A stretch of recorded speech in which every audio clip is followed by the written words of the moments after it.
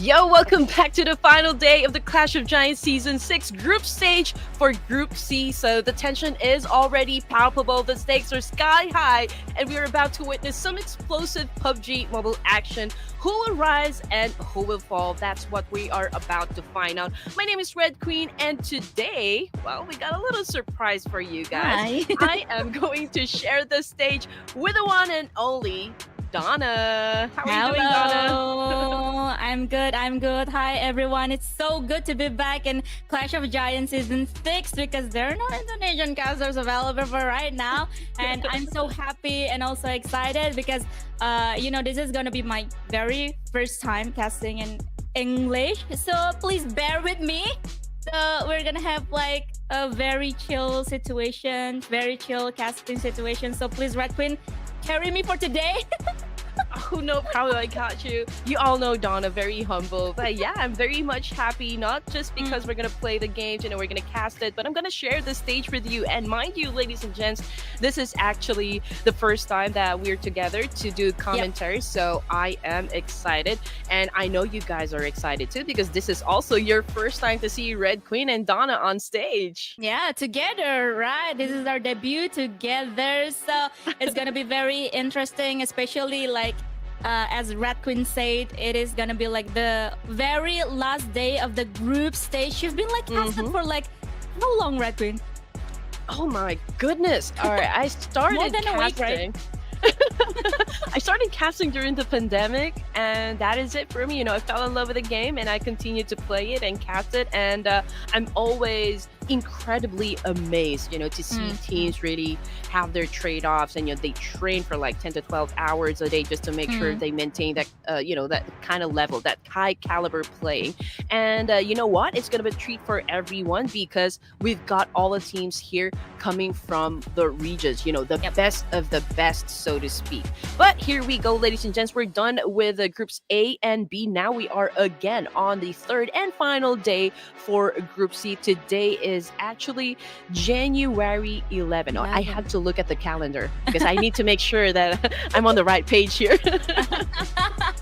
Yeah, it's happened to me as well. Like every day, especially when there's like a lot of events running or like tournament running, I am also like forgetting what time is it, what day is it, what day is it. So this is gonna be like the very last day of the group stage before tomorrow. We're gonna have like the 3 days straight for survival stage, and then 2 days of last chance before jumping off to the grand finals for the 20 to the 22nd of January. So full of action, full packed of action of PUBG Mobile pre-season. That's why I really like Ruthless with all of the tournament that they brought like for the past maybe years we witnessed for PUBG Mobile. So it's gonna be very interesting and also very intense battle for today, Red Queen. Definitely. You know what? We have been telling Ruthless to kind of come up with a LAN event because they've been doing this for years now. And I can say, and it's going to be a bold statement, that Ruthless Hive Esports is the most, like highly anticipated off-season tournament, I guess, in the community. This is like what you said, like a kind of a sneak preview of what's about to come, for the whole 2025. Sir Cloud and I, we've been warning, we've been talking about the fact that there's a lot of teams that's changing their roster. Even with the players, there's a lot of transfers already. So it even makes the whole landscape very exciting. And of course, the fact that during PMGC, as you know, it was Kia who snatched the gold there, the top spot, for the entirety of that tournament. And I guess, there's still like everyone is a bit skeptical about like how the Koreans won the whole competition. Some are accepting it, like saying, oh, Kia is really the bomb, like they're really good, they're very explosive. I am one of them. Right? I mean, I'm a fan as well. But then again, I think there's still a need to kind of nail it, for the second time, just because they won by 1 point up against this Chinese team RSG. G. Is it RSG?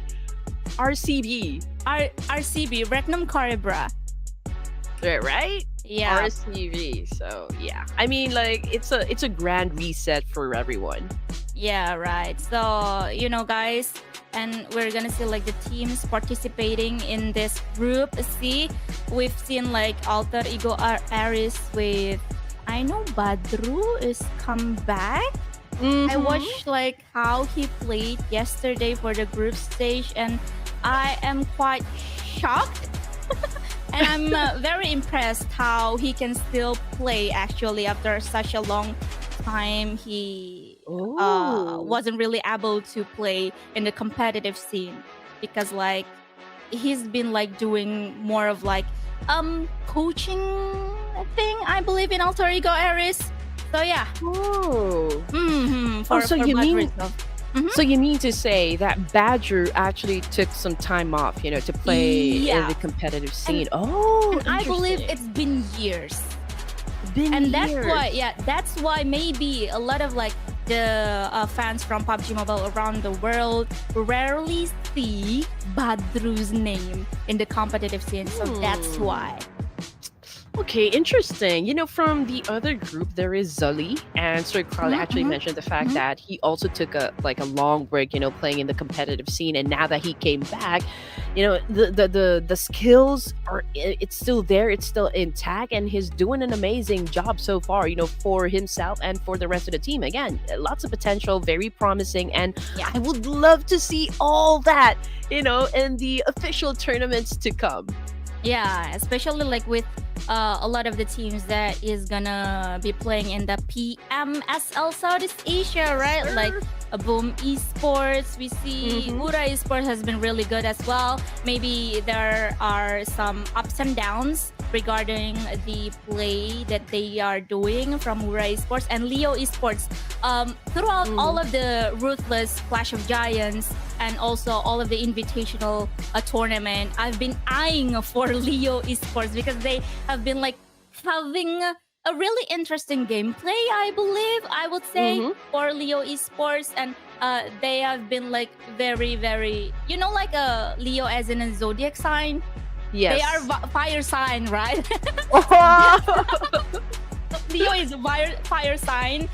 So yeah, that's what I really capture Leo's playstyle for all of the tournament. I mean, yeah, I definitely agree with you. Now that you mentioned Leo Esports, they are struggling a bit, in the Clash of Giants Season 6. But then again, this is what I always say to the audience, this is an off-season tournament. We are at the mercy of the teams here, whether or not they're going to be performing, whether or not they're in the mood, to rack up a lot of elimination points. But the fact of the matter is that they are here. They got invited to play for the Clash of Giants. So that only goes to show that they are titans in their own right. Yeah, right. So a lot of the teams as well. I really like how Clash of Giants Season 6, I believe it is, like they also invited female or ladies teams, Detachment Esports from Indonesia, and they've been like off the season for quite some times now, and it's really good for us to see how they come back. For the ladies, they're very how to say, consistent in terms of their position in the circle. Circle prediction is very nice. It's just that I feel like when they play into mixed tournaments such as this one, they lack a bit of when it comes to firepower, gunpower. I mean, like they're a bit shy in terms of engagement. But then again, the thing is, they are here. They're playing with us. So again, these ladies are feisty, definitely inside the battlefield. And now that we're about to, of course, also mention the overall MVP from yesterday's set of matches, that would be coming from 4C, and that's he with 24 elimination points and 4,753 damage output. Now, I'm very interested. Of course, we will be giving away an individual prize, a total of $500 US to the MVP for this entire tournament. And the top performers, I feel like they're so eager to get it as well. I just heard about 4C actually from this tournament from COG. It is Vietnamese team, so it is quite interesting to see how the 4C teams, which is like kind of a new teams that I've heard with this also players who we don't know, at least I don't know who he came from, right? He's able to get the MVP title. So I know for Clash of Giants or like the preseason tournament that Ruthless brought for the past years, there are been some rumors or issues have been circling around about about players transfers, right? Do you guys already know who the players are, or like you still have no idea about like who the players are? No idea. You know, when it comes to off-season. Actually, like So- I have so much idea about this. Maybe you have tea for us that you would want to share? I don't know. Me? I'm the type of person who don't know anything about the transfer window. Actually, like, that's why I count on comment section. I know, you know, I've been getting some information, you know, coming from the comment section as well. That is why I always invite them to come join the conversation, because sometimes, right, it's fun if you guys engage with the casters, you know, you engage with us and you let us know about which teams you think is the most sought after teams, or like really is with a top-notch performance in every competition. We'd love to know what you guys think as well. So just type it down there in the comment section, or just cheer for your favorite teams, for your favorite players. And right now we are looking at the overall fraggers, and I'm telling you, Donna, everyone here have an explosive performance, especially coming from this guy right here, Claw from Royal Dragon. I mean, this guy's been putting up a lot of those LMs for the team. Oh yeah, 24 LMs, Claw, and also Cheesy. But the differences between them, between the two of players, are like the damage output.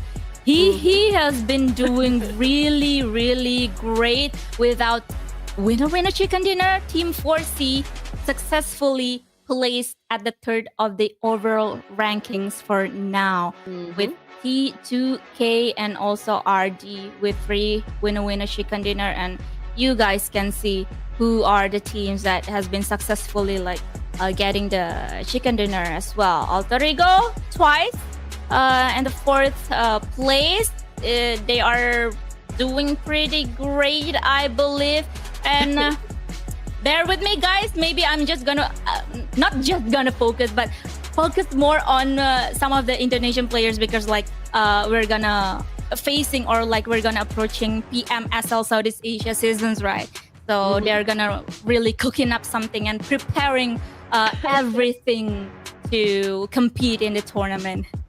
Oh yes, and again, this is a sneak preview about of what's to come, you know, for 2025 at least, you know. And you guys just saw the overall ranking, so T2K has been a force to be reckoned with all throughout this group stage. So the rotations have been impeccable, I can say. Gunfights, very precise, but can they withstand, you know, the pressure of being the front runner on this crucial final day? Because we're down to our final 6 matches, and pretty sure we're gonna see a lot of resurgence happen, perhaps, you know, teams that are coming from the bottom page. And again, we also got Royal Dragon, who is nipping at T2K's heels. You know, they've shown incredible consistency and a never give up attitude. You know, can they pull off a last minute upset and steal the top spot? And when it comes to 7th element, from Pakistan, you know, they've pretty much demonstrated resilience, I can say, in the strategic gameplay, especially Teddy Bear. I like that guy, you know, the way that he moves inside the battlefield is always on point, you know, with the nade eliminations, and of course with how he aims and secures a number. Man, that guy is no teddy bear at all. He may look like a teddy bear, but he is not cuddly, you know. He's pretty mean, you know, inside a battlefield. Okay. So we're gonna see, are they gonna it is safe to say the top teams of the leaderboard in the group C is gonna have a really high chance to qualify through the survival stage, right? Because we're gonna see, or we're gonna look for the other 9 teams to compete in the survival stage after we see teams from Group A and also teams from Group C. But the fact that the bottom 6 of the teams in the Group C in the overall rankings is like in terms of the total points, they're just like maybe the gap point between the 12th team to the 13th, which is KSG and also JTEAM is only like they are different by only 1 point. Yeah, so everything can happen inside the game for today. Definitely, a lot of things can happen for today. You know, it's not even sure just yet because the gap is so, like I say, not that big, you know, for now. So one massive break or like one massive game for any team who's already on the first page, I think there's a chance for them to catapult themselves at the top spot. But nothing has changed, you know. It's going to be the same map sequence here, everyone. We're gonna kick things off in Erangel and then 2 Miramars and then 2 Erangels in between, so they're like the double patties that we're talking about inside the burger. And then we're gonna cap things off in Miramar, of course, the biggest map that we have in the competitive scene. So no Sandhawk, no Vikendi. Oh, no. And I would like to know, Donna, I'm very curious, out of all the maps that we have in the competitive scene, I mean, which map is your favorite? Sandhawk. Oh! Contrary to the others, I know most of the casters or maybe like some of the viewers as well, they hate Sandhawk because they feel like Sandhawk is quite a challenging map to play and not as competitive compared to the other two, Miramar and also Erangel. But I love seeing Sandhawk. I love watching and also casting Sandhawk because like it's not like us as the casters like really hungry to see some action, right? Yes. And that is Sandhawk is for. I agree with Donna. Yeah, right yeah. That's why it's like it's quite good actually to see or watch Sandhawk for like the opening show of the tournament. But yeah, no Sandhawk for today. But as usual, caster's prediction. I see the production team has won twice for the prediction, and you once. For which team you correct, Red Queen? T2K. Oh, really? To kill. Yeah, but since this is your first time to cast for the English broadcast, I think you should go first, right, guys? Oh no, I hate it so much. For all of the Ruthless tournament, I hate the prediction. Even though I was like once for one time, but yeah, Group C, Erangel. I'm gonna go with Team Leo. Oh, that wasn't a surprise at all. Okay, Leo Esports for Donna Visca. Production team, who are you going for? Because I already have a team in mind, so let's go. Oh, okay. Production team first. Oh, you got my prediction. Okay, I get it. Oh, really? I get it. You have so much faith. Of course, the Purple Hearts is down there in the comment section and cheering for HORAA and HORAA Esports alone. But as for Red Queen, I think this time, since I feel like Teddy Bear is definitely going to be retaliating, you know, for the last set of matches here in 7th Element, I feel like they're on a mission to get at the top. So I'm going to lock in 7th Element this time. Oh, okay. Very, very interesting prediction from all of us. Why don't you like Tekora as well? We have this certain rule that if the other already picks the team, I think you should go with another one, you know, just to keep things spicy. Before Sir Cloud and I were kind of playing, okay, whoever gets the most prediction, then he will be or she will be the winner, right? But the loser will have to do a TikTok dance. So would you want to do it today, Don? I mean, we only have like 6 matches. Right? Okay. Which TikTok dance? Anything? Oh, I think the comment section is definitely agree with this one. So, okay, we're gonna play a little game, Donna and I. Okay, whoever gets the most prediction right, then that's obviously the winner. And the one who will lose will have to do a TikTok dance. Okay, Donna, you agree? Okay, I'm in. All right. So make sure that you follow our social media platforms. Very active on Instagram. Donna, I know that she's not so hard to find on her social media platforms as well. So our IGL is just right there, or in-game leader, but our name is down there, right? Red Queen Andy and Donna Visca, guys, very easy to follow. And while you guys are at it, don't forget to support Ruthless Hype Esports as well. You can subscribe to their YouTube channel so you don't miss out on any updates or whatever it is that's been going on inside the community. And hey, you know what? Ruthless haven't posted about the instructions or like mechanics on how to vote for your favorite team, just in case they don't make it in the grand finals, in the survival stage. So you guys have the chance to cast your vote. You guys have the chance to make it happen for your favorite team.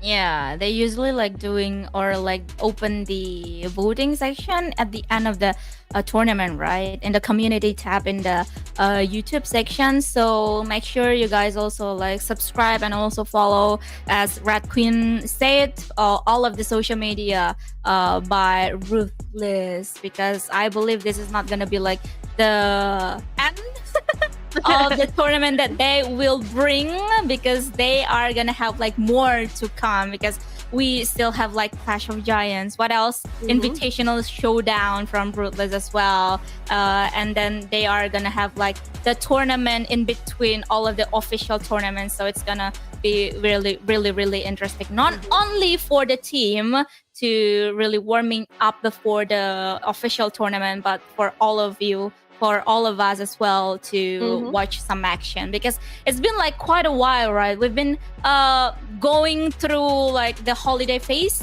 and then no tournament at all after PMGC, and then here we have a fresh start of 2025, and we gonna watch some PUBG Mobile action. So yeah.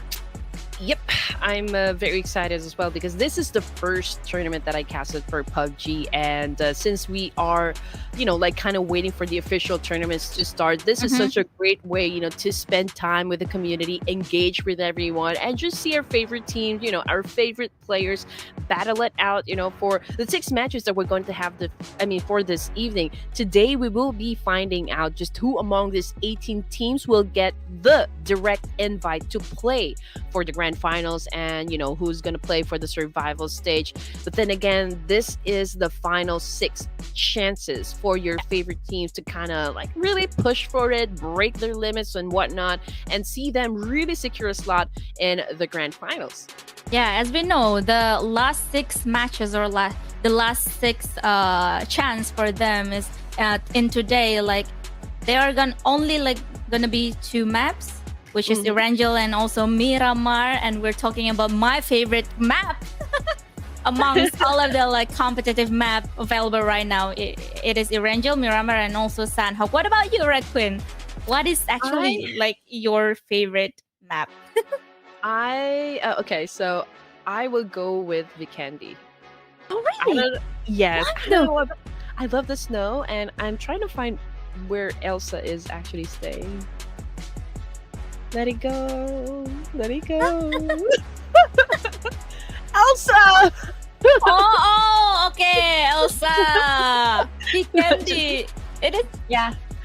It's my favorite. I don't know why. Perhaps for me, it's I don't know. Everyone's favorite is Erangel, right? And for the players, they're pretty good with their aim and pretty good with how they snipe. They go for Miramar, obviously. Yeah. And I'm such a panicky person, so I don't think I will do well in Sandhawk. So I'm gonna go with like the chillest, map we have. So that would be Vikendi, right? I don't even know why they don't include that in the competitive scene anymore. I mean, it's a competitive map. I mean, not everyone is good, playing in Vikendi, right?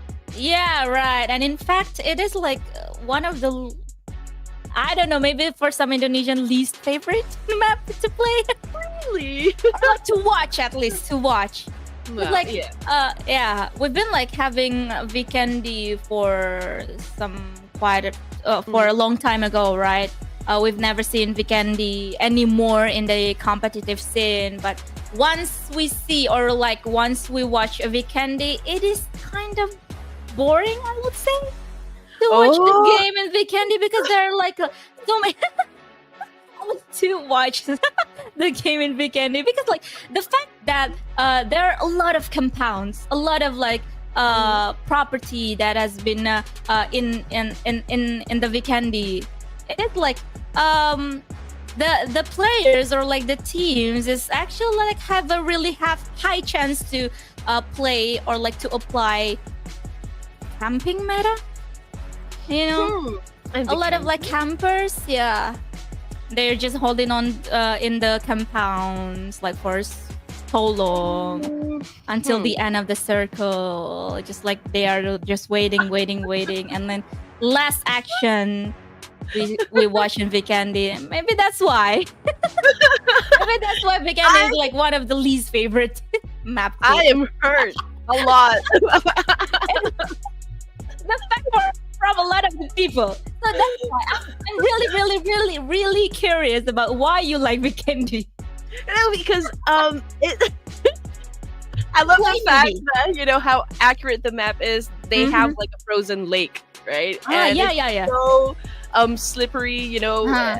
If you guys do some ice skating, you know, and you would relate to the fact that if a car passes by, you know, it's really slippery when you cross, right? And I think what makes Vikendi very exciting for me before when I was playing it is that Vikendi has a secret cave. Yeah. Right? And everyone, the moment that you drop, is it Podvosto?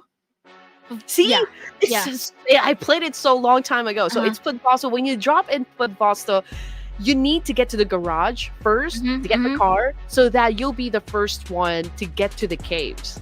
And everyone will be fighting for it because the loot inside the cave is, you know, plenty, you know, it's abundant and everyone is really going for it. So I guess that's the adrenaline for me. And also the fact that you can hunt for your prey. You can hunt for your enemies because they leave a mark, you know, whenever you are on foot or you're using a vehicle, you can hunt. You can trace where they go to. What else do I like about Vikendi? I feel like I'm defending why I like Vikendi. Is there anyone out there who will agree with me that Vikendi is actually exciting? But I do agree though. To play Vikendi, it is exciting. It is fun because like there are a lot of thing that we can play that is not really available in the other map. Like Erangel, like Miramar as well, right? So it is fun to actually play Vikendi. I agree with that. Okay. I think you just want me to, okay, I agree with you. Don't defend Vikendi anymore because nobody's going to agree with you. But to watch and to cast Vikendi, oh God. Oh my goodness. But here we go, ladies and gents. We still got 10 more seconds before we kick things off in Erangel. That was such a great conversation. Hopefully, you know, when we look at the comment section, we'd love to see some comments as well about which map is actually your favorite. But anyway, here we go, ladies and gents. The tension is palpable. The stakes are even higher than ever. And every single match for today will be a battle for survival. And again, we're going to be kicking things off in Erangel. So let's go. Let's go, Erangel. So this is going to be like the very first chance for them, for all of the teams, to securing the highest points, to secure the top of the leaderboard, and to secure, of course, the winner chicken dinner. RD is being dropped to the SMB, I believe, or SMB Island. So a lot of the teams is also being following them as well to early drop towards their drop zone area. Alter Ego Ares is here. Oh my God. I said like Alter Ego Ares with Indonesian accent, and then I almost said Indonesian words afterwards. Oh, it's okay. You know, I don't mind, honestly. That's such a, you know what, muscle memory, and also I thought Yes. autopilot thing, caster I said. know. honestly, it's hard to switch. Like if I have the casting in Tagalog in my own local mm. language, and then I will have to cast tomorrow in English. It's so hard to switch, Yeah. honestly.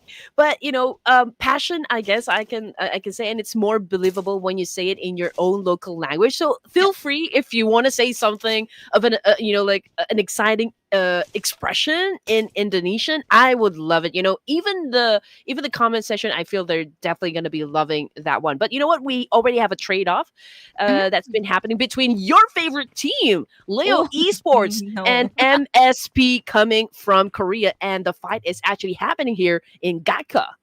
Oh my god, early engagement. And now they're nearby to each other, MSP and also Leo. And I believe team MIRAEN SEJONG, they haven't been able to loot a lot of the stuff here, but they have to face each other for now. MIRAEN SEJONG versus team Leo Esports. And I believe Leo Esports has a better in terms of like looting here or resources here. As we can see, Incas has been cooking the nade. Has been really, really have a good spot here to watch or to see some of the players from MSP. Mm-hmm.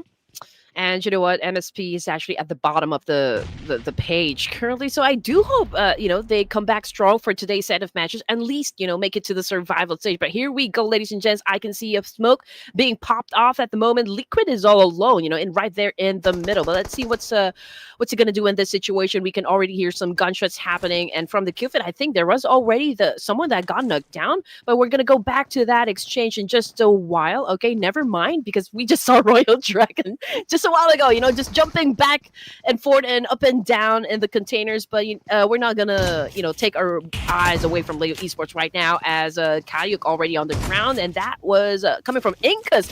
Oh, MSP players already getting knocked down one by one. Is this going to be the end of the line for the Korean team? I think so, because this is gonna be like the first or like the last, man standing from team MIRAEN SEJONG, and of course 4 of the players from Leo Esports is gonna searching for the last man itself, but no time before he died, no. before he's been eliminated. He successfully like knocked one of the players from team Leo, Liquid, but he hasn't been able to secure the elimination to team Leo. Okay, again, another great start for the Korean team. They were the first team to actually get out from our first game. But getting back into KSG here, ladies and gents, 2 casualties now, down to just 2 players. We got Gil on the screen, but from the kill feed, it's Noki coming from 4th Thrive that is on his knees. Currently, Master Zerdy is so far away from the rest of the team here. And there you go with that massive spray coming from Royal Dragons. Gil already on the floor. KSG might be losing their members as fast as we can cast. Oh my god. It's happening in Novo Ravnoye, right? It's gonna be like challenge for them. Royal Dragon, Suba have a high confidence to search for one player. Double pick, I believe, too. Really securing the elimination point for Team KSG. They are out of the game, and now we are losing 2 teams as early as in stage 1. JTEAM, okay, going up against FAZE. That is such a nice shot right there coming from FAZE Clan. And now they do have that upper hand advantage up against JTEAM over here. But we can see that JTEAM is trying to flush them out from this compound. But FAZE Clan, man, they are doing so great, retaliating and just doing a massive counter over here. JTEAM's getting pushed, out of the back. But great shot, though, coming from JTEAM, since one of the players from FAZE currently knocked down on the ground. Now, we only have 2 active members playing. That guy's pretty low in HP, but SXWD, a little slow on the trigger there. And now the whole team, JTEAM, is out of the game. Oh, and at least for now, FaZe Clan can revive 2 of the players that has been knocked down.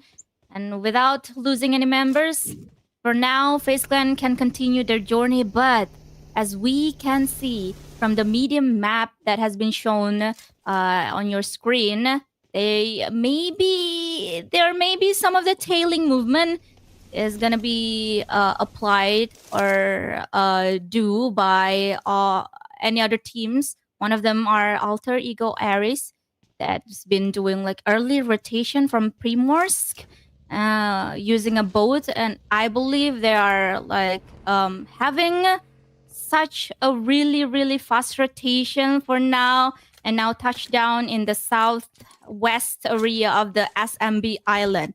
You know, looking at the map itself, or like looking at the stage 1 of the circles, it is actually like 50-50 still in terms of like where the second stage of the circle is gonna go, whether it is gonna be towards the main island or like whether it's gonna be towards the SMB island. But a lot of the teams, the majority of the teams have been having the thoughts that the second stage and also forward, or like the next stages, is gonna be like towards the SMB island, and it is very interesting because like a lot of the teams have been touched down in the SMB island for now. I mean, you're right. You're absolutely right. It's a very tricky situation because we've got plenty more teams that are staying in the main peninsula, but since we have like a portion of the main island still included in the circle, and the whole military base is part of there, so we don't even know where the next circle is gonna land. And I think it's the same situation, right, for some of the other teams here.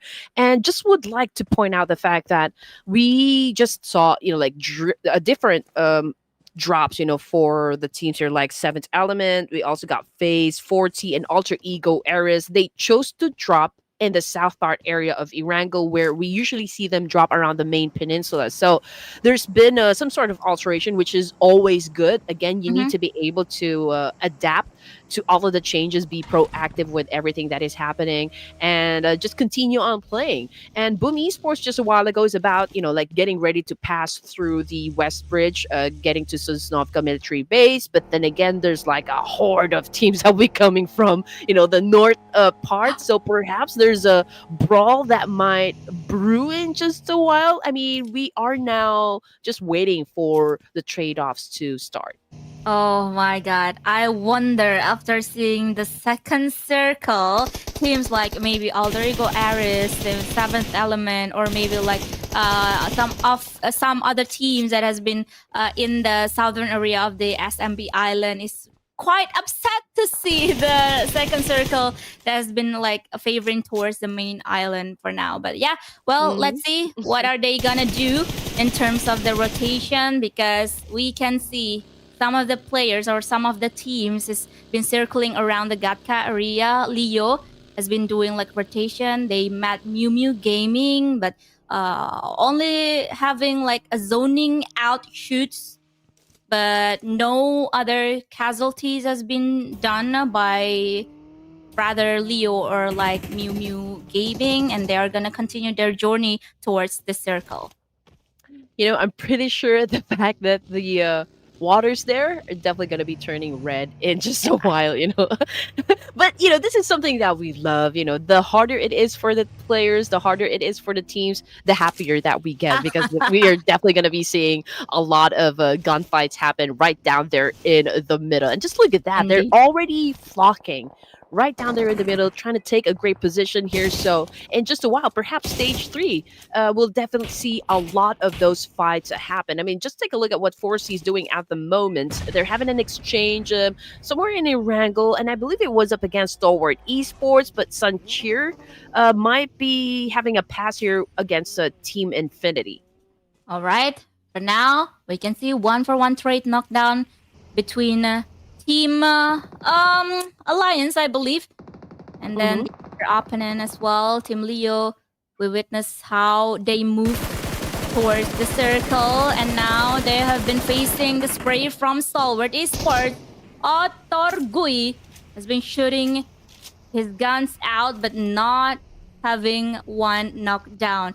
But Seventh Element, they managed to revive the members that has been knocked down earlier, and now they're gonna continue their journey with 4 full members. Leo Esports, for now, they are successfully touched down in the area, and I believe that is a really good area as well, because they can see a lot of the teams from the main peninsula, and also a lot of the teams that is gonna have a rotation towards the main island from the SMB Islands. And I feel like, teams that dropped from the south side will now be heading back to the main peninsula. But then again, oh no, this Oh, is such a bad circle, I can say. Those teams that crossed back to the main island now have to go back. Oh my goodness, talk about being erratic here, ladies and gentlemen. Now, 7 Element not in the best of spots here as they are getting fished out by the ladies of Data. 7 Element pretty helpless at this point because they couldn't even pull out their guns to defend themselves, and Mute is definitely capitalizing on this information. I mean, if you have that opportunity to get those elimination points, you just have got to seize it. And Alian, just like that, already out. Same thing goes with Teddy Bear. Oh no, this is not looking too good for the side of 7 Element. oh my god. And Detachment, they are partying with all of the elimination they got for now. And just like that, 7th Element out of the game, and 3 elimination points has been pocketed by Detachment. And now they are going to be holding on to the position because they are on the north area of the circle.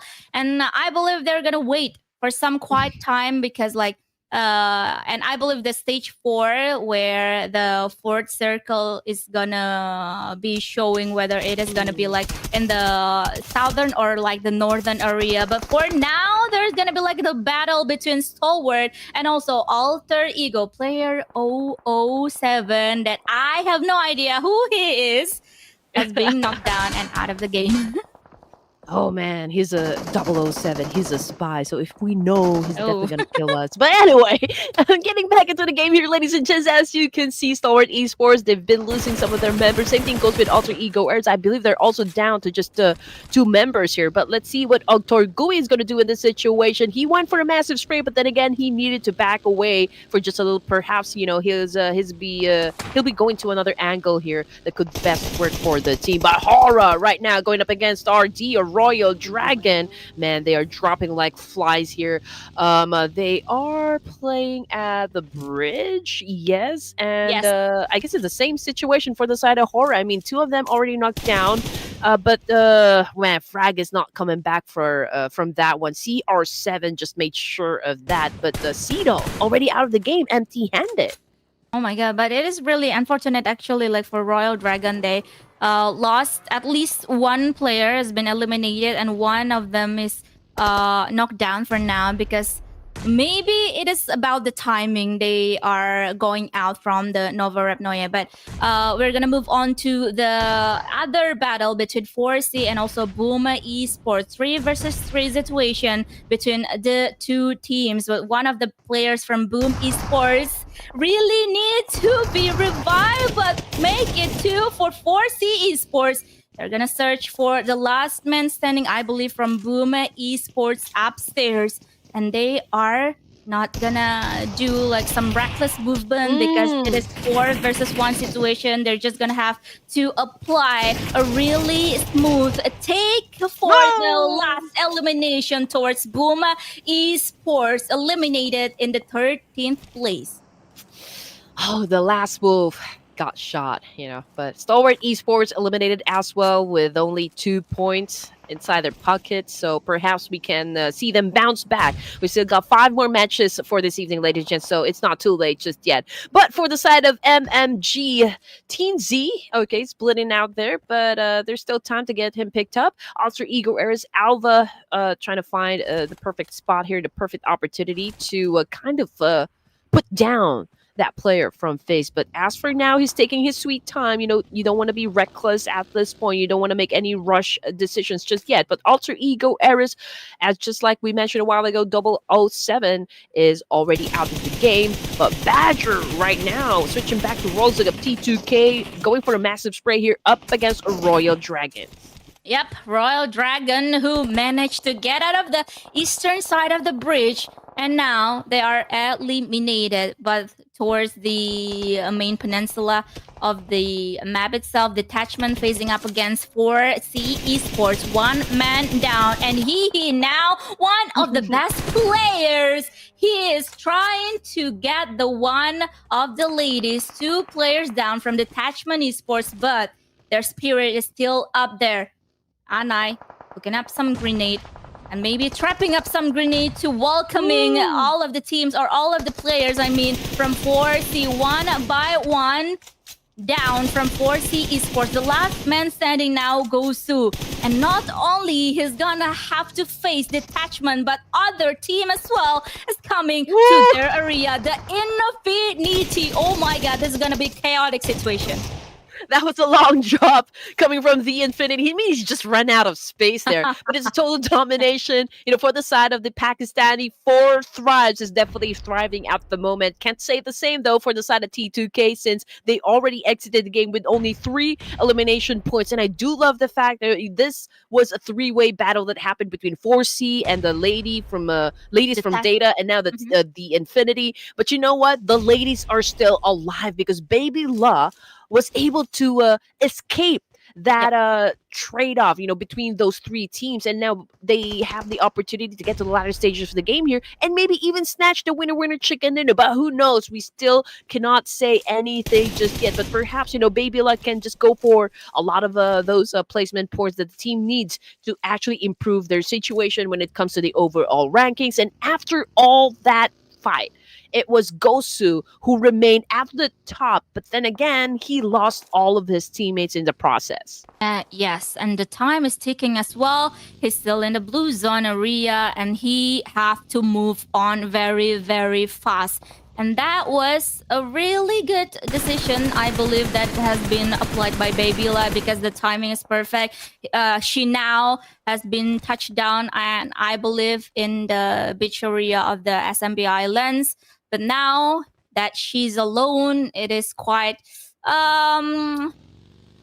there is going to be a lot of struggle that she's going to be facing, especially there's going to be like one of the teams that like 4T is still in the eastern side area of the circle as well. And now they are also going to face up against Team Alter Ego. Falak have to be very, very extra careful now, shooting all of the bullets out for Team Alter Ego. But the trade wasn't really, really good for Alter Ego. They tried, but they failed. I think we're about to witness the power of Falak. I mean, did you see that he was able to put down not just one, not just two, but all 3 players of Alter Ego eras? Man, that was OP right there. Now here comes T24 trying to put a pretty good performance as well. He's trying to put down the lady coming from Data. That would be Baby La. And just like what you mentioned a while ago, I think it's really going to be very difficult for Data to survive in this kind of situation, considering that they don't have enough firepower, and Baby La is all alone left to deal with this. Yeah, and I believe the resource is also like minimum for now. Very, very minimalist because like I don't see any smoke being popped up by Babila, any grenade being cooked by her, and I believe for now Babila herself is gonna like really count on the aim that she got. But we're gonna see, and we're gonna wait for how long that she gonna survive, because for T for now, I believe they're gonna like focusing on the other area as well, because there's still some of the players in the center of the circles. FaZe Clan, meanwhile, 3 players remaining. Hovercraft is gonna be like a very, very important investment towards the end of the game, especially in the open field area like this one. And with the hovercraft, with the manpower advantage that FaZe Clan has, with the position advantage as well, they have like the edge of the circle. They also like securing maybe a quarter of the circle itself, and maybe with all of the advantage that FaZe Clan has, they have a really high chance to get the winner chicken dinner. Oh yeah, that could be the case. That could be the case right there. But looking at the situation here, not looking too good for the side of two players from MMG, Bao and Pain. They're Yep. swimming in the waters together with Gosu, the final player coming from 4C. But the fact of the matter is, they're still collecting placement points here, so I guess it's still a okay. But as for FaZe, man, they do know they have that advantage because they can just go for fishing, any time. But for HORAA Esports, they did manage to get to the stage 5, okay, with the two sets of players here. So I think they can still do pretty much, a lot from inside the game. But that is it. The end of the line for Baby Lau. We're looking at the 5 teams remaining here. Again, FaZe being at the top here. 4 Thrives being at second. We got MMG coming at third. We got HORAA Esports as well. And last but not the least, we've got 4C. Ooh, that guy, number 2, just got knocked down by none other than Pain. Oh my god, what a survival ability that we see for Team 4C. Last man standing, Gozu, as Rat Queen mentioned, he is still in the game until and now. And 4T, with 3 players remaining, facing up against Team FaZe Clan. Ooh, what a nice shot coming from T24OP with the Scar L at his hands. Falak, meanwhile, one of the very, very dangerous players. Now, look at that confident driving out the one of the vehicle available in the PUBG Mobile itself, buggy, and I believe that there's gonna be like fishing out some information about where are the other opponents. Where are the plays of the others opponents as well? But FaZe Clan now, only 2 remaining. That guy, 3, and also 4. And I believe that guy is gonna split focus towards the water area and also towards the open field area.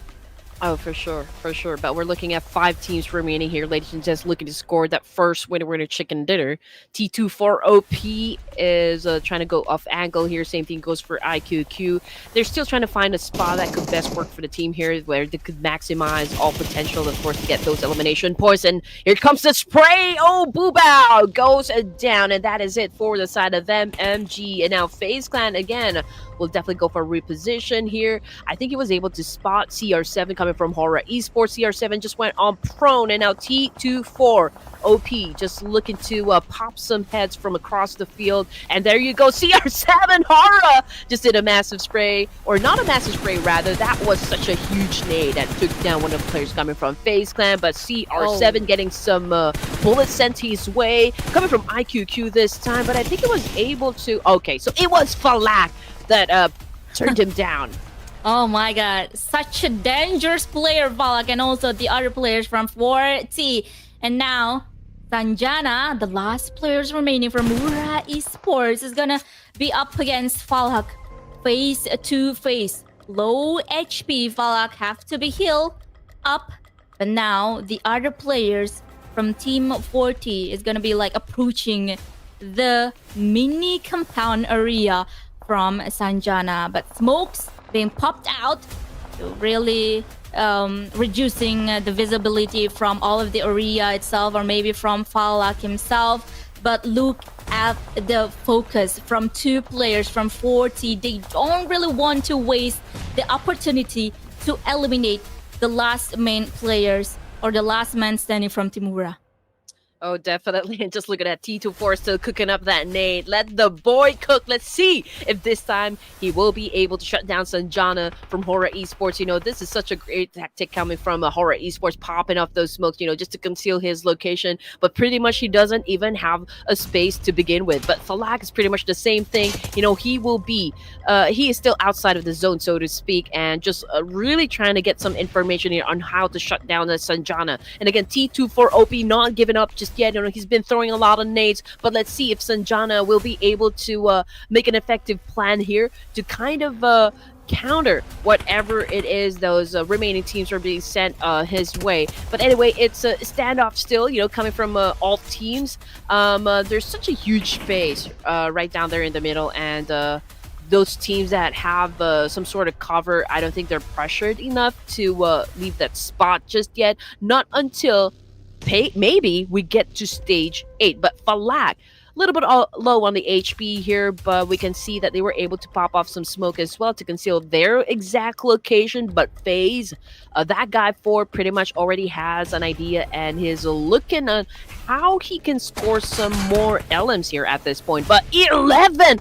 Oh my goodness, this is such an on-fire gameplay coming from 4 Thrives. You know, this is pretty much showing up themselves and making a statement. You know, they really didn't have that much of a good games, you know, yesterday, but perhaps we can see them really be on fire, on point, precision, everything. 4T right now at the top and has the biggest chance of actually scoring the winner chicken dinner. Ooh, SEJONG again! Ooh. Got hit with a nade! 4 Thrives looking to seal the deal. Can he make it? Falak still cooking. IQQ got shut down, but unfortunately, SEJONG with a massive counter, and HORAA Esports dominates. What a nice timing coming from SEJONG. He opened the fires up against Falak, and Falak being knocked down and instantly being eliminated by himself. The last man standing from HORAA Esports is still here, is still playing, and now he's looking at close to the last player remaining from 4C. What a nice position here for 4C, because they are eliminated in the 4th place, but now the business is still on the rise for 4T. FaZe Clan versus Team HORAA. 1 player only in each teams, and it is gonna be very, very interesting, because each of the players securing like polar opposites situation or like position in the 8th zone. Yeah, and this is legit, you know, Mexican standoff happening right here between 4 Thrives, FaZe Clan of Thailand, and of course HORAA Esports coming from Nepal. This is going to be an interesting fight, not going to lie here. I mean, the fact that we need to wait up until we get to stage 9 can be crucial. You know, I already am looking forward just which of these 3 amazing players is going to be you know, victorious with this trade-offs. But as you can see on the screen, ladies and gents, we got plenty of space right down there in the middle. And again, this is a battle of not just with the skills, but outsmarting your opponents as well. And that is such a great shot coming from T24. Unfortunately, okay, he was able to inflict pain, but wasn't enough to shut that guy down. Yeah, and also that guy has been supported by all of the resources and all of the like healing prom that he still got to 8 kit, and also some of the energy drink and also painkiller is gonna be like the very good booster for that guy 4 coming towards the end of the game. And now he being shot by T24, but maybe T24 is gonna be focusing himself towards SEJONG. And I believe now T24 is having a really high doubt whether like he gonna eliminate that guy for first thing first, or like SEJONG. And I believe there's gonna wait whoever show their face, he gonna shot towards them. But T24, oh my god, it's being shot by SEJONG, but the trade though, that was really good situation from T24. But that guy versus T24, last players remaining 1 versus 1 situation. Yep, SEJONG was the first one to be taken out of this three-way battle. Now that guy's doing a massive spray up against T24. Who's going to be winning this fight? He needs to recuperate. He needs to heal up. T24 right behind that tree, cooking up a nade. Can he be accurate, though? We need to consider the distance. Here comes another spray coming from that guy. Who is the first one that's going to be dropped in this situation? T24 continues to hold on to this nade while that guy tries to get closer and closer to the fire. He throws the nade. He was able to dodge an attack. Here comes the spray from follow through. And you already know just who won the fight. FaZe Clan right now got the first winner chicken dinner. Oh my god. Up until the very end of the game, we still don't know who is gonna win the winner chicken dinner, who's gonna get the winner chicken dinner. Like I said earlier, maybe with all of the advantage that FaZe Clan has with hovercraft and also all of the weapons that they still have, maybe the chance is high, the stake is high for them to get the winner chicken dinner. But suddenly they're dropped only with the last man standing. and then suddenly the other opposing team is have a really high chance also securing the winner chicken dinner. But boy, oh boy, what a really nice closing we have in the first game. This is a really interesting, this is a really entertaining match that we watch. Not only at the very end of the game itself, but the very beginning with all of the circle shift that we witnessed. The first circle, the second, and also the third has been left the players like quite confused whether they want to take the main peninsula or also the SMB. So what can I say is, from the very beginning till the very end of the game, it is quite a journey for all of the teams. Very entertaining, I can say. But of course, it was hard for the teams because they didn't really know which side to pick. Are they going back to the main island, or are we crossing to the military base? So, I mean, again, that's all fun for us because we always want to see some action happen. But right, FAZE clan, man, we don't even know the names, right? Because everyone's name is that guy.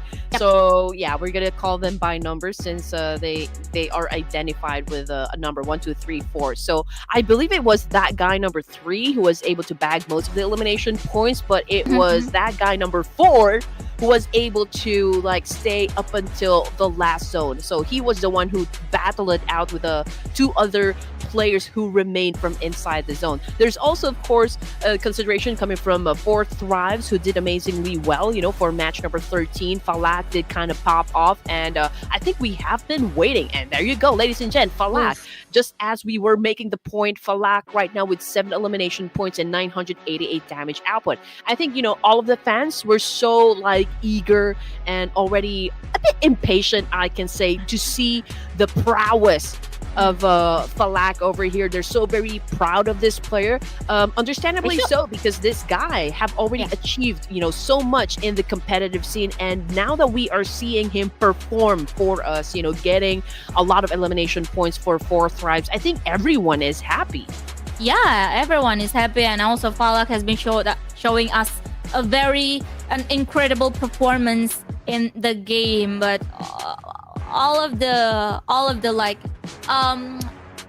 all of the things that they tried earlier for 40, they really put 100% of commitment towards the last man standing from Timura, and that was a really great strategy that we witnessed also. But Falak has been eliminated also. Like, that was a really unfortunate event because like the timing wasn't really perfect, I believe, because he wasn't really ready to face the last man standing from Mura that suddenly opening up the fire, opening up the shots towards him, and then the instant elimination has been like secured by the last man standing by Team Mura. But 40, not only Falak himself, but all of the players, all of the other players have been showing us like a very incredible performance. They are securing the second position in the game or in the first match that we saw, and also a lot of elimination point. And now for Team 40, they are up 1 place to the 8th place in the overall rankings for now with 87th total point. But now T2K is still like dominating in the overall rankings situation here in the first place with 119 total points. Yep. Yesterday, after 6 matches, T2K was the only team who was able to like cross that triple-digit score, and now we have a total of 4 teams was able now to put up a lot of those numbers onto the scoreboard, and also the fact that, you know, FAZE, they're playing with a different roster, right? We don't know yet who the players are, but definitely before the official tournaments come, they're definitely going to be revealing it. Same thing goes for, I guess, for Thrives. As you all know, Falak is a former member of ASI8 together with Crypto, and now that he's playing with a new team, so far it's very promising because they do display like quite good team composition, synergy, and everything. Adaptability is very nice as well, and this those are just, like some of the key ingredients, I guess, when you cook up your winner chicken dinner. It was so close, for the side of Four Thrives. They have started a game strong, and they were able to get to the latter stages of the game. And just unfortunately that they were able to, they got wiped out, at some point in the competition. And even HORAA Esports, I do know that they will be welcoming at least 2 new players in the team. So again, we don't know any information just yet. So if you know something, please just, type it down there in the comments. It's just between us. Yes, please. We want to know. We want to know, because I have like some of suspicion. I mean suspicion towards like the players, but we have to move on to the second game of the day. But before any of that, we're gonna have take a really short break. So don't go anywhere, and we're gonna see you guys again after the break. Bye bye.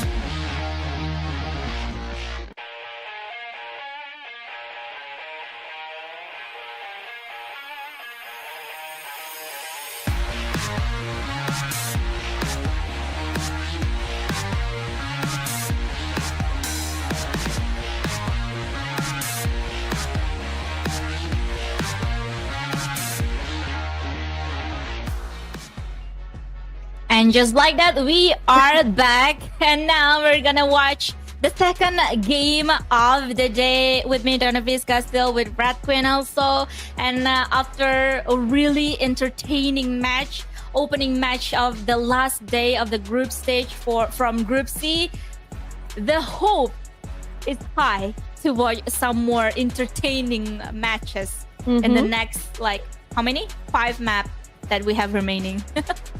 Yes, and you know what? It was a great match, honestly. FaZe Clan set the stage with a dominant win, in the opening match. But ultimately, T2K also did great, I can say. Okay, we need to do a prediction once again. We haven't set any scores for today, so it's hopefully, Miramar, right? It's going to be Miramar. Yeah. Okay, here we go. I think production should go first. Okay, production first, as usual. Maybe we can see which team the production thing is gonna win a winner chicken dinner while we think. Okay. Oh, okay. RD. Interesting. I'm gonna go for... It's hard. Maybe T2K? Oh my... Okay, you're in my mind. Okay, got mine. But it's okay. Okay. No, T2K. No, Train to Kill is pretty amazing team, not gonna lie there. But as for me, since you've already gotten T2K, who else do I think is gonna be dominating this second round here in Miramar? I think this time I'm gonna go with 4C. I'm gonna give it a chance. I feel like because they're already part of the top 5, right? So there is a need for them to kind of defend their spot, or even like still get more points to make sure they secure a direct invite to play for the grand finals, because they're already there. I mean, they're so close, and if you still have a chance, right, to kind of have an explosive performance and get everything that you need to make sure that you secure a slot and skip the whole survival stage and not play any more games, right, I would definitely do that. So for me, I think I'm gonna go with Vietnam's 4C. Okay, talking about 4C as well, in the last match that we witnessed or that we watched, they've been showing like incredible survival ability as well, because like one man standing, the last man standing remaining, has been successfully like holding on to the game for as long as he can until the very end of the dance. And I believe he's securing like the top 4 position in the Erangel after like facing the very chaotic situation, the 3-way showdown between 4C, Detachment, and also the Infinity. They know when they have to like get out of the war zone. The timing was really perfect as well. And yeah, 4C, maybe they have a really high expectation to win, or maybe like to proceed towards the very end of the game as well. Yes, maybe they can foresee Yeah. chicken dinner somewhere happening. Okay, honestly, there's a lot of teams stepping out for today, and I feel like, you know, it's gonna be a tough day number 3, or like final day for T2K to kind of defend their top spot. You know, there's a lot of those teams eager enough to kind of solidify their positions as well. Again, if you have a chance to skip the whole survival stage, then why not, right? And now that we're down to our 5 matches, of course, there's always that big questions like which of the teams here, especially on the first page, that will really have some sort of like big massive gameplay, retaliate, and send those teams into complete oblivion, right? And if they're able to do that, perhaps we will be seeing them perform in either survival or the grand final. But it's still like a big question mark, because right now the games open up with FaZe Clan dominating. There's, as you mentioned, 4C as well. Even the ladies did an amazing job, you know, getting those points, even if they got, you know, eliminated at some point in the game. But to be able to perform like that, you know, trying to be at par, you know, play in the same level with this veteran guys right here, I think I can say they're doing a-okay. Yeah, I think so.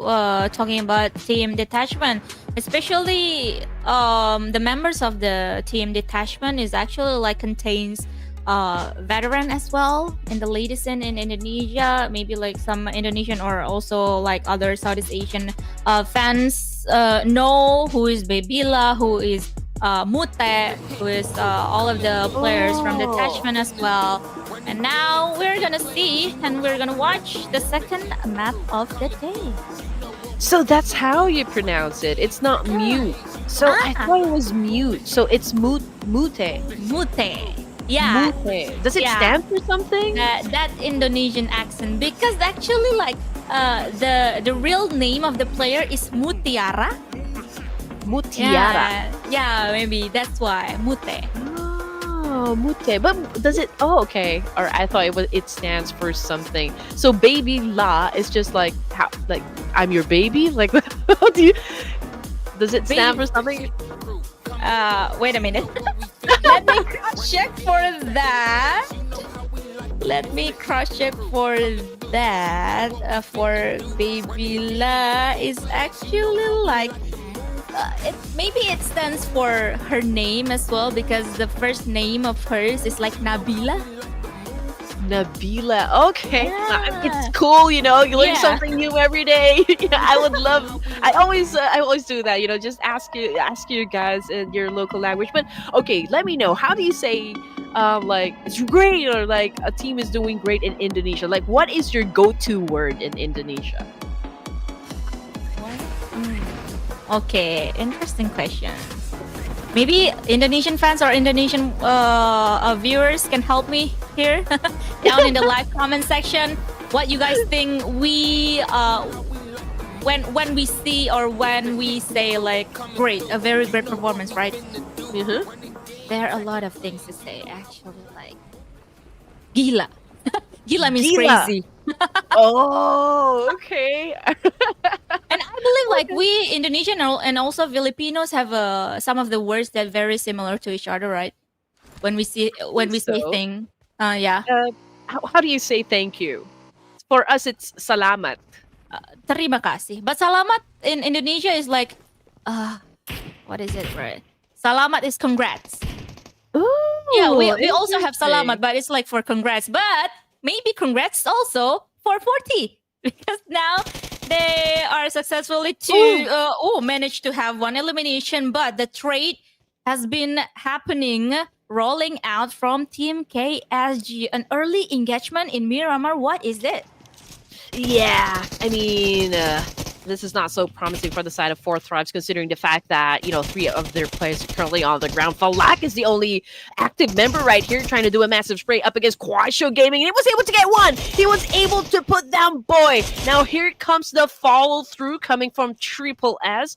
Falak still trying his best to survive in this situation. He does have a weapon. Unfortunately, it was perhaps too overwhelming for the side of Fourth Thrives. And I guess miscalculated when it comes to gauging the jumps distance, because obviously I feel like the other team was able to get to the guns first. That is why we saw just, you know, a lot of trades that happened, and most of them are already on the ground. But also in another part of town here, Donna, I believe it was like Esports now having an exchange with Stalwarts, and we're looking at 2 casualties already. So it's not looking too good. I mean, this is just stage number 1, and you're down to just 2 of your members. They haven't even looted up just yet. And there you go. Hi, Dami!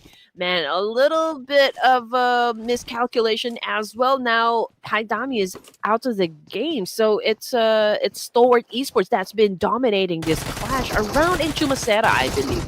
Oh, yeah. With SMG usage they got, they have been successfully like eliminated all of the players from Team Leo. And not only in the southeast area of the other circle, we witnessed also the other war zone as well. FaZe facing up against 4C Esports, 1 main down, but the trade is rolling out here for 4C Esports. They are still in the game with 3+1, and I believe they are gonna come back with 4 players because FaZe Clan out of the game. Man, early elimination once again, ladies and gents. I mean, it's a trade-off right off the bat. The moment this team's actually landed on their feet, they just went berserk.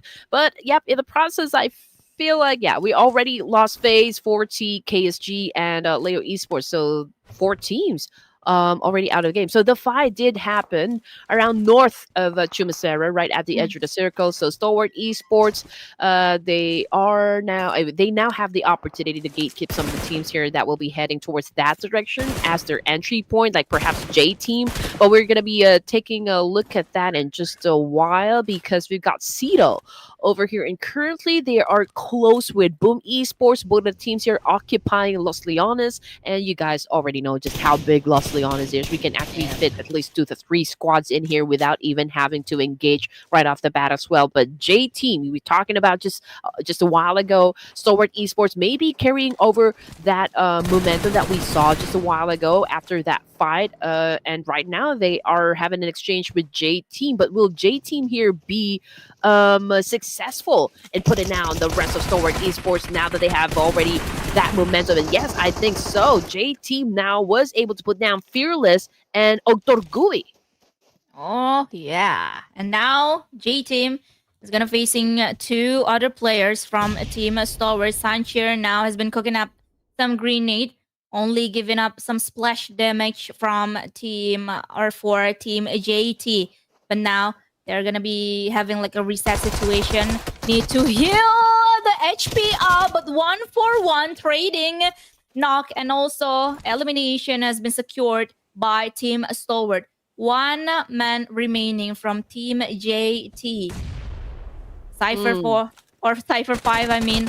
Ooh, what a nice position that he got. But Sanchir with a flick shot with a really fast response, he securing not only elimination point, but also maybe a better placement point for Stalwart Esports.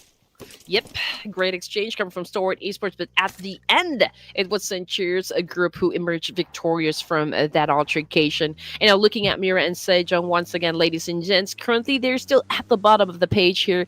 It's bad games after another. They're stuck at 20 points. They haven't really put up any score after all the 6 matches yesterday. So perhaps, we can see at least, a little work done for the side of MSP. Of course, this is just the second game of the day. I mean, it's not too late just yet, but if they would want to be included in the survival stage, I mean, let's get real, right? I mean, they need to finish the game with a double-digit score, massive performance, from the start to finish, and it could be hard to pull off, I can say.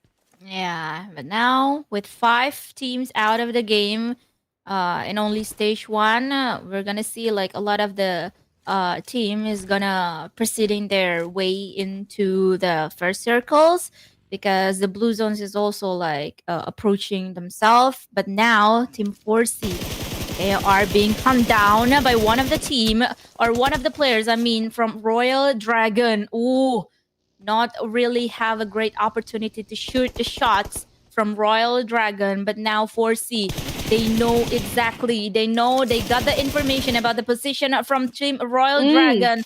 Reposition from 4C is not really perfect. One of the players is out of the game, has been eliminated. At least Royal Dragon now can have one elimination point for or from Team 4C. But now Team 4C, I believe they need to rethink where to go because they try to like really straight to the point into the center of the circles, but I think there are some layers they need to peel off to really secure the spot in the circle.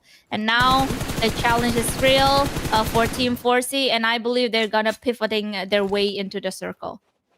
Yeah, we got plenty of space to go up north, so I guess everyone is busy, headed towards that direction, but not for 7 elements. Unfortunately, Frag was able to put down Huzaifa, if I'm not mistaken. Now he continues on with that massive spray. Fortunately, though, for the other player of 7 element was able to dodge that attack, and now we will definitely be seeing a hot pursuit happen between these two players. But you know what? 7 element now displaying 2 elimination points. Same thing goes for the side of Royal Dragon. And now Royal Dragon, sub on your screen here, is challenging up the guys from Alter Ego Ares. But Alter Ego Ares, they do have a slight advantage because they're the ones included in the circle. So perhaps there's a little pressure onto the side of Royal Dragon because they are sandwiched in between Alter Ego Ares and Stalwart Esports from down south. Yeah, and we're gonna wait.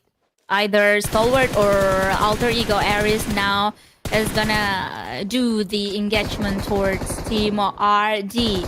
They for sure see what's going on right now because there are a lot of like vehicle circling around the area of Alter Ego Ares. Ares, it's themselves, and all of the shots being shoot by Alter Ego, but they got nothing. Only zoning out of the area by themselves. But now we're gonna see Stalwart Esports.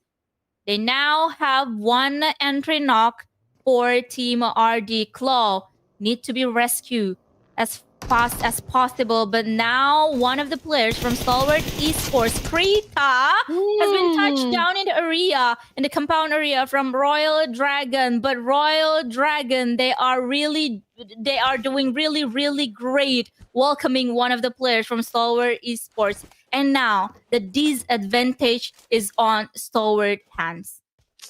Oh no, the best player from Royal Dragon is already out of the game here. Stalwart Esports, a while ago, they just took advantage of the fact that Royal Dragon is recuperating, and Stalwart Esports kind of just would want to, just swoop in and get those kills done. But fortunately for the side of the Royal Dragon, they were able to put up their defenses right, and they were able to actually get a point, coming from Stalwart. And now we're looking at the ladies. Again, they're playing with only 3 members here.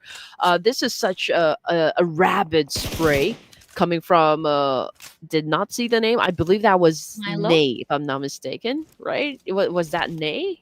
I think it's Milo. Oh, Milo. Okay, so Milo. Now switching back to T2K, their position right now is already around La Cobreria, which is of course the focal point of the whole circle. So perhaps everyone is busy getting into position as well, but we're not done just yet for the side of Royal Dragons because here comes another challenger, and that would be Ifter of Cedal of Alliance.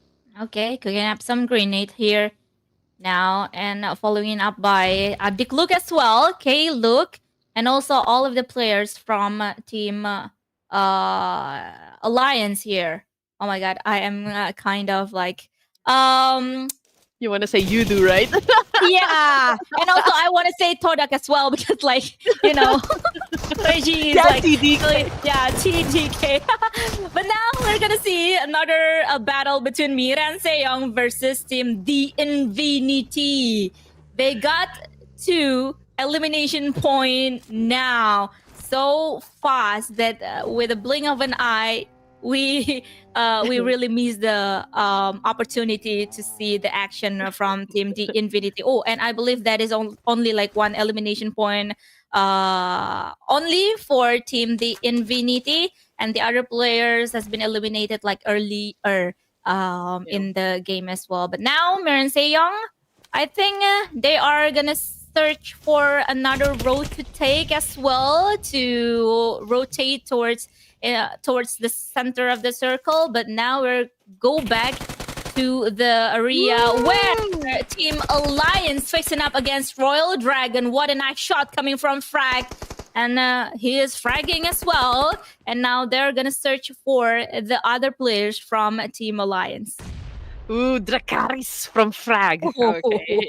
Oh man, that was that was such a great surprise. He definitely caught him off guard, and now Cito obviously lost a player right here.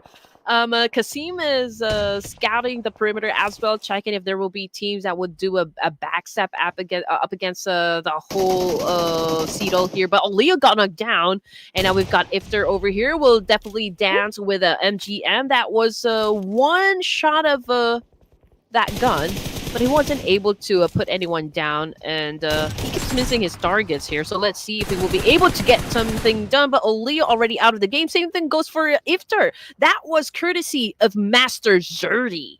Oh, Royal Dragon with one of the players really guarding the outside of the compound, preparing to welcome all of the players from MMG. Create some grenade from Pain.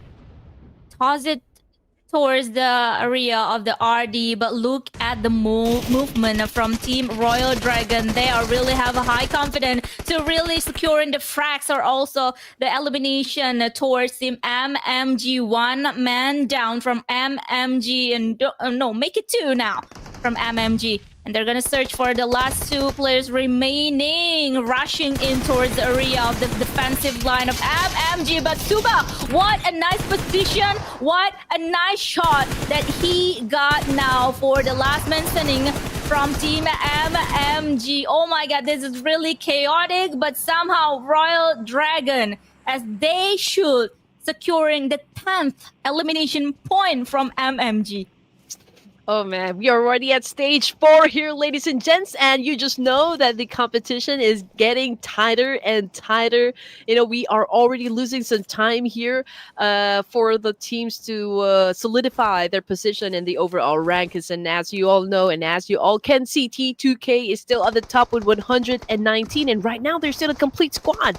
4C having an exchange, having an altercation up against the ladies. He already got knocked down on the ground, and Gosu getting some bullets sent his way as well, but not from the ladies. That's coming from the boys of Alter Ego Eris. Now, it could be very difficult, for the side of 4C to pick up their teammate, considering the fact that there's a lot of teams surrounding them at the moment. I mean, even Beta has been receiving a lot of damage as well, coming from Alter Ego Eris, and that is Alpha for you guys. Oh my god, that was madness. And Alpha still looking for the chance to shoot him his shot now towards team detachment. But player 007 really have 100% commitment towards detachment. And just like that, detachment out of the game by Alter Ego Ares now. And I believe Alter Ego Ares, they still have like the knowledge that 4C is still somewhere around them, and they're gonna securing the compound first before engaging the fire or engaging the war towards team of 4C. But 4C looking up the opportunity to take one of the players from Alter Ego Ares, and now it's gonna be a really tight situation between Alter Ego Ares and also versus Team 4C. Two of the players from Alter Ego really need to heal themselves up. Meanwhile, Alpha is gonna securing the really outskirt area of the compound.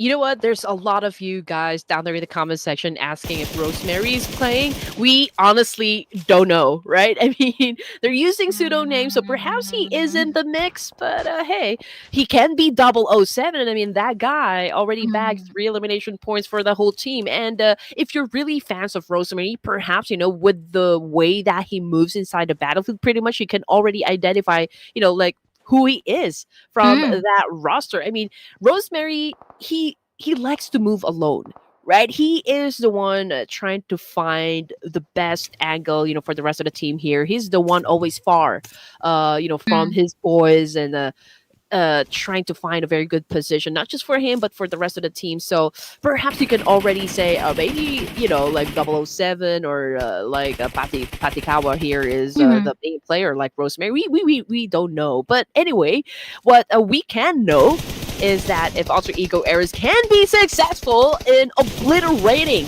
the rest of 4C, he goes out of the game courtesy of Badru, and Alter Ego Ares remains a strong competitor for Clash of Giants. Yeah, Badru himself got a really nice vision towards like the second level of the compound that he placed himself up there, and then towards the window, and then the timing perfect as well for Badru to take the elimination. And just like that, some 1 elimination point bonus for Team Alter Ego. But now they are also being watched by 7th Element with 3 players remaining, and it is gonna be quite a hell of a journey for Team Alter Ego Ares to move out of the compound and continue their journey into the circle. Look at the people that they have to face. And now, only 2 players remaining from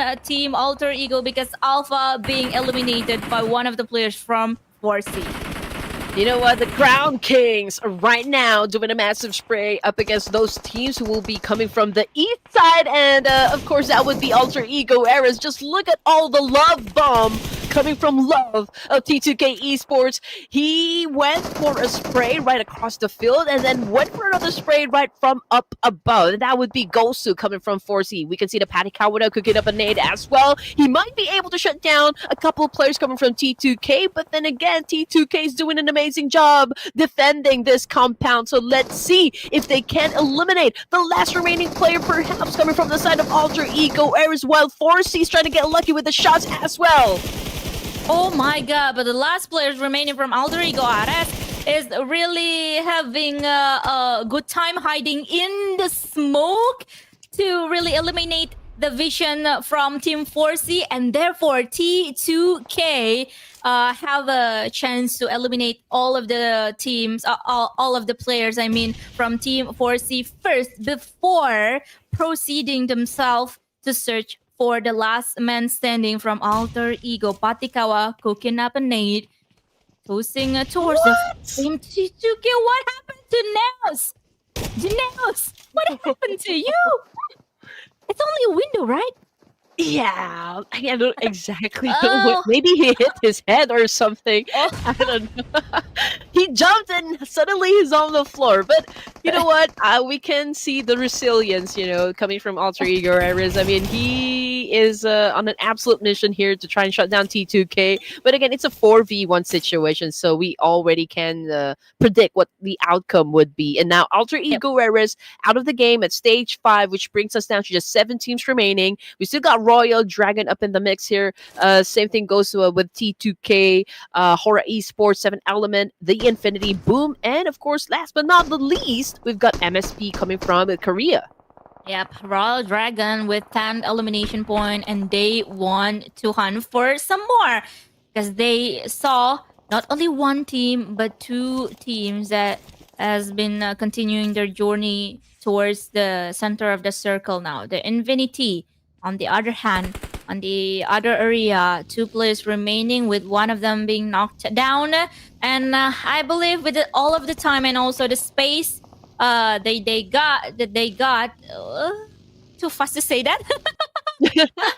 I wanted to say that it is maybe quite possible to revive one of the players from the Infinity, but later on he is eliminated. 2 players remaining from the Infinity, HORAA Esports now with full roster, with full squad, 4 players as well as Boom Esports. And I noticed that they haven't got any elimination point for now because maybe the road that they took for the rotation wasn't really so much going on, because like they took the empty road, I believe, towards the western and also the northern area of the circle, but now they up against the Infinity. Some of the resources, some of the utilities like grenades and also Molotov has been thrown to really search for the entry nuke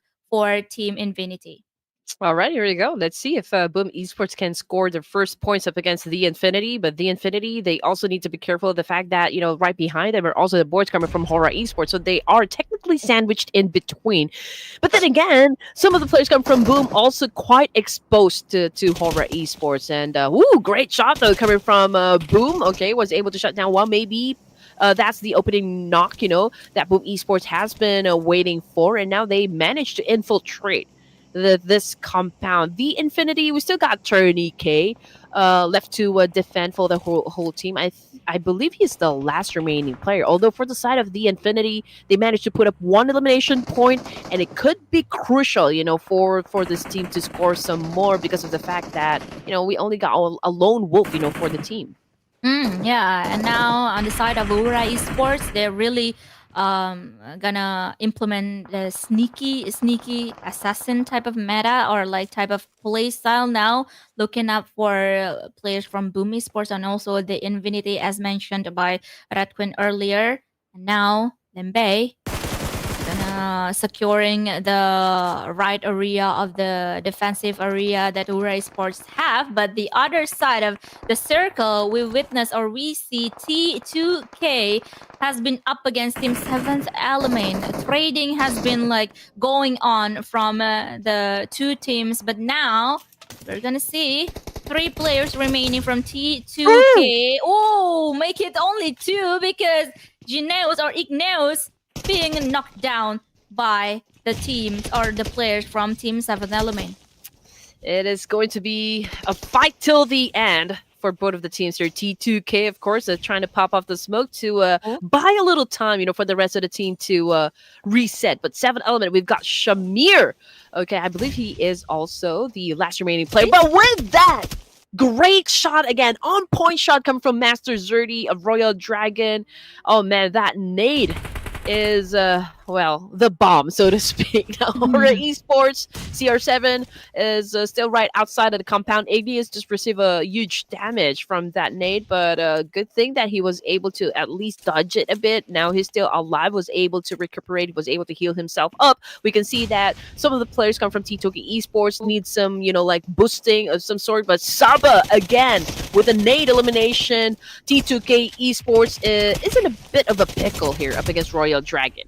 Yeah, Royal Dragon has been showing us like how to play grenade and finishing off with a really great shot. from Royal Dragon eliminates all of the players from T2K and proceeding themselves towards the top of 5 position with the Infinity makes it a top of 4 because the Infinity out of the game. MIRAEN SEJONG now still on the game with 2 players remaining, but Boom Esports still hold into the game as well with 4 players in the stage number 7 here. And now, step by step, they're proceeding their way into the more center area of the circle. Maybe want to make an engagement versus Team HORAA now, because Team HORAA, they just like really securing, or I would say they are implementing a split position 2 for 2, securing like the eastern and also western area of their defending area. But Mascom now, frontliner from Boom Esports, gonna search for the timing, the perfect timing to knock one of the players from Team HORAA. But Team HORAA, they don't really need to like move recklessly. They don't really need to move a lot in the circle itself, because like look at the mini map that has been shown. They are basically securing half of the circle for now. Oh, you're right. I feel like Royal Dragon and MSP will definitely have an exchange in just a while, because well, there's a cover, right? MSP is hiding, and just look at that. Royal Dragon is getting ready to attack them. And a while ago, we've seen an exchange between Royal Dragons and a T2K, and Royal Dragons just, you know, devoured T2K from that exchange. And there you go, Royal Dragons with the attack, with the push up against MIRAEN SEJONG, and now we can only see Jaeseong here as the last surviving member for this Korean team. Oh, he was able to knock down Soba. He was able to get the point, but can he follow through? Can he continue going up against the remaining boys of Royal Dragons? As you can see, his Royal Dragons trying to flush him out from this position. Frag struggling a bit to put him down at this point, but Jaeseong is holding onto a high ground here. And there you go. What a Stephen Curry shot coming from Master Zerdy once again. I mean, this guy has been putting down a lot of players from inside the game with a lot of nades. Yep. And Royal Dragon has been showing up some madness for all of us now, with a really high elimination point that they secure now. But we're gonna move on towards Boom Esports versus Team HORAA. A lot of utilities has been thrown towards Boom Esports players. Jackie has been shut down, not by players from Team HORAA, but Royal Dragon continue to show us some incredible performance, continue to show us how they dominate this game. Jackie out of the game, elimination point, 1 more for Team Red Dragon. Again, this is a tug of war between Nepal and Indonesia, ladies and gents. We've got HORAA Esports plus Royal Dragon still in the mix here, and then we've got Boom, of course, to wrap up Indonesia. Now, looking at the situation, it's a 4v3v2. Number advantage goes to HORAA Esports, but looking at their position, they are, I can say, fairly spread out, trying to dictate the tempo for the circle. Royal Dragon's not joining into the mix just yet, but Boom already having an exchange up against CR7. HORAA, oh man, they weren't able to put him down, but I think this is going to be the time for him to kind of heal up a bit, because very low in HP. But what a shot as well, coming from Sanjana with that awesome nade. It's a back and forth situation right now, coming from all the teams here. Now we're down to HORAA versus RD. A civil war is about to happen. Oh my god, RD has been really implementing a good shot, and also taking the opportunity perfectly to shot all of the opponent from Team Boom Esports and then Team HORAA. But now they are down with the last man remaining. Frag is gonna have to face 2 players, but boy, oh boy, that's not gonna happen for Team Royal Dragon, because Team HORAA finishing up the second game with winner chicken dinner. You know, I feel like production has gotten the point. Oh my god. Did you guys get the point? You chose HORAA Esports, right? Mission Control? Ah, Was Eagle it? is not responding. Yeah, this is their third win. Oh my goodness. Congratulations to the Purple Hearts. So now HORAA Esports was able to secure a winner chicken dinner. All you need to do, viewers from down there in the comment section is spam Purple Hearts. I want to see them rejoice for your team. Oh, yes, please. Yes, please. Spam purple hearts for now. Because Team HORAA, not only they got with the winner chicken dinner, but also 9 elimination points, I believe, and also a fairly spread damage that has been shown or has been shot by each of the players from Team HORAA. But talking about the other team as well, Royal Dragon has been showing us some domination from the very beginning of the game towards the very end of the game as well. And I believe they also we also need to put a little bit of spotlight towards Team Royal Dragon, because they also securing like a very high elimination point, and I believe it's more than 10, right? I believe so. Yeah, it was Yeah. a double-digit elimination points, and they've really worked It really worked hard, since day number one. They weren't really lucky at securing a lot of winner chicken dinners, but they're pretty consistent in terms of the elimination points. And right now, I believe, positive that this is the first winner chicken dinner for the side of HORAA Esports. But then again, we also give acknowledge and recognition to the other teams that did well. For match number 14, we got 4C coming from Vietnam against STALWART Esports coming from Mongolia. Sanchir has been explosive as well for the rest of the team. Royal Dragon, what can I say about Royal Dragon? Look Since at that day utility. number one, they really are doing amazing here, Donna. And look at that throw use, basically, like the amount of the throw use, especially grenades, is more than like the other teams. Like 4C only 9, Stalwart only 5, Team HORAA only 12. But they have been showing us some really class gameplay in terms of like how to throw a grenade, and they securing like some of the elimination just by a grenade. And that's what we call it, Grenade Meister from Team Royal Dragon, right? And also a lot of the utilities being thrown as well by Royal Dragon. And now they are, or 3 of the players from Royal Dragon is on the top 3 performers in Miramar. I mean, for Master Zerdy, I saw his name really, pop on the screen a couple of times with the grenade elimination. So this guy is so precise, I guess, with the timing and everything. That is why I feel like grenade elimination continues to be a meta.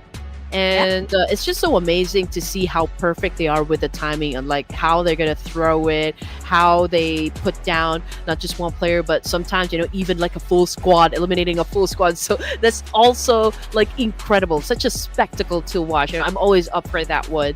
And for the match ranking here, ladies and gents, although HORAA Esports was able to bag the chicken dinner, it was RD, or Royal Dragon, that scored most of the points here. Amazingly enough, because of the elimination points that we can see on the screen, a total of 17. So that's a double-digit strong performance, I can say. But we still got Stalwart Esports, right? Coming in at 3rd place. But as for the ladies of Data and 2 other teams that scored nothing for the game, hopefully, right, we can see them surge and get back on their feet, and just bounce back. Oh, and now as we see the overall rankings has been very interesting to see that finally we see like the switch between the top teams. We see the switch or like the T2K has been dropped by 1 point or like 1 place into the 2nd place, and now RD, they are up to the 1st place just by 1 point difference between them and also T2K.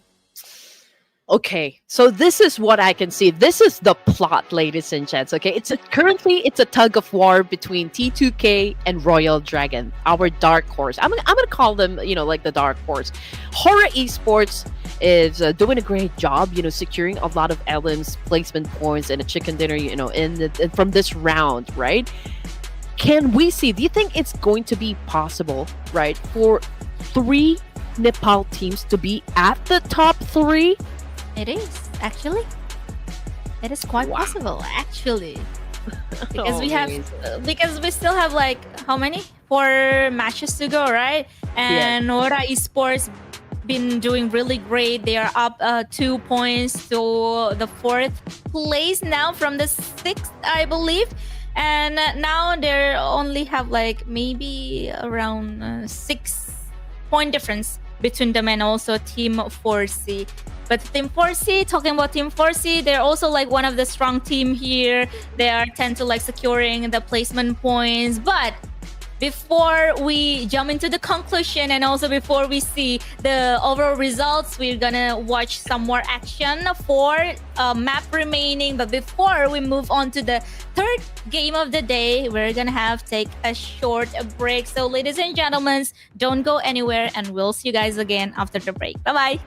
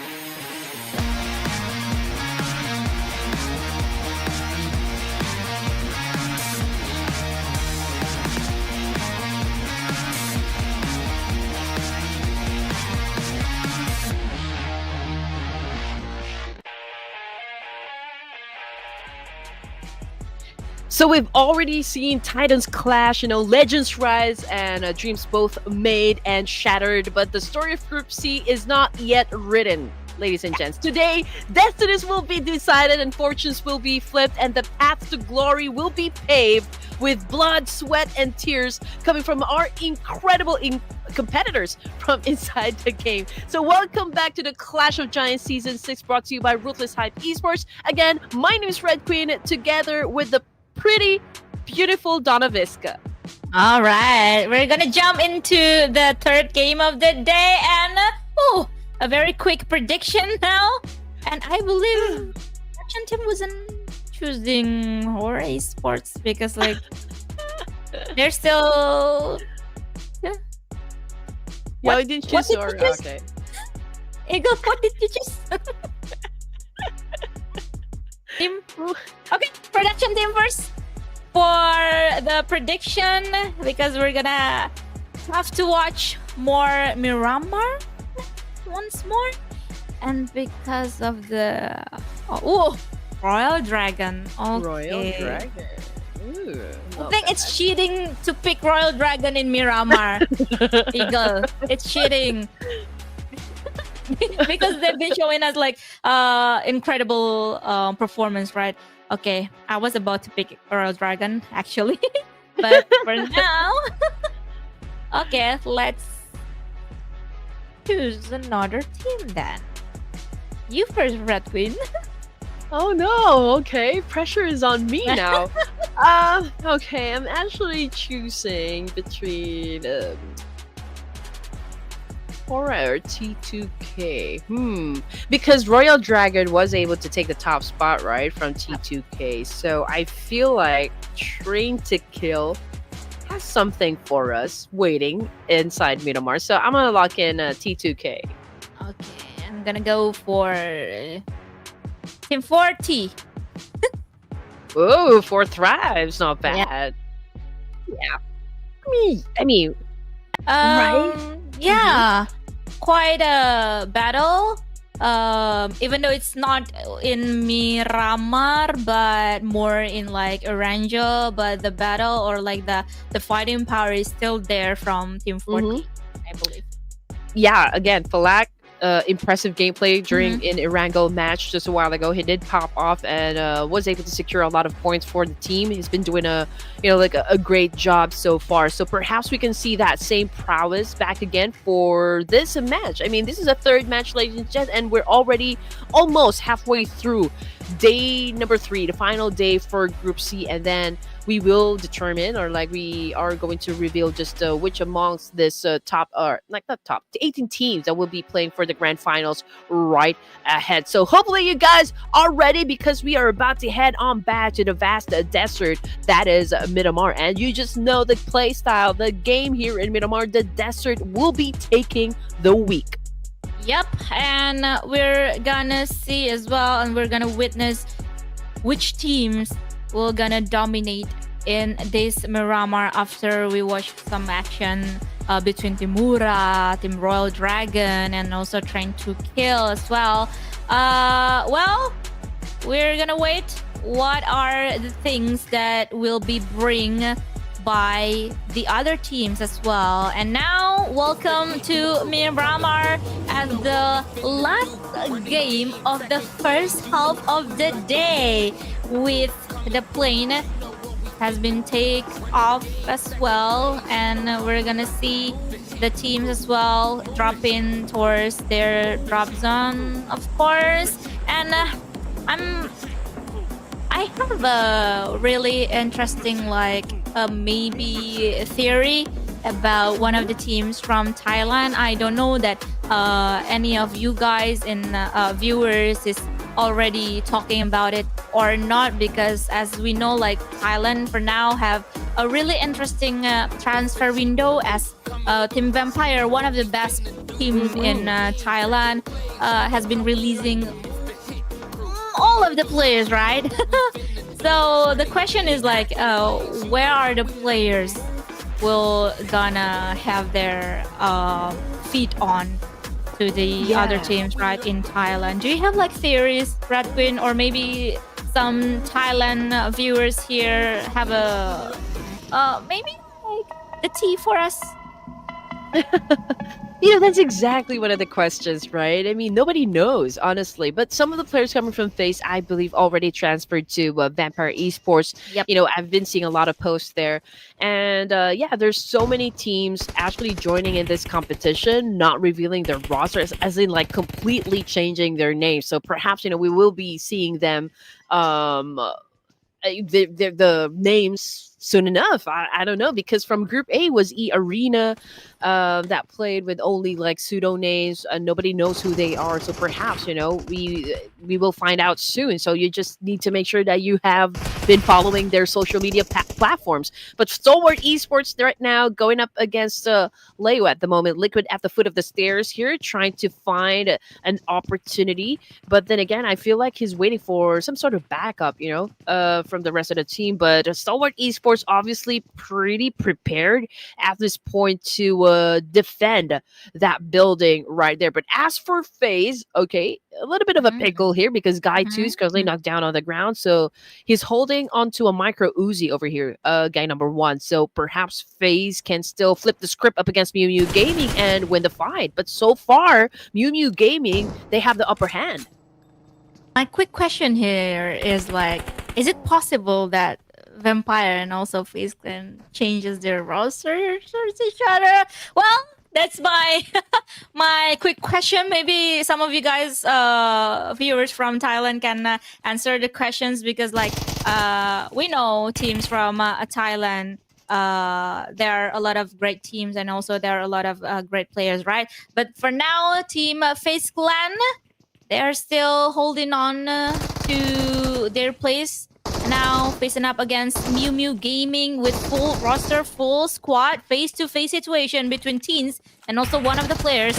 That guy from FaZe Clan changing the shots, but Teens or Teensy has been successfully knocked down and also eliminate one of the players from FaZe Clan, but the trade is here. The trade is still on between Team MIUMIU Gaming and also Team FaZe Clan. I love what I am hearing, Donna. I'm a big fan of a micro Uzi, so yeah, hearing this players trade off with a micro Uzi is so orgasmic, I can say. But anyway, down to 17 teams remaining here. Leo Esports already has one casualty. Liquid out of the game. MSP losing some members as well. But the fight is not over between Leo and Stalwart Esports. As you can see, High Dammy here is trying to keep it down, trying to play low key at this point. But I'm pretty sure that he doesn't want to give off his location just yet. He would want to keep that element of surprise, because if you got that surprise and then you have the ability to catch anyone off guard. So let's see if Sancheer trying to make his way up, of course, together with Ogtorkubi. Let's see if they can be able to put down any players coming from Leo Esports. But it's not a tall order. 7th Element, however, is going up against a Korean team. Both of the players is currently knocked down on the ground. Shamir, I think, already out of the game, technically. 2 active players now playing for MIRAEN SEJONG. Yeah, Shamir is too open, and that's why is easily being knocked down and also eliminated. But now we're gonna see the other compound as being held by 2 teams at the same time. Stalwart Esports only with 2 players remaining up against Team Leo upstairs. Oh, Torgui successfully eliminate 2 players from Team Leo. What a nice shot by Ortorgui and also Fearless, I believe. Leo turned into a cat there. So I'm already hearing meow, meow, meow, meow. But anyway, Stalwart Esports, same thing, same story. Again, another team, it goes out of the game. I believe they were the 3rd team that got the boot out of Miramar. So we're looking at 50 teams remaining. And right now, 7th Element is not done just yet. Still going up against the Koreans. And now 7th Element down to just 2 members here. We got Suzaifa, who's right behind that shack over there. Okay, that shack has been providing him some sort of cover. Okay, we just saw a loud flash bang. But the 2 teams are having some kind of a standoff somewhere. I'm looking where their positions are currently. I believe they are somewhere out there. Yeah, of course they're somewhere out there. Maybe over to the east side? Let me check. Is it? Anyway. Yeah, I think over to the east side. That's near San Martin, if I'm not mistaken. So Alian, as you can see on the screen, is cooking up that nade. Let's see if he can be on point right here. But it's a standoff, guys. It's a 2v2. Stage 1 here in Miramar. You don't want to make any rush decisions. And the fact that you've already lost 2 members, that's already crucial for the team. Yeah, of course. But now, 7th Element once again versus Team MIRAEN SEJONG. One of the players trying to do the jump shot, but Alian managed to save himself up on the second level. But now Chayu is successfully taken out one of the players from 7th element, but Gosu as well is there with all of the players, or with the other players from team of 4C. He's gonna take a really great opportunity to knock down or eliminate the last men or the last players remaining, and that is the rash decision from team 4C, because maybe they know they only need like to take the last players remaining. So yeah, throwing some grenade towards towards Chayo now, and also maybe they're gonna like circling around the compound area. But at the other side of the Miramar, we see some of the players has been eliminated as well. But oh my god, he's one of the players, one of the 2 players remaining from 4C. That means like 4C was actually like can manage to get a clean elimination towards the last man standing, but they didn't. They kind of dropped the ball there. Yeah. All the advantages were working out for their team, right? I mean, one of them holding the high ground advantage, and so he's been getting all the information the team needs to kind of push, right? So you'd expect that they will have like a convincing win up against those players, but then again, MSP was able to turn the table, flip the script, so to speak, and 4C lost 2 of their members, which is of course not good, since we are only at stage 1. But you know what? The fight may not be over just yet, because right up behind them, if you just saw the map feed, are the players coming from the Infinity, and they just made their way, coming from the east side. But then again, coming off the kill feed as well, we've got 4T, and some of the players come from JTEAM as well, having an altercation down south. But I feel like there's a lot of fights that will be happening in just a while, because Boom Esports, we also got HORAA, we got Royal Dragon flocking over to the west side of the map here. But you know what? We still need to consider the fact here, Donna, that there's a tsunami of teams that will be coming from down south, from outside of the blue zone. We still got T2K and some of the ladies coming from Data as well. Cedar Alliance versus Alter Ego. Like one of the Alter Ego RS being knocked down, as you mentioned earlier. But I think like they still need to do some decision whether they're gonna ignoring the battle between them and also Citadel Alliance, or like they are gonna face up against Alliance for now. But I believe with all of the resources and also all of the vehicle that they still got, the possibility is endless for not only Alter Ego but also for Alliance now, whether they are gonna fight out of the circle or they're gonna continue their journey. But one knock has been brought by Alter Ego RS and also Badru. Oh my god, what a really nice confidence showing out by Badru. But fate is here because Iftar successfully knocked Badru out. But now Alter Ego RS is only gonna play with 3 of the players remaining. Yep, no Lazarus effect from that one. Okay, so that point was already secured. Alter Ego Ares now displays a total of 2 elimination points, but then again, they already suffered a loss, so playing with 3 members. But the fight between Alliance and Alter Ego Ares not done just yet. 007 again on his knees, put down by Oleo. Now they do have that advantage up against Alter Ego Ares. So I'm not exactly sure what Patikawa is going to do in this situation, considering that he will be coming from down below, which is always hard to score an elimination point or even like put down a player from up above. And so the pressure is definitely on for the side of Alter Ego Ares. Talking about like the war between Alter Ego and also Alliance, I'm not favoring this kind of war or this kind of battle between them, because like they're holding on the position and in the blue zone area, out of the circle, or like the play zone area, too far away from the circle itself, and they kind of like wasting longer time than they need to waste, because like anyone, whether it is Alter Ego or it is gonna be Alliance, that is gonna be like out of the war with a win and continue their journey is gonna be like too much resources that they are gonna waste, and also too much time that they are wasting right now. But the war or the battle has been commencing from the earlier stages, or like the earlier minutes, and now they have to finish it right off. And now Alter Ego RS,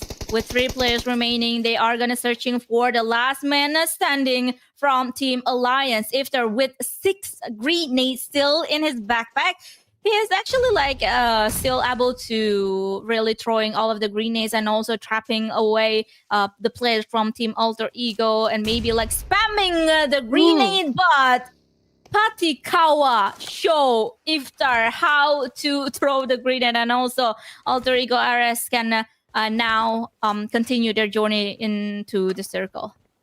I definitely agree with you with like how to manage the resources. I mean, if you overextend your stay out there in the blue zone, of course, the Blue Reaper will be taking a chunk of your life right there. And the moment that you step into the safe zone and there's a team right in front of you, I think it's going to be late for them to kind of resuscitate their players or like heal up just to make sure that they got full HP before they get into any engagements, and that's always a disadvantage, right? I mean, if you overextend your stay, especially in Miramar, that's gonna be hard. And HORAA Esports got caught sleeping there because the moment that he entered that house from the window, well, he got sent to pray because I mean he got knocked down to the ground and now he's out of the game. Back to the lobby for him. Yep. And now we're gonna see like how all of the teams now at the edge of the circle can like or decide whether they can move forwards in the towards the center area of the circle, or like just staying and also like just waiting for such as long as they can now.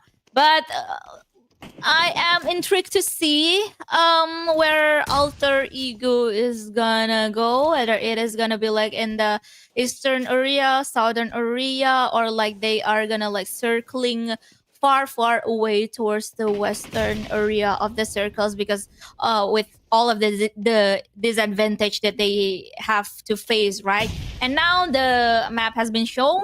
We see like Alter Ego RS's players is gonna moving towards the southern area, where Team MMG has been securing the compounds area for like such a long time now, and they gonna have to face the Team MMG. And also right across the compounds there are Team T2K, which is one of the scarier team as well in the Miramar. And now we're gonna focusing ourselves into the war between 4T versus Team JT. 3 players remaining. QQ with a class gameplay or grenade play. He managed to get 1 elimination points for themselves for Team 40, and now they're gonna searching for the other players as well from Team JT. Oh, low HP. IQQ need to heal himself up, and also all of the players, other players from 4 Thrive Esports as well. But now they are still with the 3 players remaining, but one shot coming from Naki eliminate all of the players from JT. Whoa. Big brain gameplay coming from IQQ, ladies and gents. I think was able to put down an essential kill, for the rest of the team. I think that's the reason why they were able to come off victorious from that fight. And now Alter Ego Eris coming off the kill pit. I think they are picking players from MMG? Okay, what that was that MMG? Okay, but you know what? Alter Ego Eris is still outside of the zone here. Will be coming from down south of Monte Nuevo, and since we don't really have that much compounds or like buildings from the circle that we have at the moment, man, there's definitely a lot of fights that are gonna happen, especially coming from the northern part, which is HORAA Esports at the edge of the circle here. Gatekeeping, the ladies coming from Data, and now Boom Esports was able to make their way, but perhaps, there's a need for them to eliminate not just HORAA Esports, but 4C as well. I mean, this is such a prime spot since, it's elevated and great vantage point, so there's a need for them to actually flock towards this specific location. But as for T2K at this moment, their players getting picked up one by one. Igneous is the last surviving member here, and there's tons of teams surrounding this compound. Oh, and and that was such a great dodge coming from Ignis. He was almost put down by the players of 4T. Thank goodness we got this broken down wall that Ignis was able to hide himself up, but the fight is not over just yet because we got a couple players here from inside the building. Ignis still trying to defend himself with a DPS. Unfortunately though for T2K, they remain strong. Unfortunately, up until that last match, they got eliminated. Yeah, oh my god. What a nice dodge, but boy oh boy, facing up against like more players than you can is actually very hard, and he can or he have to get out of the game for now. But we're gonna see Team HORAA Esports, which who is now spotted out team some team, and I believe that was Detachment or Deta, and now not only they're being spotted out by Team HORAA, but now Team Boom Esports as well, because since the middle of the game, Team Detachment and also Boom Esports has been having like a really close situation or also place in the game. Of course, but now Team Detachment, and I believe this is like not a very ideal situation, not a very ideal position for Team Detachment, because they are down to the last woman standing, which is Mute, out of nowhere, very very open field as well now, and I believe with a minimalist resourcement that she got. But now Royal Dragon has been eliminated as well out of the game by Boom Esports, that has been securing the third elimination. Oh, definitely. I can already smell the chicken dinner here, Donna. Now that we're down to just 8 teams remaining, we're already at stage 5. 4C remains strong with the 2 elimination points, and HORAA, although we're looking at just 3 of their members, but they managed to put up 3 elims, which is, of course, very promising. The fact that they can see Boom Esports from down below, I think all they need to do is just be patient here, play their cards right, and make it rain bullets up against the Indonesian team, which is, of course, Boom Esports. But then again, it could be hard to, of course, defend and maintain their position here from up north, because I'm pretty sure that there are other teams looking to eye this specific spot as well. But for Alter Ego Eras, they're just down south of Monte Nuevo. Now, just to update you guys with a kill feed, it's Pain just got knocked out of the game completely, and that's the end of the line for MIUMIU Gaming, at least, for this round alone. But oh my goodness, what a great shot coming from CR7. HORAA with that DMR Mini 14 with a tap-in spray as well. Long range shot. Will he be able to get that title as eliminating from a longest distance? Well, we're about to find out in just a while. Yeah. I think so. And HORAA Esports has been showing us like an incredible gameplay in the Miramar, and now they're still showing us that. But the Infinity has been securing the eastern area of the circles, eliminating Team MMG, and now Team Alter Ego Ares is gonna be their next opponent. With Alpha down, we can see like how the confident up with the Infinity as well. Tourney K is gonna have a shoot the team, or the players, I mean, from Team Alter Ego, zoning out basically the players from Team Alter Ego. But now players 007 is gonna be like securing the center area of the circles, kind of open field in the area of the road that is available in Monte Nuevo. But now Team the Infinity with a full squad, with a full roster, they are sweeping up or sweeping out the eastern area of the circles or the zone. But now they're proceeding their way into the southern area, and maybe they're gonna have a battle between them versus Team 40, I believe. Okay. If they won. Yep. Well, we just saw the circle here, and there's still a portion of that high ground advantage coming from the side of HORAA Esports. Stage 5, and I don't know where the circle will land next, but definitely HORAA Esports still has a chance to assume a lot of points. Boom Esports just right down below them, but they did, they were able to take over a compound, so I guess they are safe, at least for now. But down there in Monte Nuevo, there's a need for the Infinity as well as 4T to kind of like settle their business, right, before any of them heads on towards the safe zone, because I don't think they're gonna let like a team actually get inside or like be bothered by the fact that there's a team behind you. So again, there's a need for them to have this trade-off.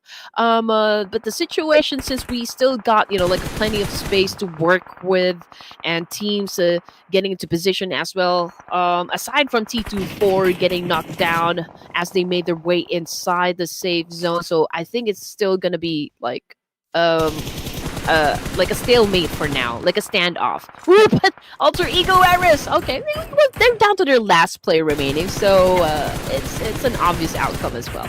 Yeah, 007 has been eliminated, and also Team Alter Ego is out of the game in the 7th position.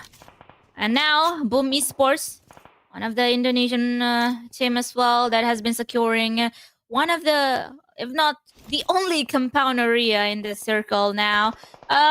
Talking about Boom Esports, if this area, or like if this situation is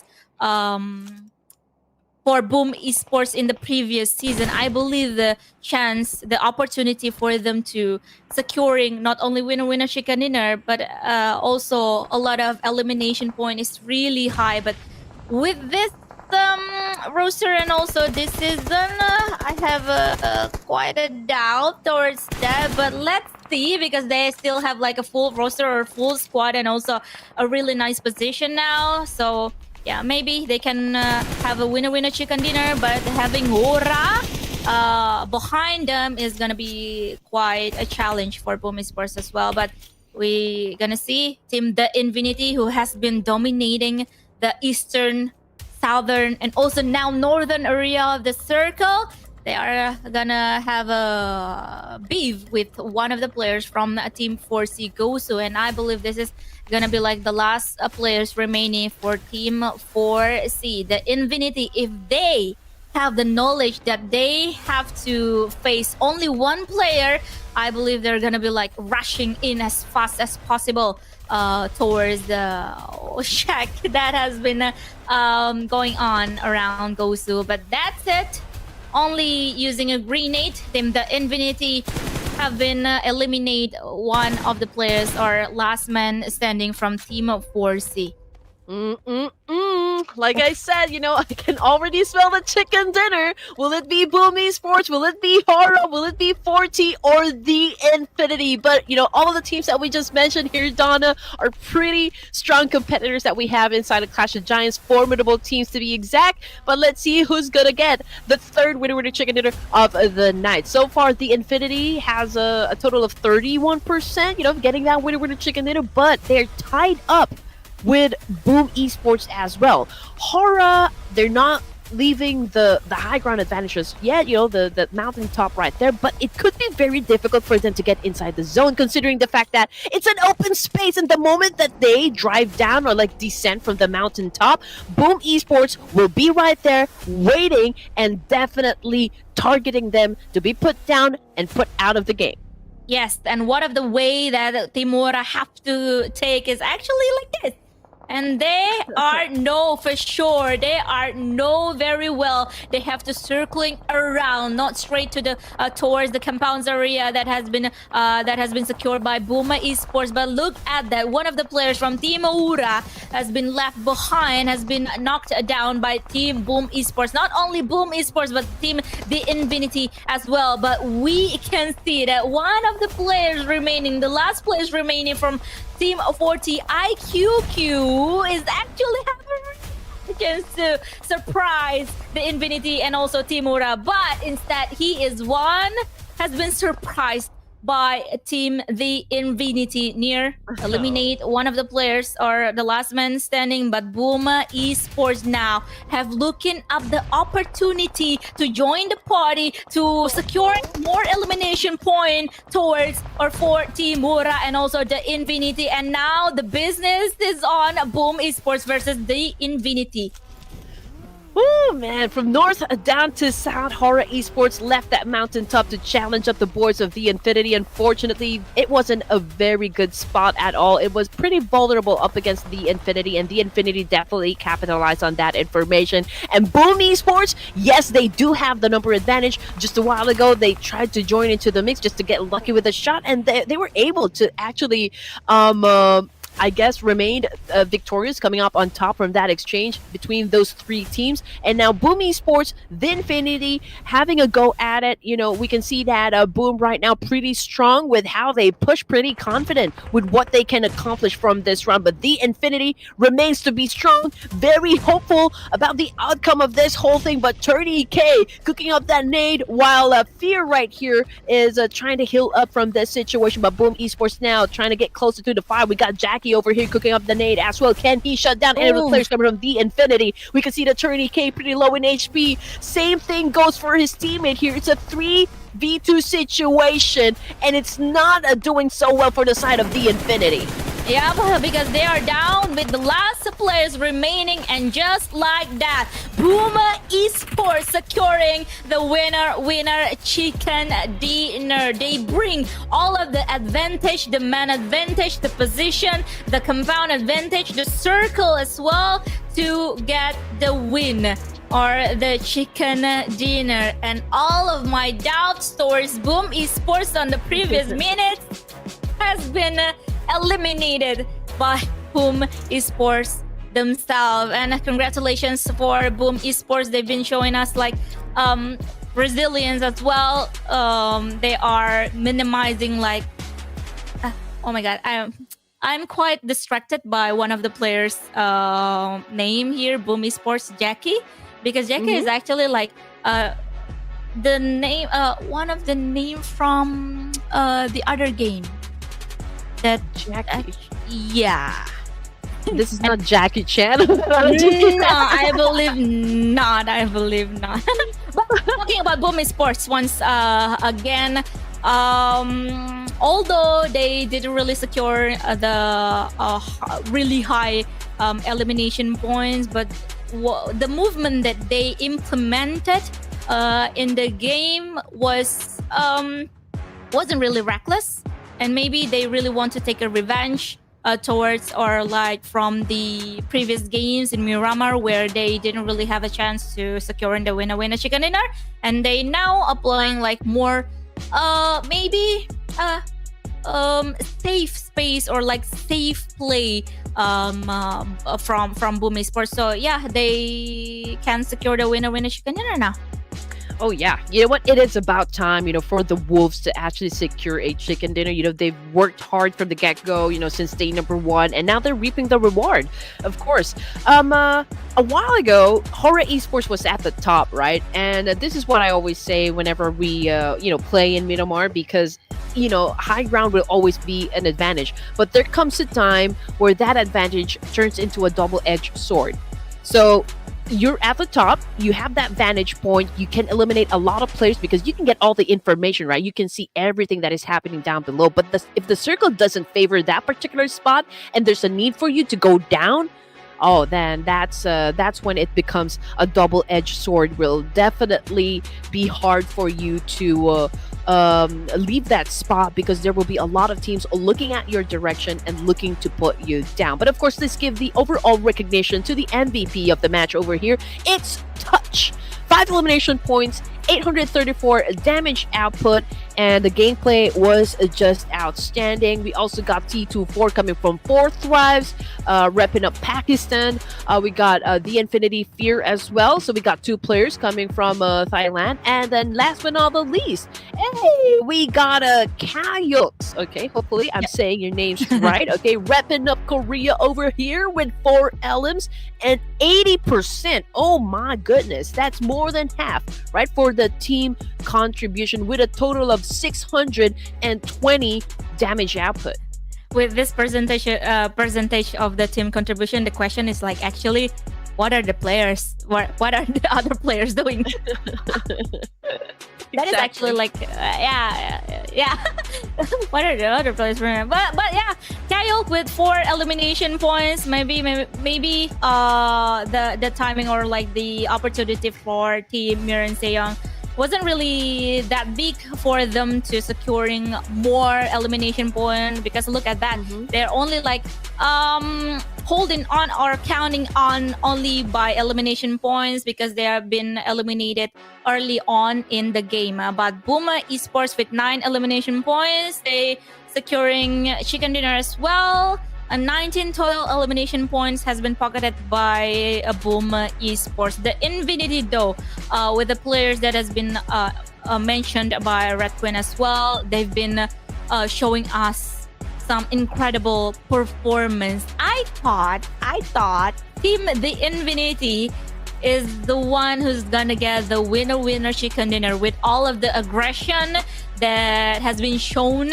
to us, with all of the gameplay, with all of the confidence, and also like elimination points that secured by Team the Infinity. I thought they are the one who's gonna take the winner chicken dinner, but once again, Boom Esports with Jackie is actually like one of the players from Boom Esports, but from Dota 2 division. So that's why I'm a bit distracted, because they like, or the players are like using the other players division name, right? Maybe maybe that's what happened in Indonesia actually. So that's why yeah, a little bit of out of topic. Yeah. All I know is that a lot of teams is really stepping up to the game here. You know, again, it was such a great exchange coming from the final 3 teams remaining. I feel like Boom Esports really took their time, you know, and with that massive performance, even with just 1 chicken dinner, they were able to catapult themselves and moved up 4 ranks to be exact. And again, for teams that will land from 4 to 12, that those will be the teams that we'll be seeing to play in the survival stage. But as for those top 5 teams, I feel like everyone has the chance to claim the top spot, honestly speaking, because the gap is not too wide. So there's a chance, you know, for them to catch up and make up for the lost points. But then again, Donna, we're talking about like final 3 matches for this evening, so there's a need for them to like really pull off all of the tricks up in their sleeves, and just to make sure that they cement their stay in the overall ranking. But then again, ladies and gents, you know, some more actions will definitely head towards your way. Don't change the channel, stay here watching Ruthless Hype Esports. We'll be back after a very short break.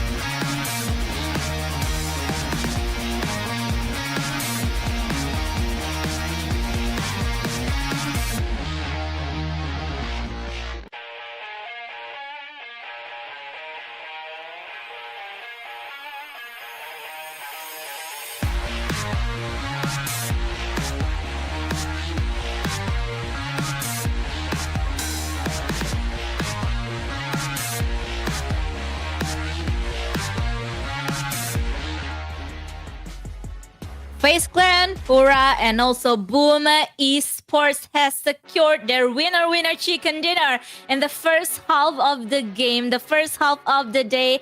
And we're gonna see the rest of the games has been, or like we're gonna see is being played by them. The 3 games remaining, we still have like 2 Miramar and also 1 2 Erangel and also 1 Miramar, I mean. So yeah, back on the desk with me, Donna Vizca, and also Rat Queen with caster predictions. Well, Okay. oh my goodness. Erangel. You know what? Okay, I'm gonna put this right on the spot because I know this team actually did well during the first Erangel, and I feel like they're gonna carry over the same energy and power through for the second Erangel this evening. So I'm gonna go and lock in 4 Thrives. Oh, okay. Interesting enough, but I'm gonna let production team choose first. Let's go. Production teams, let me think about what am I gonna pick for the second Erangel of the day.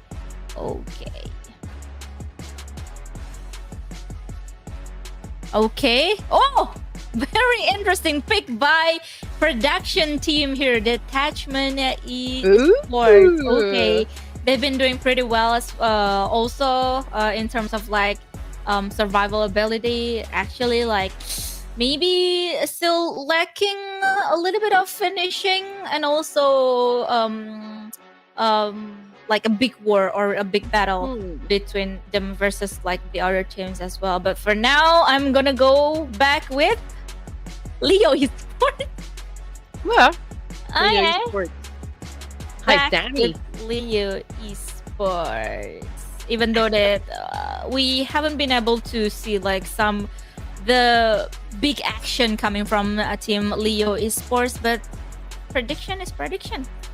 Oh yeah, definitely. Yeah. We don't even know who's going to be winning the fight, right? And again, you always have to factor in luck, right? Because even if you are the most outstanding team from inside the battlefield, but if the zones keeps on like not favoring your team, it could be hard, to do all of those rotations, and like complex trade-offs definitely will be happening, coming from all the teams here, especially for this match. We are already halfway through the final day for Group C. So every single match today, Donna, will be a battle for survival. So a desperate scramble for those crucial points that separate the victors from the vanquished.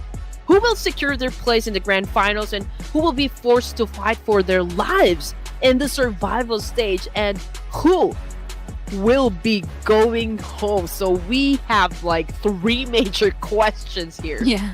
Yep. And the answers will be revealed by 3 games remaining, and one of them is gonna be Erangel that we're gonna watch in 1 second. 3, 2, 1. Let's go. That's right. A perfect timing. Angry Birds plane here. And I believe the flight path is gonna be more of the western side because it is like northern to southern area, right? The flight path itself, we see like George Pole Mountain there, and also maybe this is gonna be like the best scenario for all of the teams, especially in the George Pole area, or a team like Trying to Kill who have like 70 for their drops, for their primary drop zone, right? Because we can see like Trying to Kill now has been dropped, and also going towards 70 area, and also it's not gonna be like a hard situation as well for a team like Leo and also the Infinity, because their zone is around Gatka, because we witnessed like early engagement in the first Erangel between Team Leo and also the other team as well in the Gatka area, and now I believe we're gonna witness it once again. Leo Esports, and I believe that is MIRAEN SEJONG, right? Yeah, MIRAEN SEJONG. Now, Yep. I do wonder if we're going to see again alteration in terms of their drop spot, or perhaps like a change of pace here. MSP, okay, I was about to say What? something great, but okay. We got one player knocked down on the ground. I mean, they've dropped here for a couple of times now, for the entirety of Group C. But that's, I'm just wondering, really curious if MSP will be stepping up for today's match right now, going up against Leo Esports.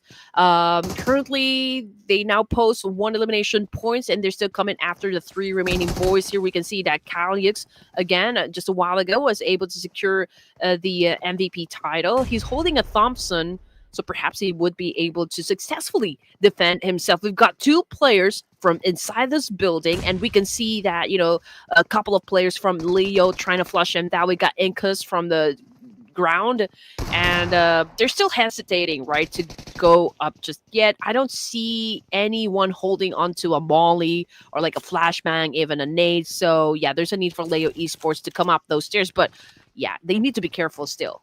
Yeah, because they can be like knocked down one by one if it is the best case scenario for Team MIRAEN SEJONG. But this is it. The engagement has been built by Team Leo Esports, and just like that, believe they are securing the last player remaining from Team MIRAEN SEJONG.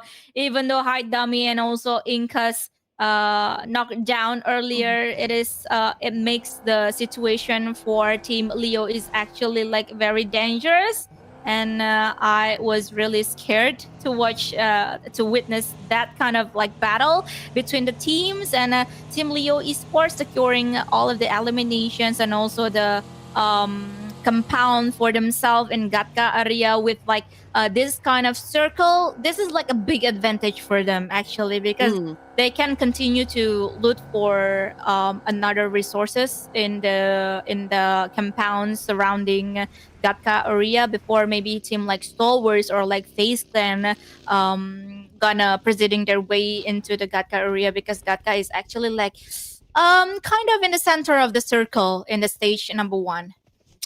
Yeah, you know what? Leo Esports, they already won a couple of games up against MSP, and I feel like they can defend that compound from like at the back of their heads. They know the area completely, and I think that displays like great game sense, great game IQ as well.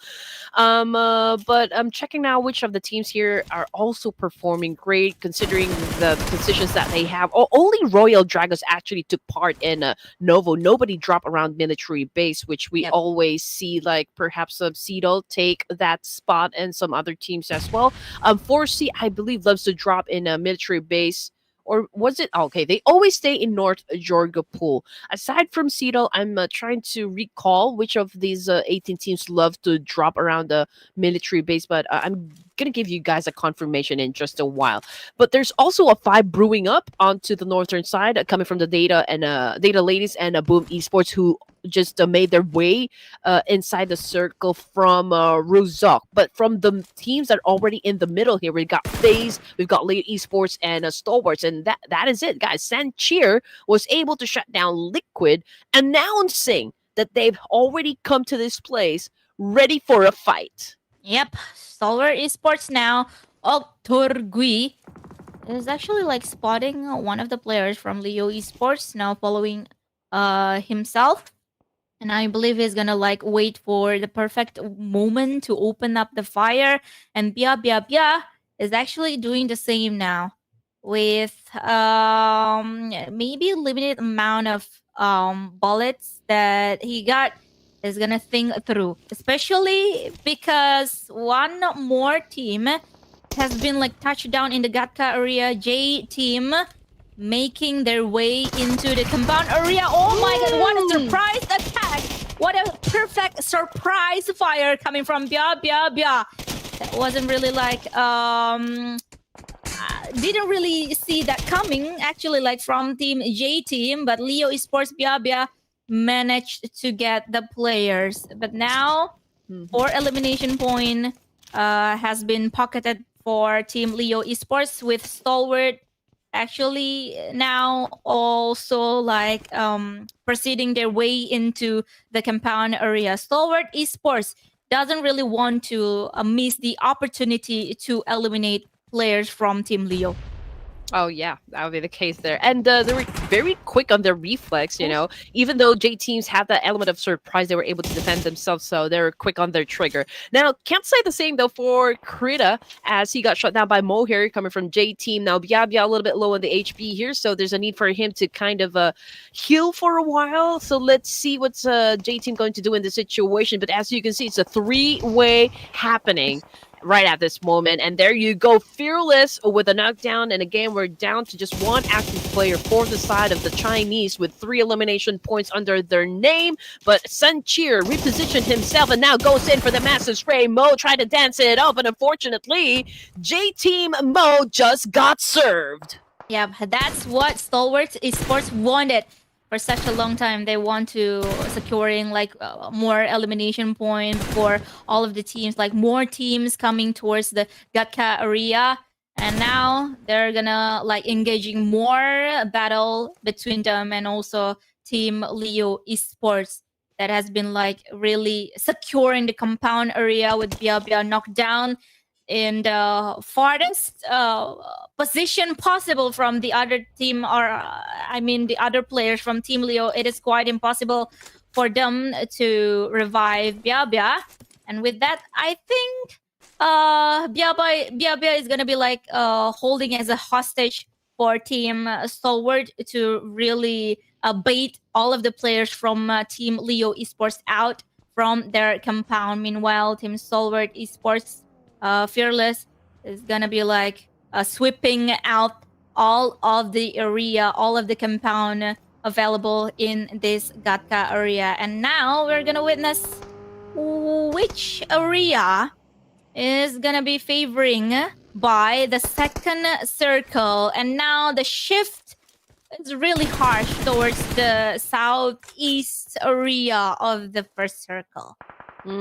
Okay, another hard shift right there, ladies and gents. And Royal Dragon has been tagging the blue for quite some time now. They haven't left the spot just yet, but both of the teams, of course, already inside the circle here for Thrives. Flax Group was able to take control of that, I guess, tower, or the light tower that we can see right at the foot of the bridge there. And Data very close to Pachinki, but everyone is still busy, you know, with their rotation and, of course, trying to head on and create that position advantage. Now, Boom Esports, we can see that scout right here, all together with the rest of the team, are just inside their vehicles, you know, driving around, trying to check if there will be teams that will be heading towards the same direction as them. So perhaps we will see some sort of like a car pursuit happen at some point from inside the game.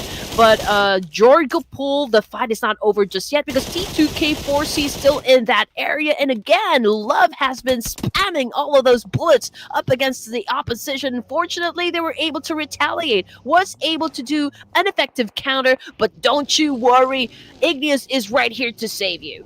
Oh my god, trying to kill. It's actually like, I thought they are really smart to take the way towards like the western, or I mean eastern area of George Paul instead of straight through Rozok from Severny to really securing more elimination points from teams that has been left in George Paul area. But now they're down with 3 players, but 4C didn't really want to like facing or continue their battle between them and also T2K. Oh, I mean, I mistaken it by T2K. I mean, T2K is still like with full squad, 4 players, and also 4C now with 3 players remaining, continuing their journey towards the northern area of the circles, and maybe gonna approach the northern area of Pochinki as well, where Data or Detachment is there already. They're maybe spreading out their position to securing the eastern and also northern area of Pochinki. But now we're gonna see the battle between the FaZe Clan and also Boom Esports. 1 man down from Boom Esports, Jackie. Not the Dota player, but now Jackie, Boom Esports PUBG Mobile players that we don't know who he is actually, because as Red Queen said, like maybe this is like the pseudonym coming from all of the players that has been like circling around for transfer window. But now Boom Esports, who previously got the winner chicken dinner, they are facing like a hard time now, a really struggling rotation that they are gonna face towards the circle, because like look at that hustle that they have to do. Losing one players, that means like they don't have like a really broad meta or like broad gameplay remaining for them to really apply in the next minutes of the game. I just know that Pachinga is getting crowded over here since it's still included in the circle. It's over to the northern side of the safe zone, and a lot of them teams are already headed to that spot. And just like what you said a while ago, Donna, I mean, the data ladies are just here, of course, trying to make use of their position. I'm pretty sure that there will be a lot of teams passing by, dropping by or driving by rather. But MIUMIU Gaming, they won't be able to do that because, well, they've already gotten the boot from Erangel. Now let's check out 7 Element. Right now they're currently at the middle of the circle here, close with FAZE Clan. We got Cedal as well, 4T and 4C also within proximity. But there's a fight brewing between the Infinity as well as Alter Ego Eris. Now let's see what is going to happen as KUAISHOU Gaming. Now smile on your screen, ladies and gents, is trying to cook up a nade, ready to serve up against the boys of 4T. Falak will retaliate as well, but I believe this is a 3-way battle happening right now between 4 Thrives? Okay, I don't think so. I think this is still like between KSG and 4 Thrives. So far, so good, I think, for the side of 4T, because Boy just got dropped, as well as Jill. So we've got 2 players from KSG down on the ground. Noki's been receiving some damage, but he is still A-okay.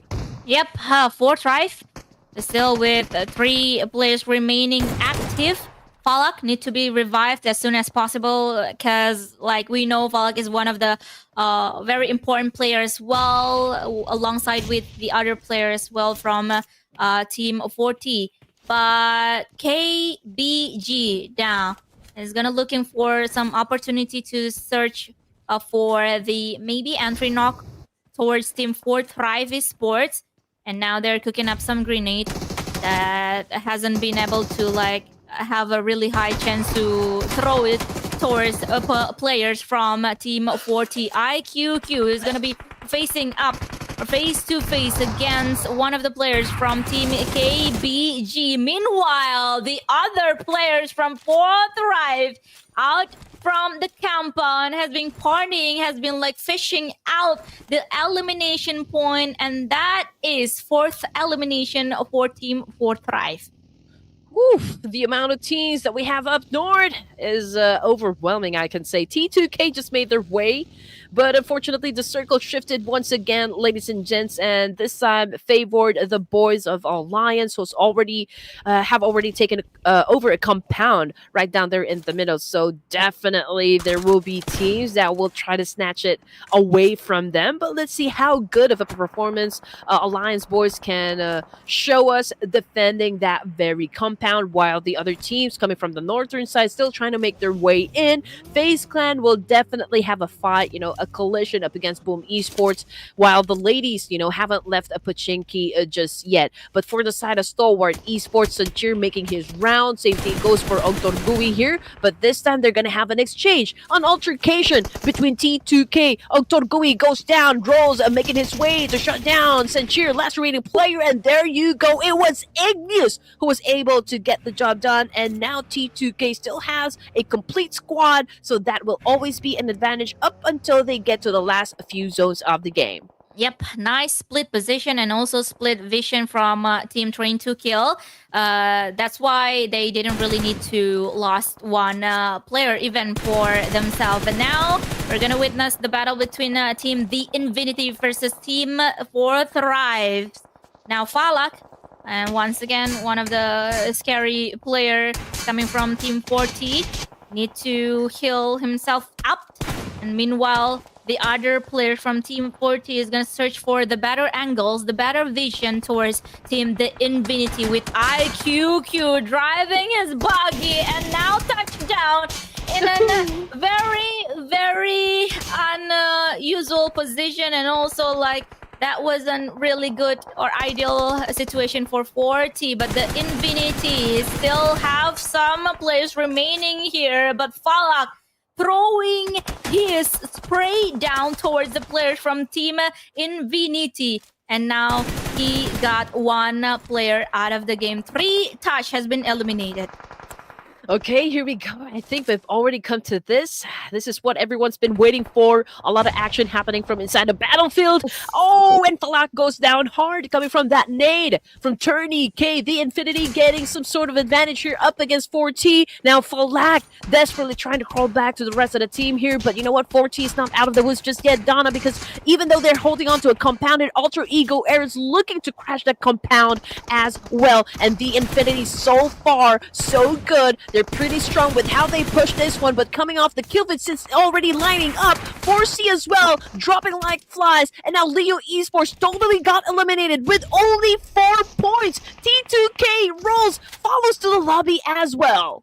Oh my god, but the battle between Team the Infinity still continuing here, but now they are securing like maybe a little bit of center area. Maybe they are gonna wait like Team Alter Ego and then 40 to finish the battle, and then they wait for another opponent that is gonna come towards themselves. But now towards the northern area of the circle itself, Detachment finally managed to get out of Pachinki, but finally also for Boom Esports can manage to get the elimination towards the girls with 3 players remaining from Boom Esports after like eliminating all of the players from Team Detachment, and now they are left facing up against Team Train to Kill.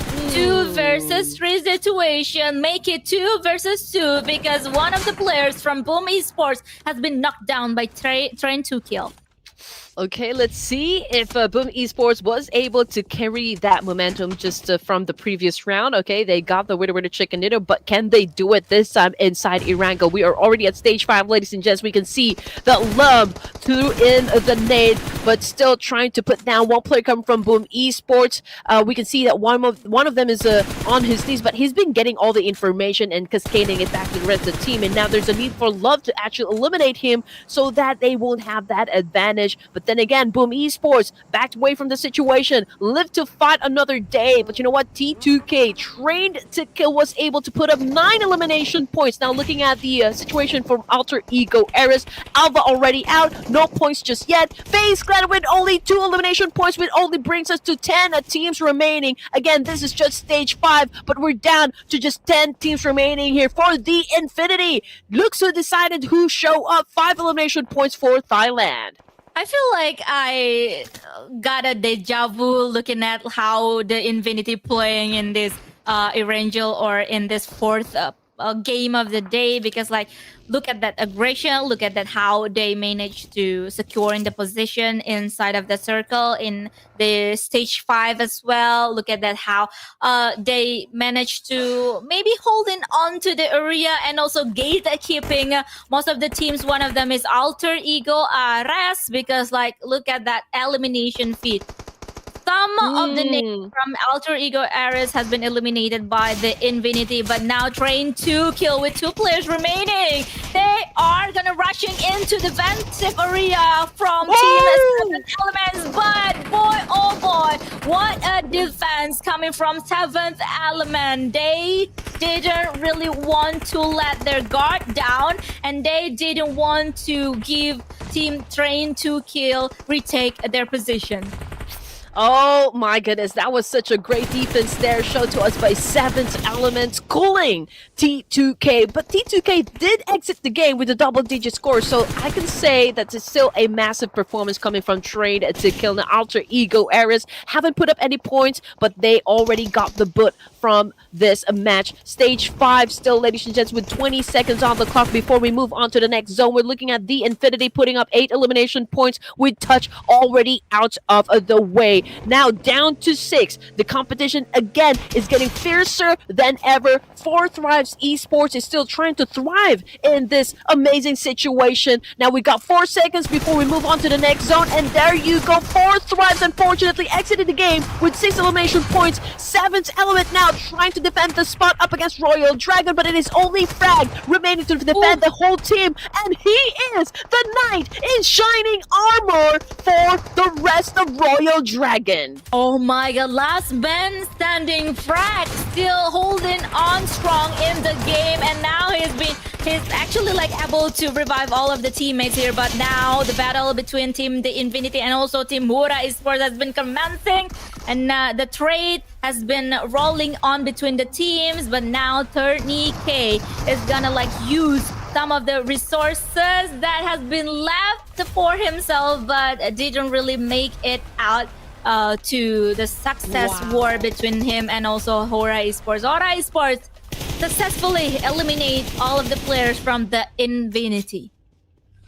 Okay, so if HORAA Esports is able to get the chicken dinner from this round, Donna, then definitely we will be seeing top 3 teams coming from Nepal. So this is the current situation. 4v4 still, I can say. Okay, one of them is just currently knocked down, but he got picked up now and was able to recuperate from that situation. But this is going to be an interesting fight, ladies and gents. HORAA Esports will be coming from down below. Cedo has that slight advantage just because they're holding on to a compound here. Same thing goes with Royal Dragon. And just so you know, Cedo, it's a 2-2 split, right? We've got 2 players just scouting the area from up north and just trying to look for some, like advantages. You gotta work the advantages, right? Now, Cedo, okay, taking their sweet time. HORAA Esports as well. Same thing goes for Royal Dragon. So again, we can see a Mexican standoff happen for this match at stage 6. Yeah, kind of deja vu, right?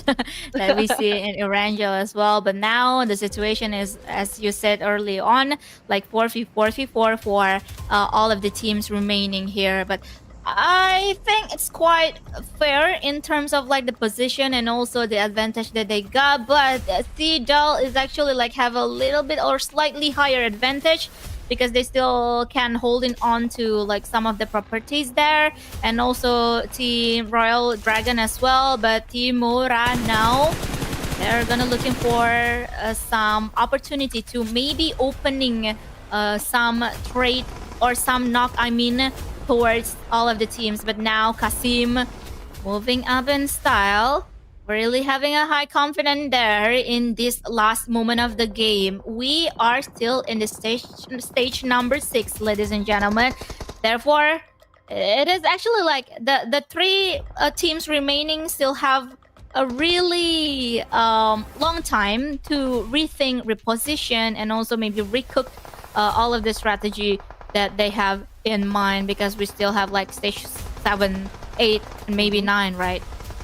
Yes, you are correct, definitely. Now, HORAA Esports, as you can see, they will be coming from, like a lower ground situation here.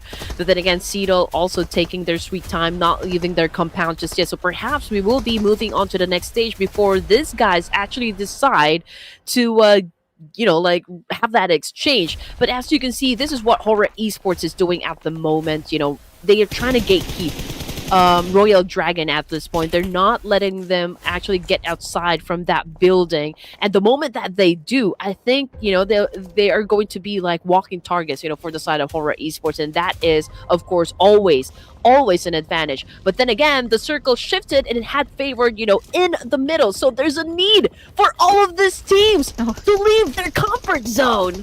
Oh yes, for sure. They need to move into the circle in the stage number 7, and that is gonna be revealing some of the position from all of the teams remaining here. Sidal, RD, and also Team HORAA. So they need to move quietly, and they need to find some new position that is better than the current position that has been holding on right now. And as we can see, some of the smokes has been popped out as well from all of the teams to decrease the visibility is of course from the other opponent team. But that is a nice shot, nice vision that all you got in the last minutes before the blue zone coming in. One knock from or for HORAA Esports, and maybe he is gonna looking for some more.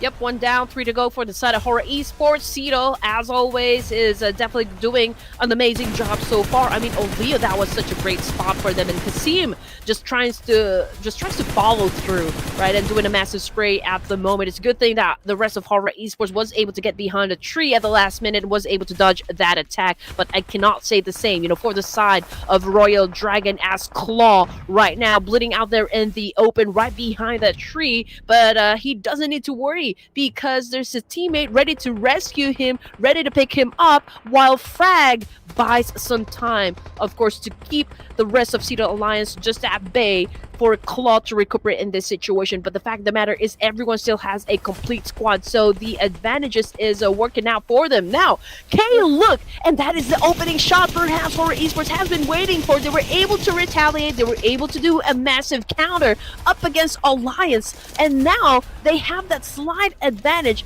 up against the Malaysians. Yep, the revenge is real now, but HORAA not only have took down one of the players from Team Alliance, but Team Royal Dragon as well now. But knocks by knocks or knockdown by knockdown haven't been able to eliminate those players because like the space and time is really huge between them. But now also one by one players from Alliance has been knocked down by Team HORAA to open, I think, the route that has been taken by Team Sedal now. So minimum in terms of like smokes and also in terms of like all of the obstacles that are hiding spot for Team Sedal now. They are down only with one player, and that one player has been eliminated by Team HORAA. Yep, and this only goes to show that Royal Dragon has total control of the circle here, because HORAA Esports coming up from that fight up against Cito, and they're trying to actually heal up 3 of their members, which is of course a huge disadvantage up against Royal Dragons. But then again, HORAA Esports was able to perform well for this round, and I do feel, and I'm very positive that perhaps we'll be seeing HORAA Esports take one of the slots from the top 3. But again, this is a civil war between HORAA and of course a Royal Dragon, and I mean HORAA Esports right now is a little bit I can say in a tussle. Right behind a tree, they looked I don't know, they're looking for an opening knock here up against Royal Dragon. Yeah, actually, and this is actually quite a mission impossible for Sanjana to do as a last man or the last players remaining from Team HORAA as well. Especially with split position and also split vision that the Team Royal Dragon has. They secure the winner chicken dinner by eliminating the last players remaining. And finally, we got to witness that Royal Dragon who has been like dominating in the past few matches, take the chicken dinner. Oh man, this is their 4th winner chicken dinner, ladies and gents, and I guess it's safe to say that these guys have been amazing from the get-go. Since day number 1, they have been full aggro in terms of their gameplay. They're pretty consistent as well. A showcase of like really high caliber skills coming from these guys. Very promising, lots of potential, I can say. Again, Royal Dragon, this is the first time that I casted a tournament. I casted Clash of Giants with Royal Dragons playing in it, and all I can say are all positive things. Again, I would love to see them perform in the global stage or like in the coming PMSL, just like what you mentioned just a while ago, and just keep an eyes at their journey. Yeah, actually, and I'm impressed by like all of the gameplay that has been shown by Team Royal Dragon in the past 4 games. I lost count already. Like this is the 4th game, right? Yeah, yes. The 4th game that we watch for today. So yeah, maybe there's gonna be like some more action to witness from this team, and that is the thing that I'm gonna wait for the next stages of the tournament, or maybe other tournament from Ruthless, maybe like the invitational showdown or what and whatnot. But now we're gonna see the all of the data that has been shown here, tribal used by team RD, HORAA, Infinity, and also T2K. Look at that nade from team the Infinity. 30 nade. Oh my god. That is a huge number. That is a huge number. That's what I was actually looking at just a while ago. Amazing. 30 throwables inside the game. And again, it continues to be a meta. And I do hope that we can see more of that action coming from all of the teams now that I think the chance for those teams who would want to be or take part in the survival stage is getting slimmer and slimmer and slimmer. But then again, we got the MVP of the match here, and we don't want to take away the spotlight from Tourney of the Infinity, putting up amazing 5 elimination points in a staggering 721 damage output. And again, if we're going to be looking at the stats here, Donna, 55.56% of team contribution. So that is more than half. That means that guy has been exerting a lot of effort, a lot of work, for the Infinity to make things happen for the team. And now we also got love here coming from T2K, putting up 4 elimination points and 40% of team contribution. We've got Limbe from HORAA. And again, who can forget this guy? I mean, since day number 1, this guy has been putting up a great show and has been doing really well. And, he's not a stranger at all, for this batch to be always part of the top performers. Now, this is actually the second Erangel this evening. After this match, we're going to the last Erangel. Again, most of the teams here, if not all, uses Erangel as their cashing cow. This is their bread and butter. This is the OG map, the classic map, the first map of the franchise. And so most of these guys know this map from inside and out. And I believe, most of them will definitely take the advantage of racking up huge number of points for the last time in Erangel later on. Yep, agreed. And that's why I'm kind of sad that we're gonna watch like the last Erangel of the day, because Erangel has been like very interesting to watch throughout all of the tournaments. But what is interesting as well that I see in the results or match results was like trying to kill, managed to get like 10 elimination point without placement, and that is, I think, and I believe that is what they are aiming for the rest of the game that is available for today, because they want to securing like the top position in the overall rankings, and now they are still in the second place. But now we see HORAA. Finally, we see 3 Nepali teams taking the top 3 in the overall rankings.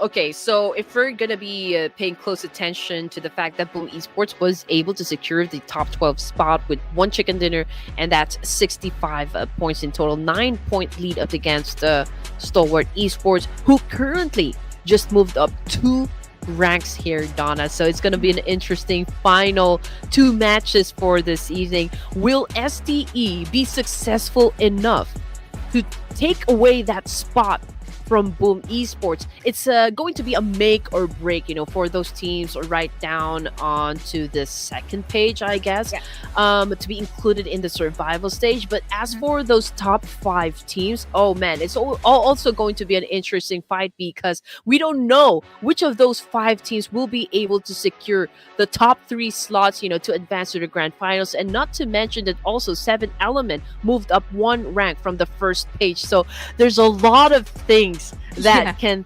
this tournament can go down. But you know what? I know you guys are excited. We are excited as well. We couldn't wait, but there's a need for us to catch our breath, So don't go away, ladies and gents. We'll be right back after a short break.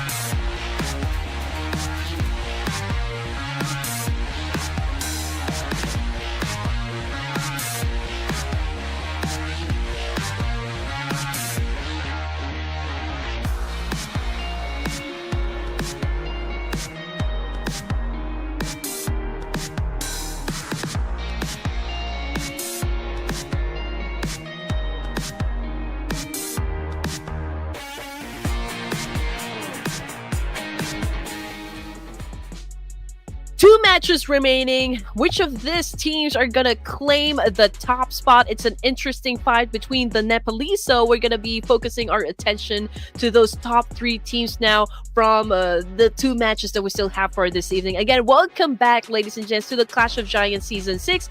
Again, brought to you by the one and only Ruthless Esports. My name is Red Queen, together with Donna Visca.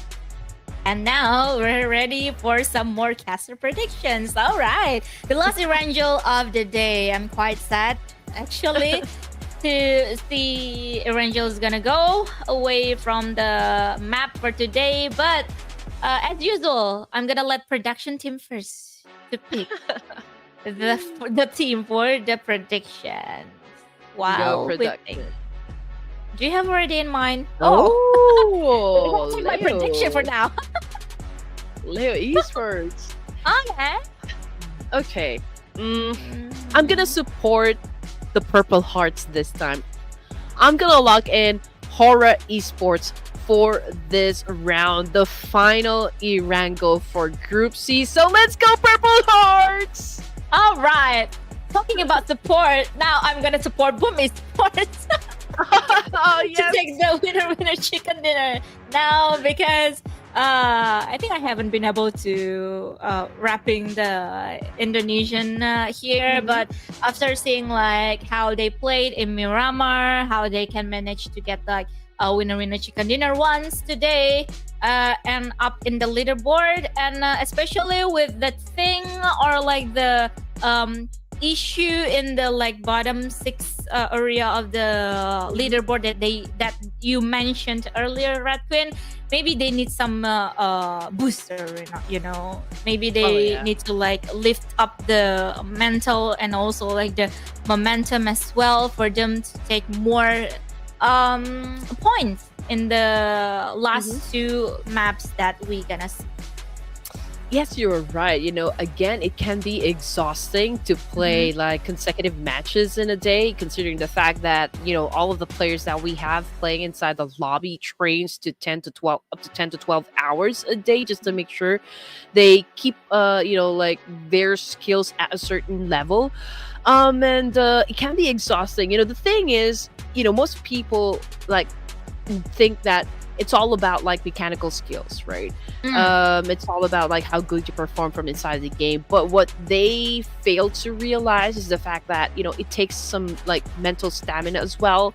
Like it demands so much, you know, from the players physically, because you need to be able like to keep your health up, right? And to make sure that you need to get, you know, like X amount of sleep, and just to make sure that everything is working out for you, cognitive everything, so that you can play, you know, much better. And it's hard to keep, you know, everything and juggle all things at the same time. So you just really have to congratulate every team, every player who makes it, you know, in the competitive scene.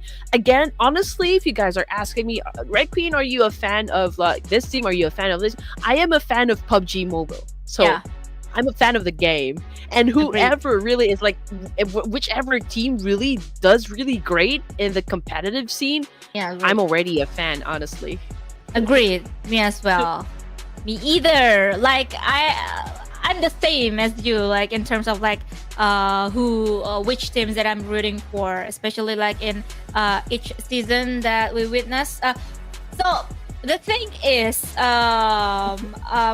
with a lot of like region teams has been competing in the international tournament like PMSL Southeast Asia, we usually like rooting for our home ground heroes, right? Like maybe for us Indonesian, we say Indonesian pride quite often, and Indo we of pride, course Indo pride quite often, and for sure 100% we support all of the Indonesian teams. But talking about like objectively, not only Indonesian teams has been like has been showing some incredible results like Boom Esports, who has won like twice PMSL Southeast Asia, Alter Ego Ares as well. But like in the next season, if they don't really like playing really quite well, and then there's another team has been really performing really well, that's where like the line is.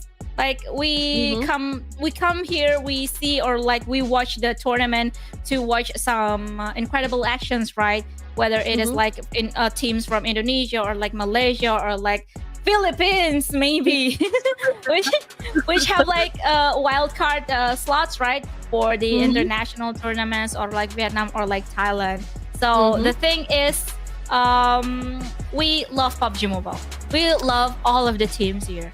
Okay, this may be a bold statement once again coming from me, but when it comes to like FPS, like Battle Royale, especially PUBG, I think Asian countries really breeds, they breed lots of great teams with lots of great performance. We are dominating the PUBG competitive scene, and I'm pretty much like supporting like everyone and whoever gets the MVP title and who comes up on top. I mean, this is what I always say, down there in the comment section, that we came here to witness the games, to witness the players, to witness the teams really battle it out. And the fact that everyone is doing right, this game should be like uniting us and not dividing us. Right. Agreed. 100%. Because once again, what we want to watch, what we want to witness is actually like a very, very interesting battles, interesting games. And that is why I think we need to like divide where our support is, and also when we want to watch some like interesting action. Like what I said earlier, of course, us as Indonesian gonna support 100% all of Indonesian teams, right? But when it comes to the real games, if the teams from other countries doing really well, having a really crazy momentum, we have to like give a spotlight as well for them, right? And Yeah, really appreciate what they have. You give credit where credit is due. Yeah. That's what we always say. But anyway, getting back into the game here, Fly Pat is right down there in the middle, slicing Erangel in half. But yeah, I think we are going to see another battle happen between the Koreans and, of course, Leo Esports of Nepal. Yep. And now a lot of like early engagement. We witnessed once again or once more in the last Erangel of today. And now trying to kill is actually, oh my god. Did you hear that? Yes. Was that a dog? Did you hear my dog? Yeah. Okay. He's not happy with what he's seeing, that is for sure. I mean, that was a loud growl there. She wants to join to watch PUBG Mobile or even play PUBG Mobile, I believe. Like Leo Esports has been now facing up against Team MIRAEN SEJONG once again in Gatka. And here we go. We can see that High Dami is cooking up a nade here. Can he put down at least one player come from MSP? We can see that MSP trying to get into a good position here. Perhaps we can see Koreans win this time up against Leo, but High Dami's not letting go of that nade. He continues to be a chef here, but can he knock that? Okay, not enough. Oh my goodness, not enough to even shut down a player. But look at that. One of them is really, really low in HP. One bullet can even send him back to the lobby. Oh my god, Leo Esports now actually looking for some momentum to knock one of the players from MSP, whereas at the other side of the map we witnessed kind of like some of the teams or like some of the names of the players has been eliminated out of the game. But now the battle between Leo Esports and also Team MIRAEN SEJONG hasn't finished yet, because as I said, Leo Esports has been looking for the opportunity to really taking one by one to MIRAEN SEJONG, and they are knocking down one of the players, Kale, not only by the bullets but also by the pen. Eliminate one player from MSP. Yeah, he doesn't want to waste any more bullets. That's why he went for the pan kill right there. Woo, amazing. Very classic PUBG exchange right there. But okay, let's continue on. Updating everyone what is happening between Leo and MSP. We can see that Liquid just did a massive spray up against the door. Now the door is gone. You can actually just get in. But Liquid again with a massive spray. This time shutting down a player. But you know what? MSP right now down to just last active player, which is no time. But with that awesome drop shot coming from Leo, they did not only get the points, but they also get to keep, of course, a full squad. Coming off the kill feed right here, JT right now having a fight up against some MIUMIU Gaming, if I'm not mistaken. But yes, this is not looking too good for MS, as he is the last surviving member from China. I believe this is a civil war also happening as well, and MMG took the win. Yep, of course. But now MMG has to face the Infinity, who has been eyeing them for quite a while now, and having that opportunity for Team the Infinity to securing double elimination towards MMG. And now with the knowledge they have now, they need to get rid of the last man remaining or last player remaining from MIUMIU Gaming. But boy, oh boy, with a shotgun in his hand, he managed, or Teen Z managed to get like more elimination points towards the team, the Infinity. But face-to-face situation, Fear versus Teen Z, and Team the Infinity as closing the battle, as closing the war with a success. And also Team MMG has been eliminated out of the game. But now the battle continue in the other area. I believe this is between HORAA and also Alter Ego Aris in Yasnaya area.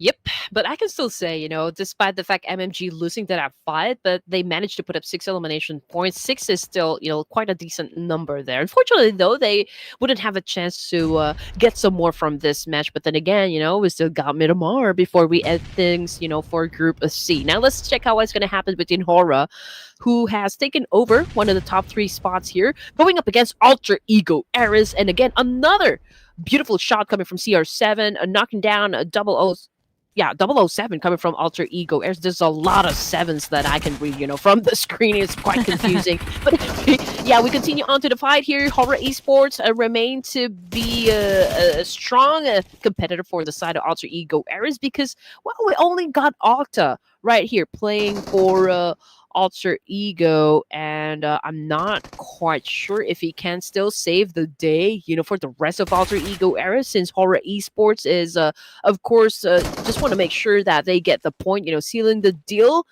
because they won't definitely let go of this situation in Yasnaya Polyana now that they have the upper hand advantage. Yep, HORAA. Now CR7 is gonna looking for the last man standing, Octa from Alter Ego. Oh my god, missed the shot quite a bit, but half HP down from Octa. He need to heal himself up, and now back on the game. But one bullet shot through one of the players from Team HORAA, and now all of the players from Alter Ego, they don't really can to continue their journey in the game in the next circles. And here we go. Things are already interesting, and we are just at stage 1, ladies and gents. Alter Ego Aris, one of the formidable teams that we have in the lobby, already out of the game with only 2 points. Oh my goodness. And again, MMG out with 6, JTEAM with 1, and MSP with another 0 here. But the kill feed is definitely lighting up. We got Suncheer from Stalwart Esports knocked down on the ground. KUAISHOU Gaming still tanking the blue here. Same thing goes for the side of the Royal Dragon. Now STE is fighting again with HORAA Esports as well as KSG, I believe, onto the north side of Shelter. But let's see if KUAISHOU Gaming can survive this fight up against STE, as Krita goes down hard on the ground. GSS, or maybe Triple S, needs to heal himself up, while Fearless, oh man, he shuts down Smile, but great follow through coming from Triple S there, shutting down Fearless at the same time. So KSG might win this clash. Yes, they might as well, but now Fearless is actually being eliminated easily with the space and time they got, but all Torgui still remain in the game as the last man standing, but once again it's gonna be like a hard battle or a hard situation for himself, even though he gonna win the battle between him and also team KSG, because look at that route that they need to took towards the circle. This is like a very harsh situation in terms of the stage that we witnessed and favoring the Zarki area, but now KSG facing the players from Stalwart Esports. Oktorgui managed to get one more elimination point, and the Infinity as well facing up against the other Thailand team, FAZE Clan, in the container area. But now team the Infinity only left with one players remaining. KSG, despite having the numbers and the advantages, they still lost the game up against Stalwart Esports. But then again, kudos to the boys of STE. Sun Cheer is definitely rejoicing the fact that they were able to win that game. Massive retaliation, I can say. But from FAZE Clan, okay, where are they exactly? Okay, they're over at the south side of Jorgapul, together with the Infinity. Fear, since he is all alone in this situation, decided to take a swim for a while, kind of take a break. But I'm not sure, okay, if he heads on towards the north of Jorgapul, then he will be greeted by the boys of 4C. So that's hello from the other side. Yeah, hello for them. But now the battle continue, but this is one of the other side as well. Falak is actually securing one of the free elimination, I would say, towards the open field area that has been shown for us. The FAZE Clan only have 2 players remaining, and now they're gonna search for the route that they're gonna take towards the circle. And once again, talking about the circle, it is one of the harsh circle actually for majority of the players, because majority of the players coming from the east side of the area or east side of the circle. But Train 2 Kill managed to securing the maybe a little bit of center area, as you guys can see here in the stage number 3, I believe, because the route that has been taken from Severny is actually like quite really nice route. So therefore they can secure the area as soon as possible before all of the teams proceeding their way into the circle. But Boom Esports as well, they're now in the northern area of the circles, and we can see a Royal Dragon also proceeding their way into the circles. They are playing or implementing like a very late rotation style, and they're still in the play zone, or I mean blue zone now. And I think they are gonna face a little bit of challenge once they touch down in the edge of the circles, because there are a lot of layers that they need to peel, like because like there are a lot of gatekeepers already inside of the circles, right? Like Alliance and also 40, one of the players from 7-11 as well. So maybe the teams like Team Royal Dragon need to rethink where they are going to touch down. Maybe like circling around the southern area, or maybe northern area. Yeah, I mean, I feel and pretty positive the fact that Circle might head on, like favoring the northern side, but STE, okay, quite a domination there. They were able to put up 5 eliminations now. And if you guys saw the map feed just a while ago, Royal Dragons, that was a long travel for them coming from the south side. And now they're just passing a shooting range. But there's tons of teams that will also greet them. I mean, we got the boys from Cedo, we got the boys from 40, and then we got, players from Stalwart Esports as well. So I just hope that they brought a lot of ammos because it's definitely going to be used up. The fact that they will have an exchange in just a while. But as for Jorgapul area, Leo Esports Liquid, last remaining player, now heads on towards the north side of Jorgapul. But then again, there's 4C, and there you go, Gosu with a massive spray. Can he make the vehicle explode? Actually, it might actually, but he didn't really have like the chance to do it for now. But now, 4C still at the edge of the circle, still maybe gonna securing some of the compounds, some of the apartments building around northern George Gabol area as well, with the other teams. And one of the teams that is still in the northern George Gabol area is like the Infinity with Nier. I believe he is one man standing or one last man standing from team the Infinity. So let's see what he gonna do in the next minutes of the game, because for now, as the circle favoring towards Train to Kill, I believe they're gonna do everything they got to securing winner chicken dinner now. And with the circles moving, and with the stage number 4 revealing the next circle, we can see like team like Detachment already securing a little bit of like the edge of the circles, waiting for the other teams maybe passing through their way into the circle, like 40 and also for 7 element. And the question is, can Data manage to really securing more elimination point by or from the advantage of the position they got now, or other team can retake their position? That could be the case, you know. Again, there's a lot of things that can still happen for this round. We are just at stage 4, but then again, Royal Dragon. Okay, now that HORAA Esports is already out, but they did manage to put up 4 elimination points, so they are already at 138. Still at second place at best, you know. Royal Dragons, they still have 3 of their members intact. They haven't put out any, points just yet. But then again, the fact that they're still alive and playing for stage 4, late game, you know, for the side of Royal Dragons, big potential right there to kind of solidify and cement their position at the top spot. But you know what? Let's take a look at what is happening between 4C and Leo Esports at the moment. Leo was able to put up 6 elimination points, but Liquid is already knocked down. But Incus is here to save the day. As for Gosu, that is such a nice shot coming from Haidami, putting him down, and also Cito having a fight, having an exchange up against 7 element. K-Look was able to drop a Leon.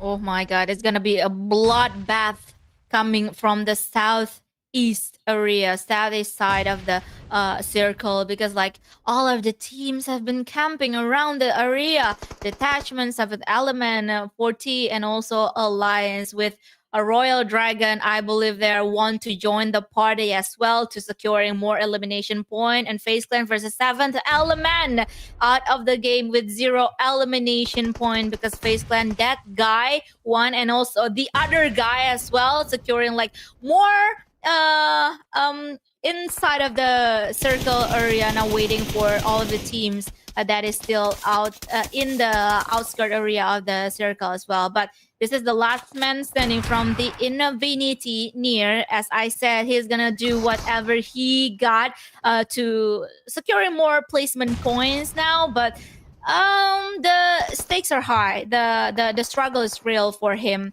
to really securing more and more placement point. But he managed to get 1 more elimination point from Team Leo that is out of the game.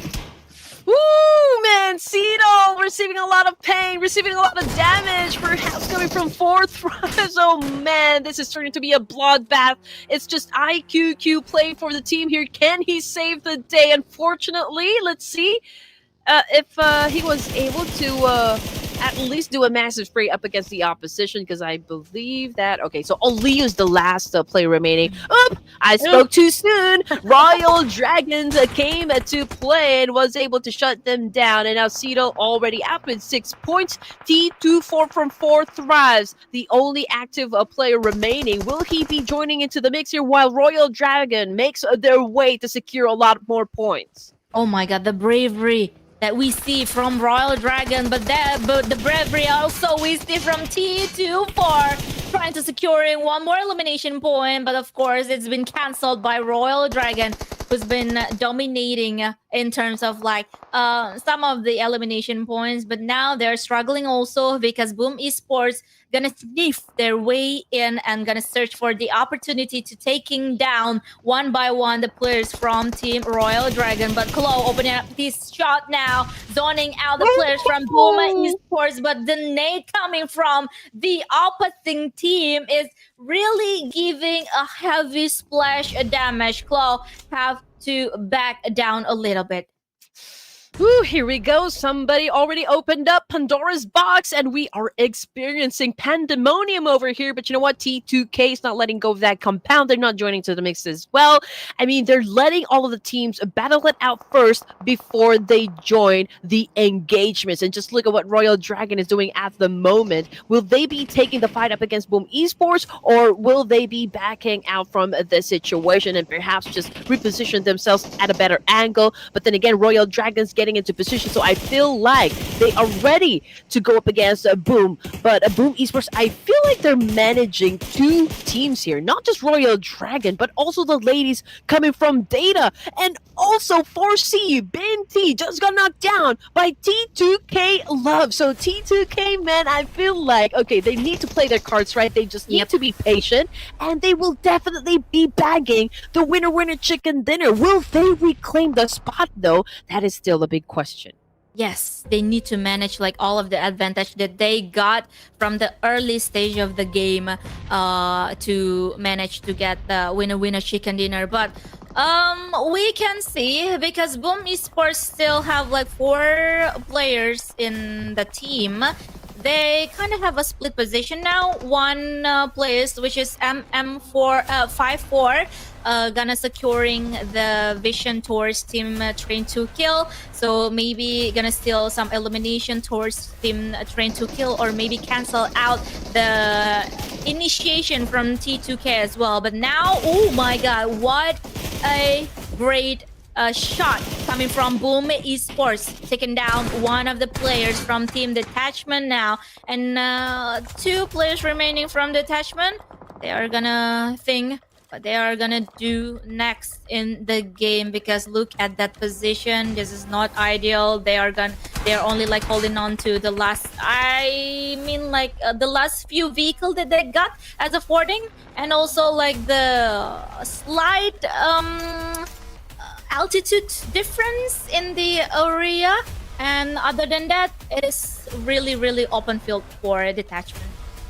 Ooh, yeah, 5 teams remaining here for the final Erangel. Donna, what do you think is going to be happening in this situation? But judging by the circle that we have, T2K remains to be at the top just because they're holding on to a compound here. But it is an amazing play, you know, for the side of the ladies here of Data. I mean, they are gatekeeping at the south side of circle here.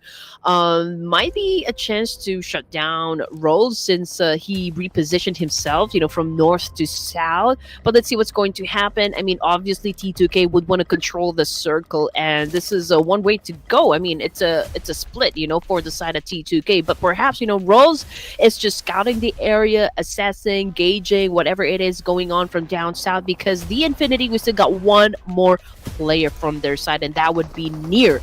Okay, let's see if he can actually get near to the ladies and defend himself. But then again, Royal Dragon is having an altercation, not just up against Data, but Boom Esports as well. But we have to consider the position here, Don. I mean, they're inside a mushroom house, so hopefully they don't get eliminated by a nade here. But here comes Soba now, very confident with the attack, pushing forward, trying to do a massive spray with the M416, but wasn't able to hit his target. But you know what? There's still time, you know, for them to pick up their teammate.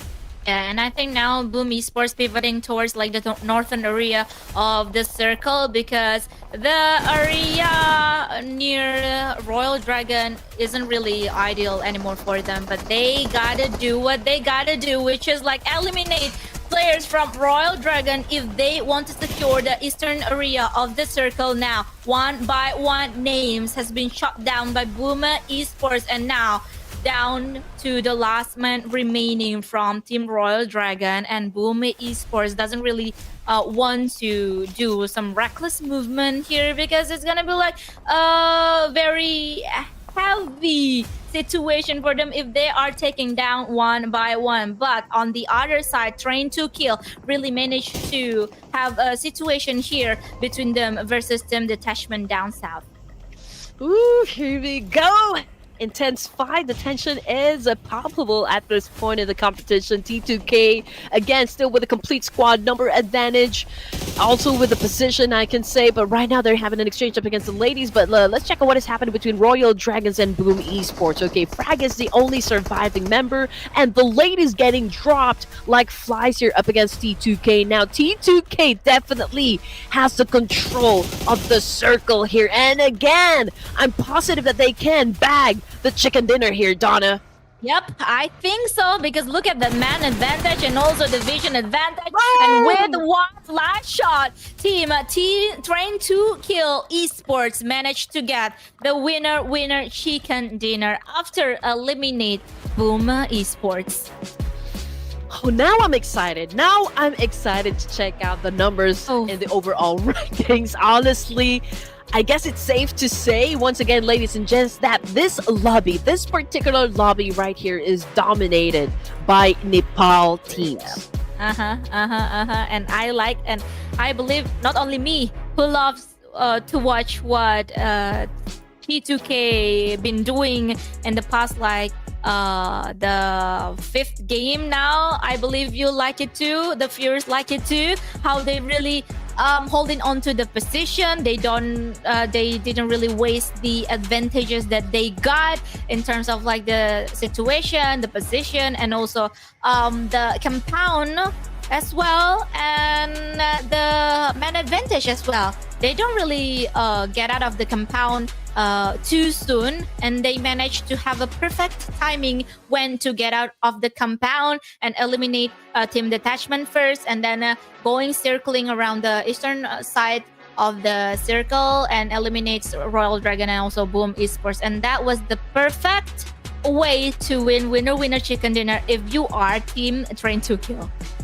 Yep, smooth execution right there coming from T2K. I mean, Raw's displaying, like how great his reflex are, and also what kind of caliber he can deliver into the battlefield. Same thing goes for the rest of the team. I mean, there is a reason why they're an established organization, that they're very popular in the community, just because the number of accolades that they've already collected as a team, all of the achievements under their name. And it's great to see that T2K really is performing for us tonight, trying to still with all their might to secure the top spot. But we're gonna find out whether or not they made it. But Royal Dragon, again, these guys, superstars in their own right. I mean, Claw and the rest of the team, I think they made like a full statement, inside Clash of Giants, at least for this batch, that they're a team also to watch out for when the moment they step into the grand finals.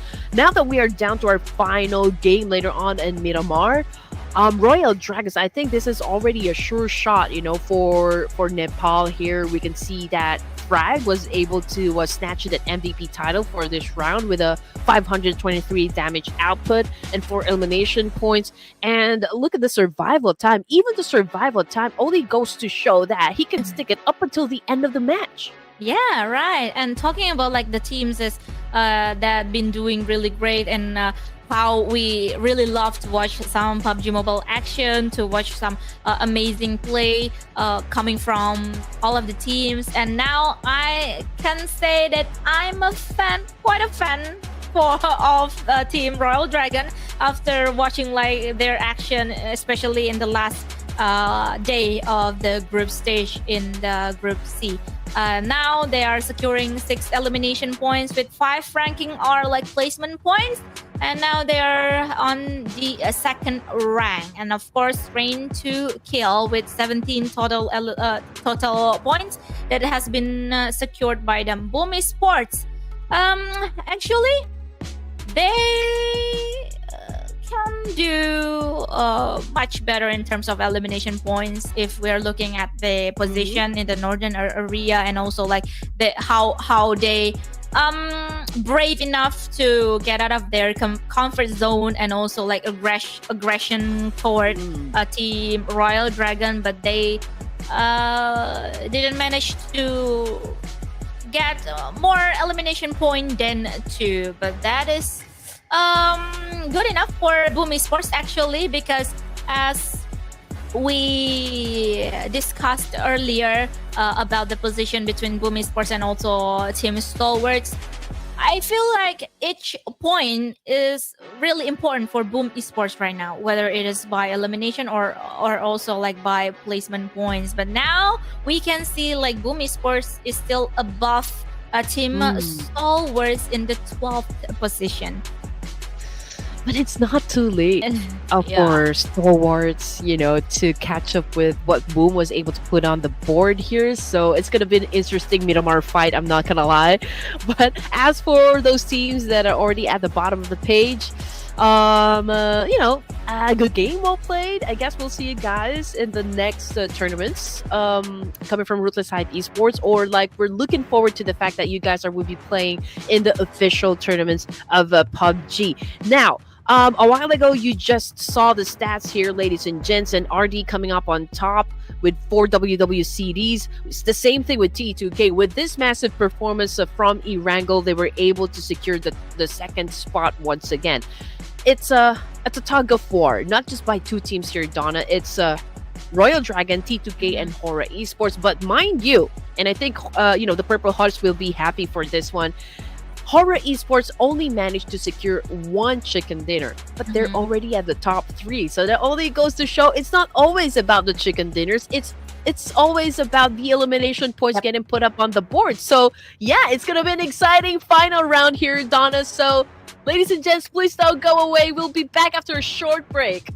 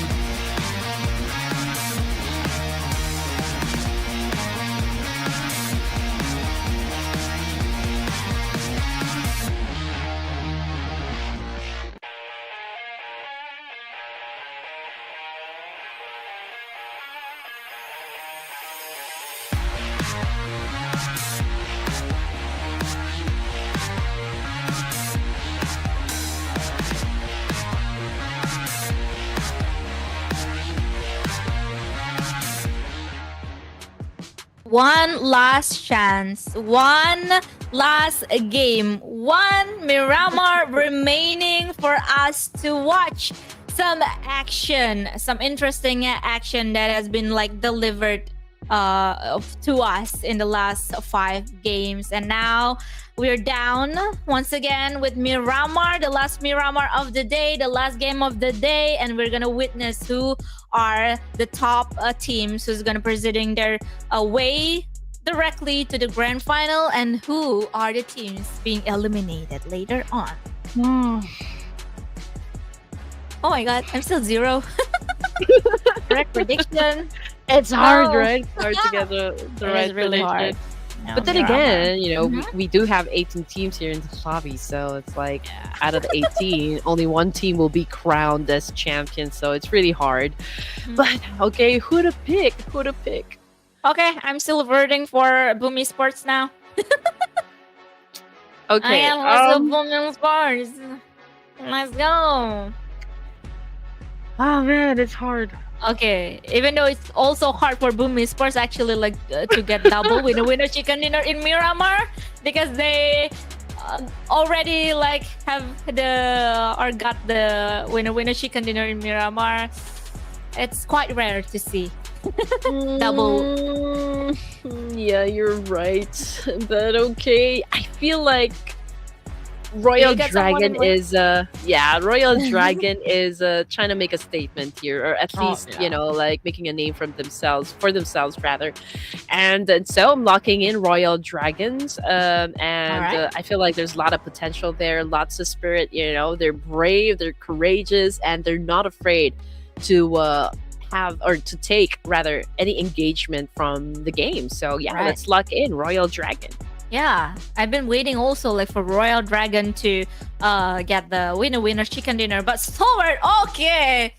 All right, it's the battle between the bottom place of the match ranking, overall rankings. I mean, between Stalwarts and also Boom Esports. Not only Stalwart versus Boom Esports, but me versus production team. Okay.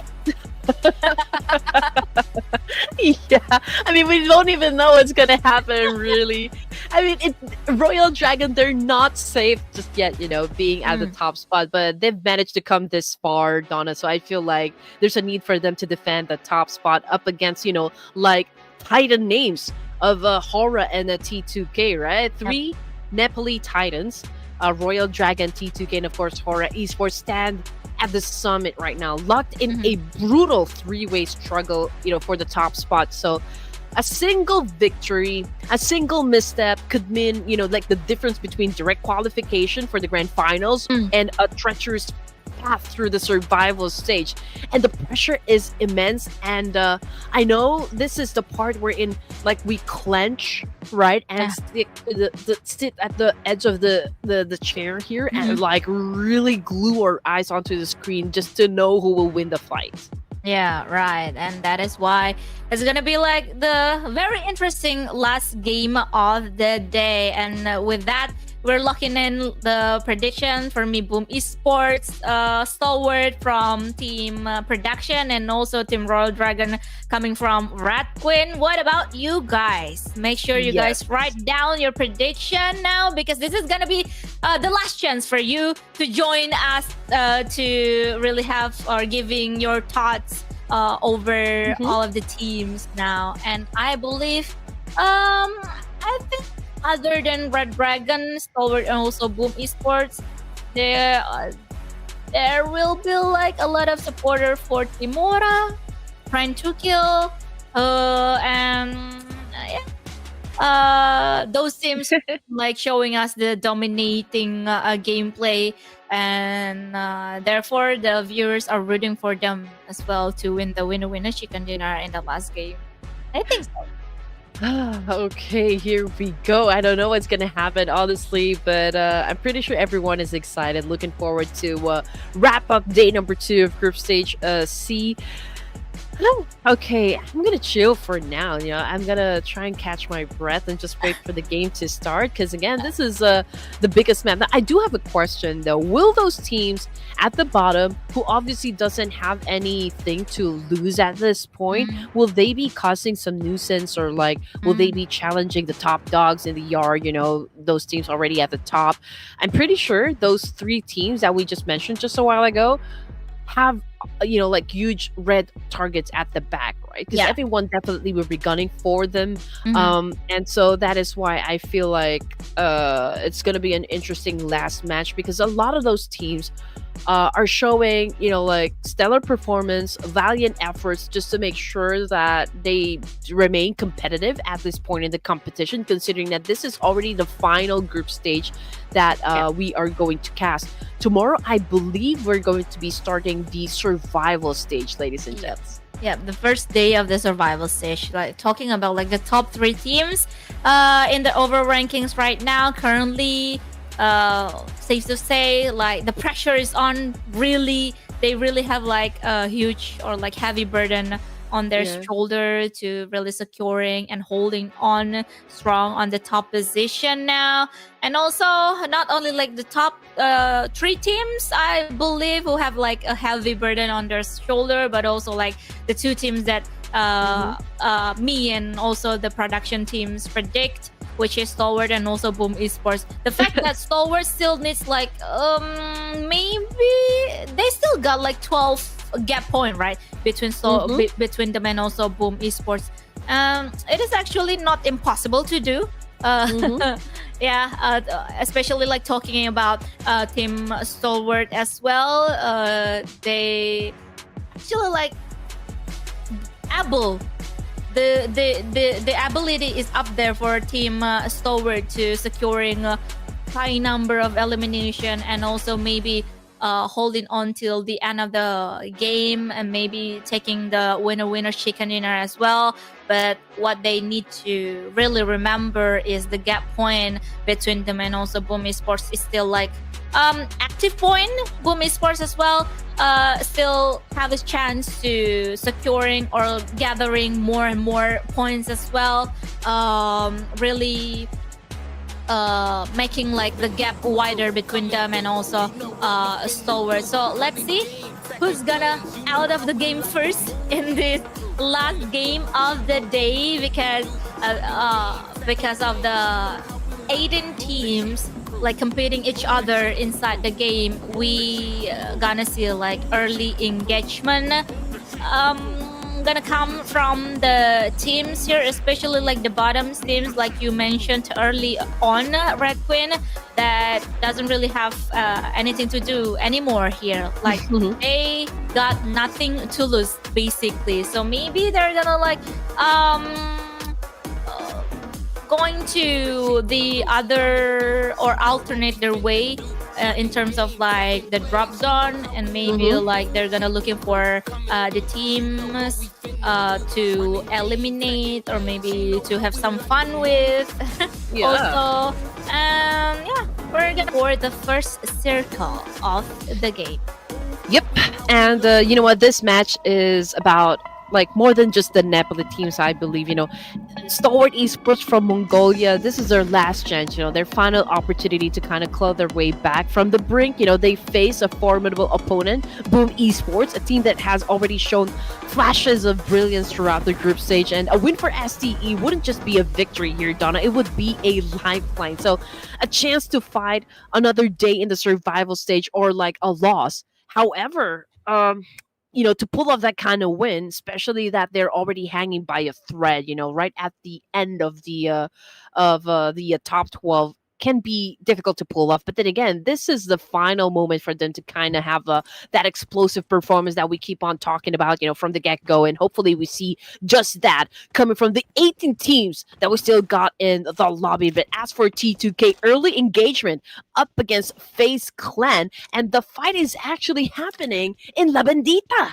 Oh my god, it's very, very unusual spot, and also interesting spot to witness a fight between FaZe Clan and also Train to Kill now. And the fact that La Bendita is in the south eastern area of the first circle is also like quite interesting to watch, because after that, after the battle, after the face up between the two teams, they need to actually move on in towards in the center of the circle, before all of the teams or other teams like maybe JT, Data, Boom Esports, and Alliance gonna come forwards or gonna proceeding their way into the southern area of the first circle. But now Leo is gonna facing up against Team Stalwart. Team Stalwart, they need to do something. They need to secure a hell of points here, and that is what they're trying to do now. And they're gonna try to take 2 players from Leo Esports, but double pick from Leo Esports successfully taking down 1 man from Stalwart, and it is gonna be like heavy duty for Stalwart Esports to remain in the game. I'm telling you, MIUMIU is definitely going to be having a comeback here. Now, Krita is currently on the floor, high damage with a massive spray with a QBZ, if I'm not mistaken.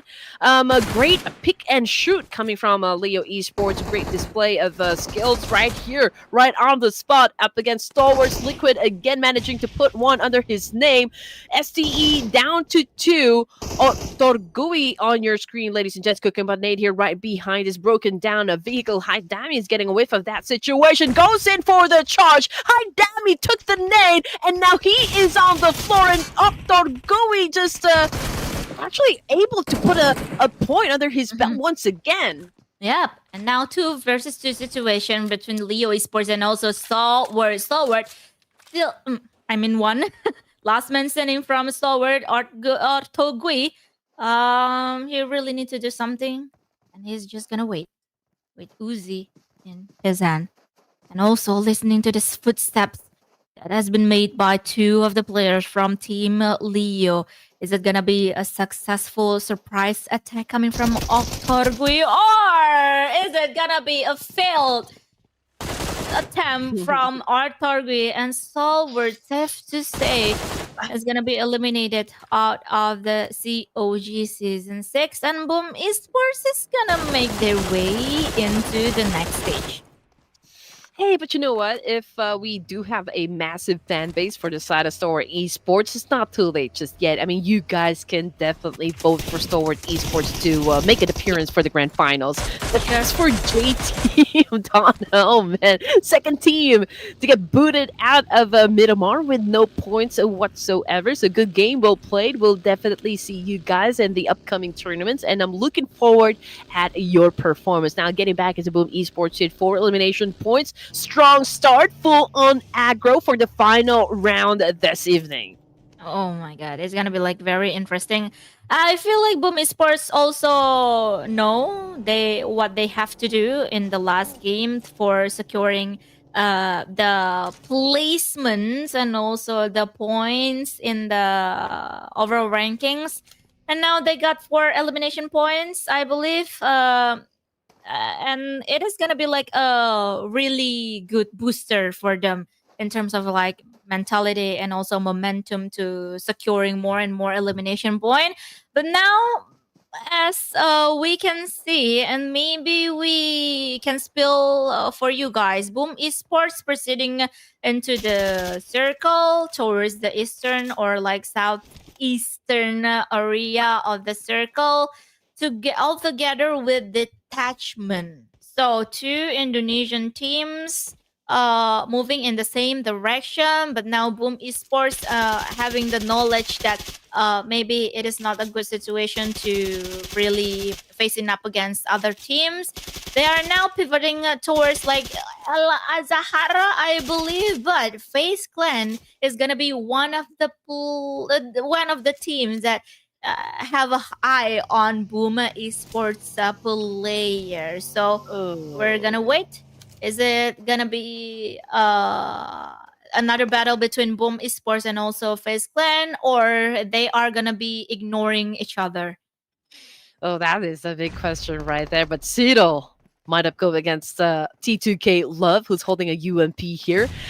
Where is the backup though? Okay, I can only see one player here coming from T2K. Perhaps they're already on their way, but it may take some time. But let's see what Ali is going to do in this situation now that K-Look is already on the ground here. Time is definitely not on their side as K-Look now tries to maintain his composure. So does the rest of Aceto here. But again, Love Bomb coming from T2K, eliminating one player coming from Aceto. And now Aaliyah just got roasted alive there by the molly coming from Rose. Yeah, what a nice utility and also resource usage coming from the players. But now, Train to Kill with Love being a frontliner, they're gonna be looking for more the players from Team Alliance with Iftar now left alone. And he's gonna be facing the more players than himself, of course. And now double pick, I believe. Oh my god, a missed timing shot coming from Train to Kill. But thank god there is another shot coming to securing the knockdown for Iftar. And now Alliance left alone with one players remaining. And now they are gonna be screening out. Train to Kill gonna be securing the next elimination points, I believe, towards the last man standing from Alliance. All right, here we go. Love again, leading the charge up against Olio, or Kasim rather. Here comes the backup by Rose. There goes the spray as well with the M249, but Rose got sent down on his feed. And now we've got a T2K, two players of them knocked down on the ground. So thanks to Igneous for spotting him and finding that right angle for T2K to dominate that fight. But in the process, Donna, they lost Rose. Yes. And that was really scary situation between Train to Kill and also Team Alliance. Even though like Alliance got eliminated by Train to Kill, but the fact that the two players remaining still managed to really have a knockdown or took a knockdown towards the players from Train to Kill is really scary for me. But now we're gonna move on towards like the other side of the area or of the circle. Now Boom Esports up against a Team Detachment, taking a long battle between them, and somehow still managed to get the names from Team Detachment, and now Detachment only playing with 3 players remaining. Okay, so far so good for the ladies, I can say. I hope they can continue on with this kind of momentum. But for T2K, they're still tanking the blue with 6 elimination points, followed by Royal Dragon, who is not making their presence just yet. Right? But they haven't put up any numbers. They're already at 156. And again, we will be definitely seeing like a back and forth situation when it comes to the top spot between T2K and Royal Dragon. That is if of course they make it to the last few zones of the game. But as for FAZE, okay, they are already at 105, one player now, and it could be hard to pull off a win still, for this round. But then again, they're already safe. We'll definitely see them play in the survival stage. But looking at the situation, now that we are at stage 2, Cedo already out. We've got SDE out as well, and a JTEAM. So 3 teams out, down to 15 teams remaining with 30 seconds on the clock before we move into stage number 3. And just look at the situation here, Donna. There's plenty of teams that will be coming from down south, like Team Infinity. We've got MMG as well. 4C, however, collided with the boys of Fourth Rise Falak with an accurate spray right there, hence getting a point. But right now he needs to deal with he of 4C. But look at that, another Molly coming from Falak and was able to secure the point. 2 points under his name. That was a really nice Molotov. That was a really nice utility usage coming from Team 40, especially from Falak. He knows for sure where he go, and that's why the Molotov being thrown and securing the elimination towards like Team 4C, one of the players from Team 4C, I mean. And now I believe, as we can see, Team 4C left with like 2 players remaining, and now they're gonna applying like split position with Corn T is gonna sweeping and also gathering information in the western side of the circle itself. And maybe if the situation is ideal for Gosu to come with Cornty. He's gonna like call his friends to come forward, but with 40 actually like have the knowledge already in terms of like the position of the players from Team 4C. Is gonna be a hustle for Gosu going away from his compound now, or like from his hiding position. And now it's gonna be I think they're gonna applying the split gameplay until the mid to end game, I believe, and Gosu is gonna wait for Team 40, maybe moving on towards another area or like another side, or maybe being busy with another team. So therefore he's gonna use the timing to really get out of the death zone of himself. But now, looking at the situation between the Infinity versus MMG. MMG is actually being shot by the Infinity, but Alter Ego Aris is actually the one who got the elimination point. Yep, 15 teams remaining. We are already at stage 3, guys, and there's plenty of teams will be coming from Cruz del Valle. We can see that Alter Ego Ares as well as KSG and Leo Esports might have a battle right from that compound or from that area alone. Alter Ego Ares might join into the mix as well. But coming off the kill feed, it's Leo Esports versus 4 Thrives at the moment. I did see, Noki getting down on the ground. But as for the data ladies, okay, one of them, okay, Mute, already out of the game. Now they're dealing with Boom Esports this time, and there's a need for Boom Esports to rack up quite a number of few points there to maintain their position in the top 12. Now we can see that Amy Lu just got knocked out of the game permanently, I believe, and that was some sort of like an easy points for the side of Jackie there. And for Boom, they already have a total of 6 elimination points. Oh no, you do not do that. Come on, Scam. What are you doing? What? Oh no, you did not just do that, Scam. You did not just do that. Oh my god. And I believe Indonesians viewers is like getting over their heads for now for that moment. All right. So now, detachment, the current situation for themselves is like they left with Fia alone, the last woman remaining, but it is gonna be a scary situation and also position for herself, because right behind her there is Team 7th Element, who also needs to move in towards the circle, and also, of course, Boom Esports, who already know the position, the rough position of the last woman standing from detachment as well. So she really need to like maybe pray as hard as possible, and maybe like think as hard as possible as well where to move, because what I can say is now the 7th Element not taking the road strike into the northern area, but rather they want to sweep around the eastern area where Boom Esports having like the battle, and also Train to Kill is still there with the Infinity, and also I believe that is MIRAEN SEJONG, right? Yeah, in the eastern area, and now they're facing up against him, the Infinity, who has been dominating, who has been taken one by one players from MIRAEN SEJONG. Stage 4, and we still have 14 teams, and oh no! Okay, T2K just got eliminated with 6 elimination points. Okay, I think that's still okay. The Infinity, however, also getting punished by MSP at the moment, but let's see if they can flip the script up against the Korean team and might be able to win this fight. But as for Boom Esports now, holding on to 9 elimination points, 2 of them knocked down on the ground versus 7th Element this time. KO looks coming from MSP, and from the kill feed, he is down and already out of the game. And also for Leo Esports, oh my goodness, a lot of teams dropping like flies at the moment.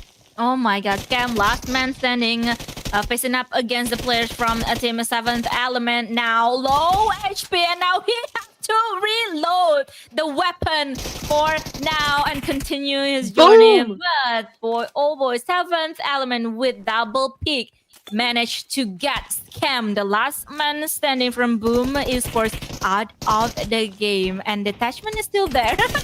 the team that what Scam did earlier. But now we gonna move on to the battle between Timura and also last man standing of team of 4C Esports. Cornty now is gonna make his way towards the second level, but he is being taken down by HORAA Esports, of course, who managed to stand still and still managed to have 4 players remaining towards the end of the game. Oh my goodness. Okay. Situation. Fourth Thrives, okay, holding out a spot there onto the northern side, close with the last remaining player coming from Data. And then 7 Element will be coming from the west side. And okay, who carried CR7? I saw someone carry CR7. Okay, it's the teammate. Okay, I thought it was a like a replay of just what happened a while ago. Okay, getting back to what I was saying a while ago. 7 Elements now making a way from the northeast side.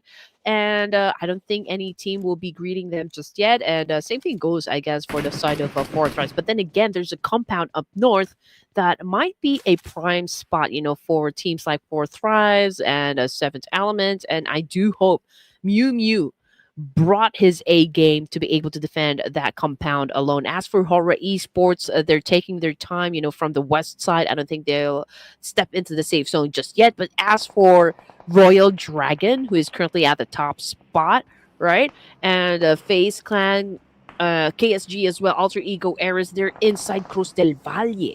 And they're not trying to meet just yet. They're not having a trade-off. They're not having an exchange for now.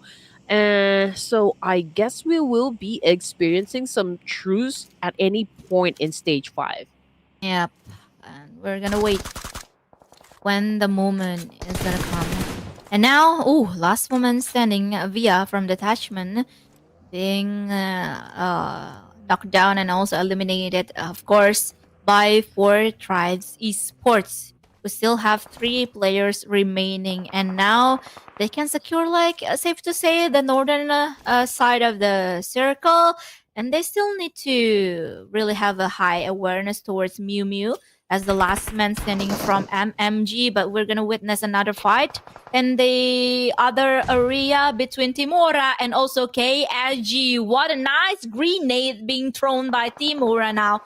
Knocked down one of the players from KSG, and they want to looking for some more with the other players as well, securing the players, the backliner. And now they don't have the backliner from Team KSG, and it is gonna be like a very, very hard situation for Team KSG. Oh my god, but they managed to get 2 knockdown towards Timura, and now the situation is 2 versus 2 between HORAA and also Team KSG, with DBS in the hand of the players of Team KSG. And the last nades, I believe, being thrown towards the players of the Team KSG, but the other side of the area as well. 7th Element eliminated by Team Alter Ego Ares. Great back and forth situation that we've witnessed, from the screen, ladies and gents. And HORAA Esports continues to receive a lot of damage, a lot of pain coming from the teams that are still remaining from inside stage number 5, but they continue to defend themselves. They were able to put a 3 elimination points here. 7 is bleeding out there in the open, and KSG continues with their dominance up against HORAA Esports, where Royal Dragon is just waiting and waiting from which of these 2 teams are gonna make it out alive from this exchange. But you know what? Jill from KSG kind of backed away from the situation a bit to give time for both of the teams to reset. So let's see what's going to happen next as the circle shifted once more. But you know what? Royal Dragon remains to be in the power position here, since they're holding on to this compound. Oh, what a nice position, what a nice advantage that Royal Dragon has now. But actually, that is not only the only compound that is available in the circle area, as well as FaZe Clan has the compound as well. So maybe a lot of the teams or other teams can secure the other properties that is available in the southwest area of the circle before, maybe commencing the battle between them and also Team Royal Dragon. But of course, Team Royal Dragon is one of the team one of the scary team here to face off against. But now, not only Team KSG have to move forwards or into the circle, but also like Team like a 40 as well, and they now choosing like the northern side of the circle to take. But now I think it is the battle only between like the last man standing from Team HORAA and also one of the players from Team KSG, which is H11 or HLL, I believe. And now, ooh, what a nice shot! Half HP, more than half HP down by himself for the last man standing from Team HORAA. Now face-to-face situation. Who is gonna win the fight? And that is it. The end of the life of the last man standing from Team HORAA. KSG now can proceeding their way into the Smiles position. Yep, he zigged while he should have zagged, you know. So Jana, last remaining player from HORAA Esports, just got knocked down and was taken out of the game permanently. But we'll wait, you know, up until the end of the match here to see the overall rankings as Royal Dragon, ladies and gent, is still alive.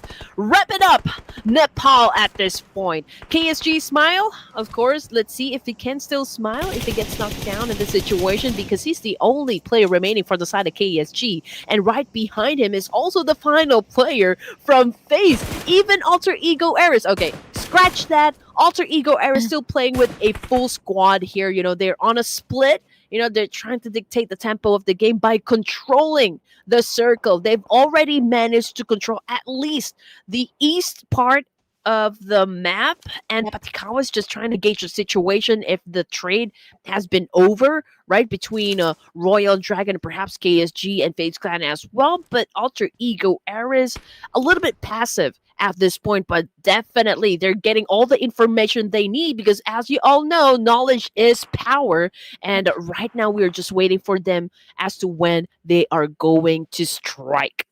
And as we can see as well, Alpha is proceeding his way in towards Patikawa as well. Maybe gonna have a and giving like a following up against Team FaZe Clan, or the last man remaining from Team FaZe Clan, because the situation of the southern area which Patikawa has is pretty promising actually for Alter Ego Eris to have more elimination point in the game.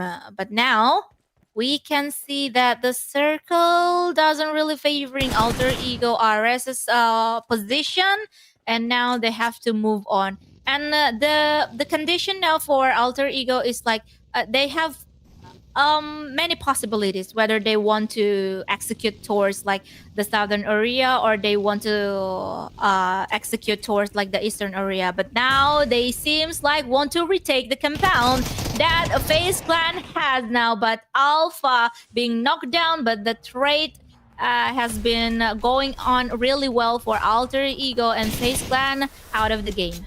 All right, final 5 teams here. I'm waiting for my background music, the ominous music that we have been waiting for. Now, a while ago we saw 5 teams, now down to 4, now down to final 3 teams here, ladies and gents, as MMG Gaming exits the competition. And now, as you can see on the screen, it's total domination coming from Royal Dragon, but it is Alter Ego Eris posting quite a huge percentage of getting that winner chicken dinner. But let's see what's going to happen now, as we can witness Octo with that massive spray, also putting up 8 elimination points with 007 bagging most for the team here. Thrive Esports continues to do an effective counter up against the 2 remaining teams here, but since they're playing with only 2 players, let's see what they can pull off, you know, from their sleeves. Maybe they can pull off a great magic right here to boost their energy and boost their gameplay now that they don't really have that number advantage.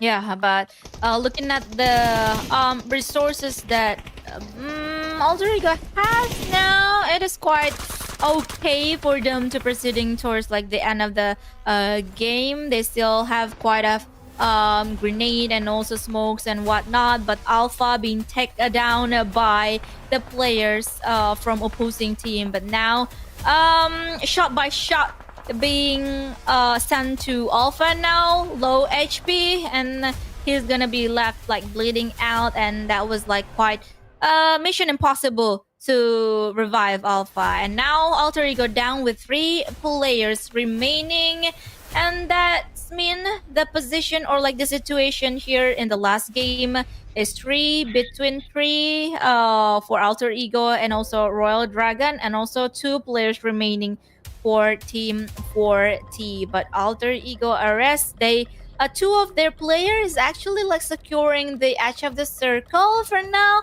whereas the Royal Dragon is actually still need to work towards the inside area of the circle itself. But meanwhile, they're getting out of their comfort zone. They are being eyed by one of the players from Team 40, and they need to be extra careful here. Oh, definitely. They need to be extra careful here. But the fact of the matter here is, Donna, Royal Dragon, they're already safe, you know. They've already built the foundation. They cemented their position in the top spot. So I don't think there's a team here that would contest that. I mean, Alter Ego Ares is already part of those teams that will play in the survival stage. And I can say the same, you know, for the side of a 4T. Now, even if Royal Dragon finishes the game without a chicken dinner, I feel like, you know, they're still gonna keep their top spot. So it's a win-win situation for the side of Royal Dragon. If they were able to close this fight with a chicken dinner, then that is a great way to close, you know, the match for Group C. But again, Alter Ego Ares, let's see if they can accumulate more numbers onto the scoreboard. But yeah, one of the things that we also need to consider, if one team is going up, if one team is actually climbing up the ranks, there will be teams that will be pushed further down, and that is what we need to see later on. Oh my god, but Royal Dragon is out of the game. Falak last man sending from Team 40, but Alter Ego Ares, of course, they managed to get the winner chicken dinner that they need to get. 2 Indonesian team get the winner chicken dinner is not so bad for the last day of the group stage in Group C. And once again, yeah, congratulations to Alter Ego Ares. Now, everybody's asking whether or not Rosemary is playing. Again, we don't know. Everyone is using a pseudo name here, but yeah, I'm pretty sure that he is playing. Perhaps, you know, the best guess I could give you guys that for Alter Ego Ares is that he's playing under the name 007. What do you think, Donna? I think again, I have no idea whatsoever. I have zero idea about like the players of Alter Ego for now in the transfer window season. But my guess is, looking at the play style, looking at the characters and each players that has been played, like Patikawa or like 007, I think none of them are Rosemary. I think none of them are Rosemary. Not good enough. Not good enough. Not as good as Rosemary. That's it. Not as good as Rosemary. I mean, that guy is. I don't know. Like, I feel like he's some sort of alien, you know? I mean, Yeah, right. amazing skills. That guy has been proving himself over and over again. You know, he always gets a lot of MVP titles, and there's nothing, you know, like bad to say about Rosemary. I mean, that guy is one of the GOATs, I can say. But yeah, I mean, it's nice to see Alter Ego Ares coming up on top, you know, securing the final winner chicken dinner for Group C. And as you can see, coming from all the stats here, it's Alpha 7 that took the most damage, I can say. Other teams that did well for this round, we've got 4 Thrives from Pakistan, of course, Royal Dragon coming from Nepal, and of course, Boom Esports coming from Indonesia. But just look at that, Donna. I mean, they did not even use a single throwable. Yep. Not even like grenade, not even like a smoke. But they managed to get like quite a few elimination points.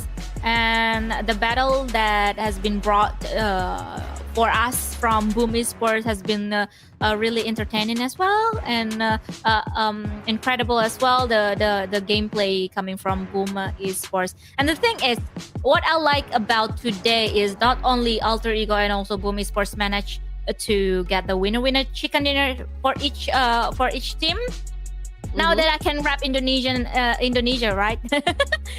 Now that I can bring Indo Pride now. But the fact that actually Alter Ego RS and also Boom Esports are two teams from Indonesia that hasn't been really well playing in the last season of the official tournament, and seeing them at least trying something up and also like having a better results, maybe comparing to the previous tournaments that they have, it is a really good a really good feeling for us Indonesians to watch like Alter Ego RS and also like Boom Esports to have their moment in Ruthless Clash of Giants season 6. So maybe the hopes is up for these two giants, especially like Alter Ego and also Boom Esports were like the top teams in Southeast Asia in terms of PMSL, right? Because they won like twice in the PMSL. So yeah, it's a really fresh breeze to see and to witness how Alter Ego and also Boom Esports playing today. Yeah, I feel like, this is the perfect platform, for the community to kind of watch out, for the teams that are up and rising. Also, like a good platform for teams that we already consider as veteran teams, always at the top, have been doing great in the official tournaments, to kind of be experimental. Like if there's someone auditioning for the team, that's also the perfect time for them to kind of check the synergy, the chemistry as a group, the overall team composition and whatnot. If they're also testing out new rotations, or perhaps like they're testing out new routes to consider when playing in a match, again, this is the perfect avenue for them to try just that. And as for those teams that are rising, we call them the dark horses, this is the perfect time for them to kind of make a statement, like make a name for themselves and truly live up to their reputation. And that is one way of getting some fans, or perhaps getting some enthusiasts on how you play the games. And again, Ruthless Hype Esports have been putting up lots of great tournaments, and I am very grateful and very happy to always be part of the Clash of Giants, especially spending time with the whole community and just really witnessing some awesome plays, games like coming from all of the teams, coming from all of the regions. I mean, Ruthless Hype Esports was able to invite like teams from China, Korea to play in the same battlefield, right? With all of the staple names here of Clash of Giants. Therefore, we are waiting for LAN tournament. Please. Yes. Please, let's go LAN tournament for the next season of Clash of Giants, or like Invitational Showdown. But we are gonna see the final data in terms of like the last game that we've just watched. With overall MVP coming from Team HORAA, Sanjana, with 31 eliminations, a point that he secured throughout the group stage of Clash of Giants season 6. 7,000-ish damage also he's been doing. And not only Sanjana from HORAA, but also we see Falak, of course, doing really great job, and also showing us a great fight throughout all of the 6 games of today from Team 40, and also Rules, of course, the OG player from Nepal, I believe, and now he's in Team Train to Kill. And this is also like, if I can say that Rules is also one of the best player that Nepal has. Yep. And again, just to give recognition to all of the players who stood out for the entirety of this group stage. Of course, there's Claw coming from Royal Dragon, and he is currently at the top. I mean, like, doing much better compared to the likes of Falak, which is also like a huge name in his own right. There's also Sanjana coming from HORAA Esports. There's even Love and Yep. Rules of a T2K. So I'm just amazed at the fact that, it takes really huge guts to compete at this kind of level, especially that we do have a lot of big names in the lobby. And we just have to give it to Claw here for doing an amazing job and putting up a total of 32 elimination points. Yeah, and talking about like all of the tournaments that Ruthless has, whether it is Clash of Giants or like any other tournaments, one of the region that has been doing really great and also really consistent throughout all of the tournaments are from Nepal, like Train to Kill. We've witnessed like they've been always at the top of the leaderboard or over rankings, and as now they are securing the second position with alongside with other Nepali team like Royal Dragon and also Team HORAA, who secured the top 3 position up until the end of today. And now we saw teams actually moved up ranks. And again, congratulations to all Nepali teams that took the top 3 spots and will get a direct invite to advance to the grand finals. But of course, we are also curious on who actually made it, from teams who landed at 4th place down to number 12. And we're seeing 4 to 9. So we're looking, we're going to be expecting 10 to 12. Okay. All right. Seedal Alliance have made it to the list. Same thing goes for Boom Esports. But unfortunately for STE, man, okay. They were able to make the list. They weren't able to make the cut. It's MIUMIU Gaming who took the 12th spot here with 82 points. They are actually tied up with Boom Esports. So don't know exactly what was the determining factor here that made it land at the 12th spot, but perhaps both of them already have chicken dinner, so maybe eliminate. No, not elimination points. Placement. I don't know, but I mean, it's a good thing that we can see both of them included in the list. But as for Stalwarts, KSG, Leo, JTEAM, Data, MSP, good game, well played. Even if KSG moved up 2 ranks here, it was a little bit too late for them to get included in the list. But yeah, congratulations, everyone. It was a great game all in all, and I genuinely enjoyed the set of games that we've witnessed for today. Yep, and therefore we are gonna watch for survival stage tomorrow that that we also like watch already from the what is it called? Group stage, group stage. From Group A, B, and also C, we have already witnessed some of the names, some of the teams that will be competing once again for tomorrow. From Bandung, the Xavier Flash, up to Boom Esports, and also Team MIUMIU Gaming, and it is gonna be full of action for tomorrow because look at those big names. We see like some Koreans, Power also, as well as Team Flash, one of the dark horses also, I believe, maybe. So, well, let's see. And for the team who has been qualified directly for the grand finals, NSR or Nongshim Red Force, for Miracle Vibes, EAA, DRS, one of the powerhouse as well, Team Talon from Indonesia, HNE, Royal Dragon, Train to Kill, and also Team HORAA, who secured the last 3 spot remaining directly to the grand finals. Yes, indeed. You know what? The Nepali teams have shown incredible strength throughout the stage. They put up a valiant fight, showcasing the incredible depth, of talent within the Nepali esports scene. And now they will have time to navigate the treacherous waters of a survival stage, of course, for those teams that did not make it to the top 3. But their performance, no doubt they've proven that they are serious contenders. Now, as for STE from Mongolia, they fought hard, definitely, but it wasn't enough. They kind of fell short during the last match, and Boom Esports proved to be too strong. Dashing ST's hopes of reaching the survival stage.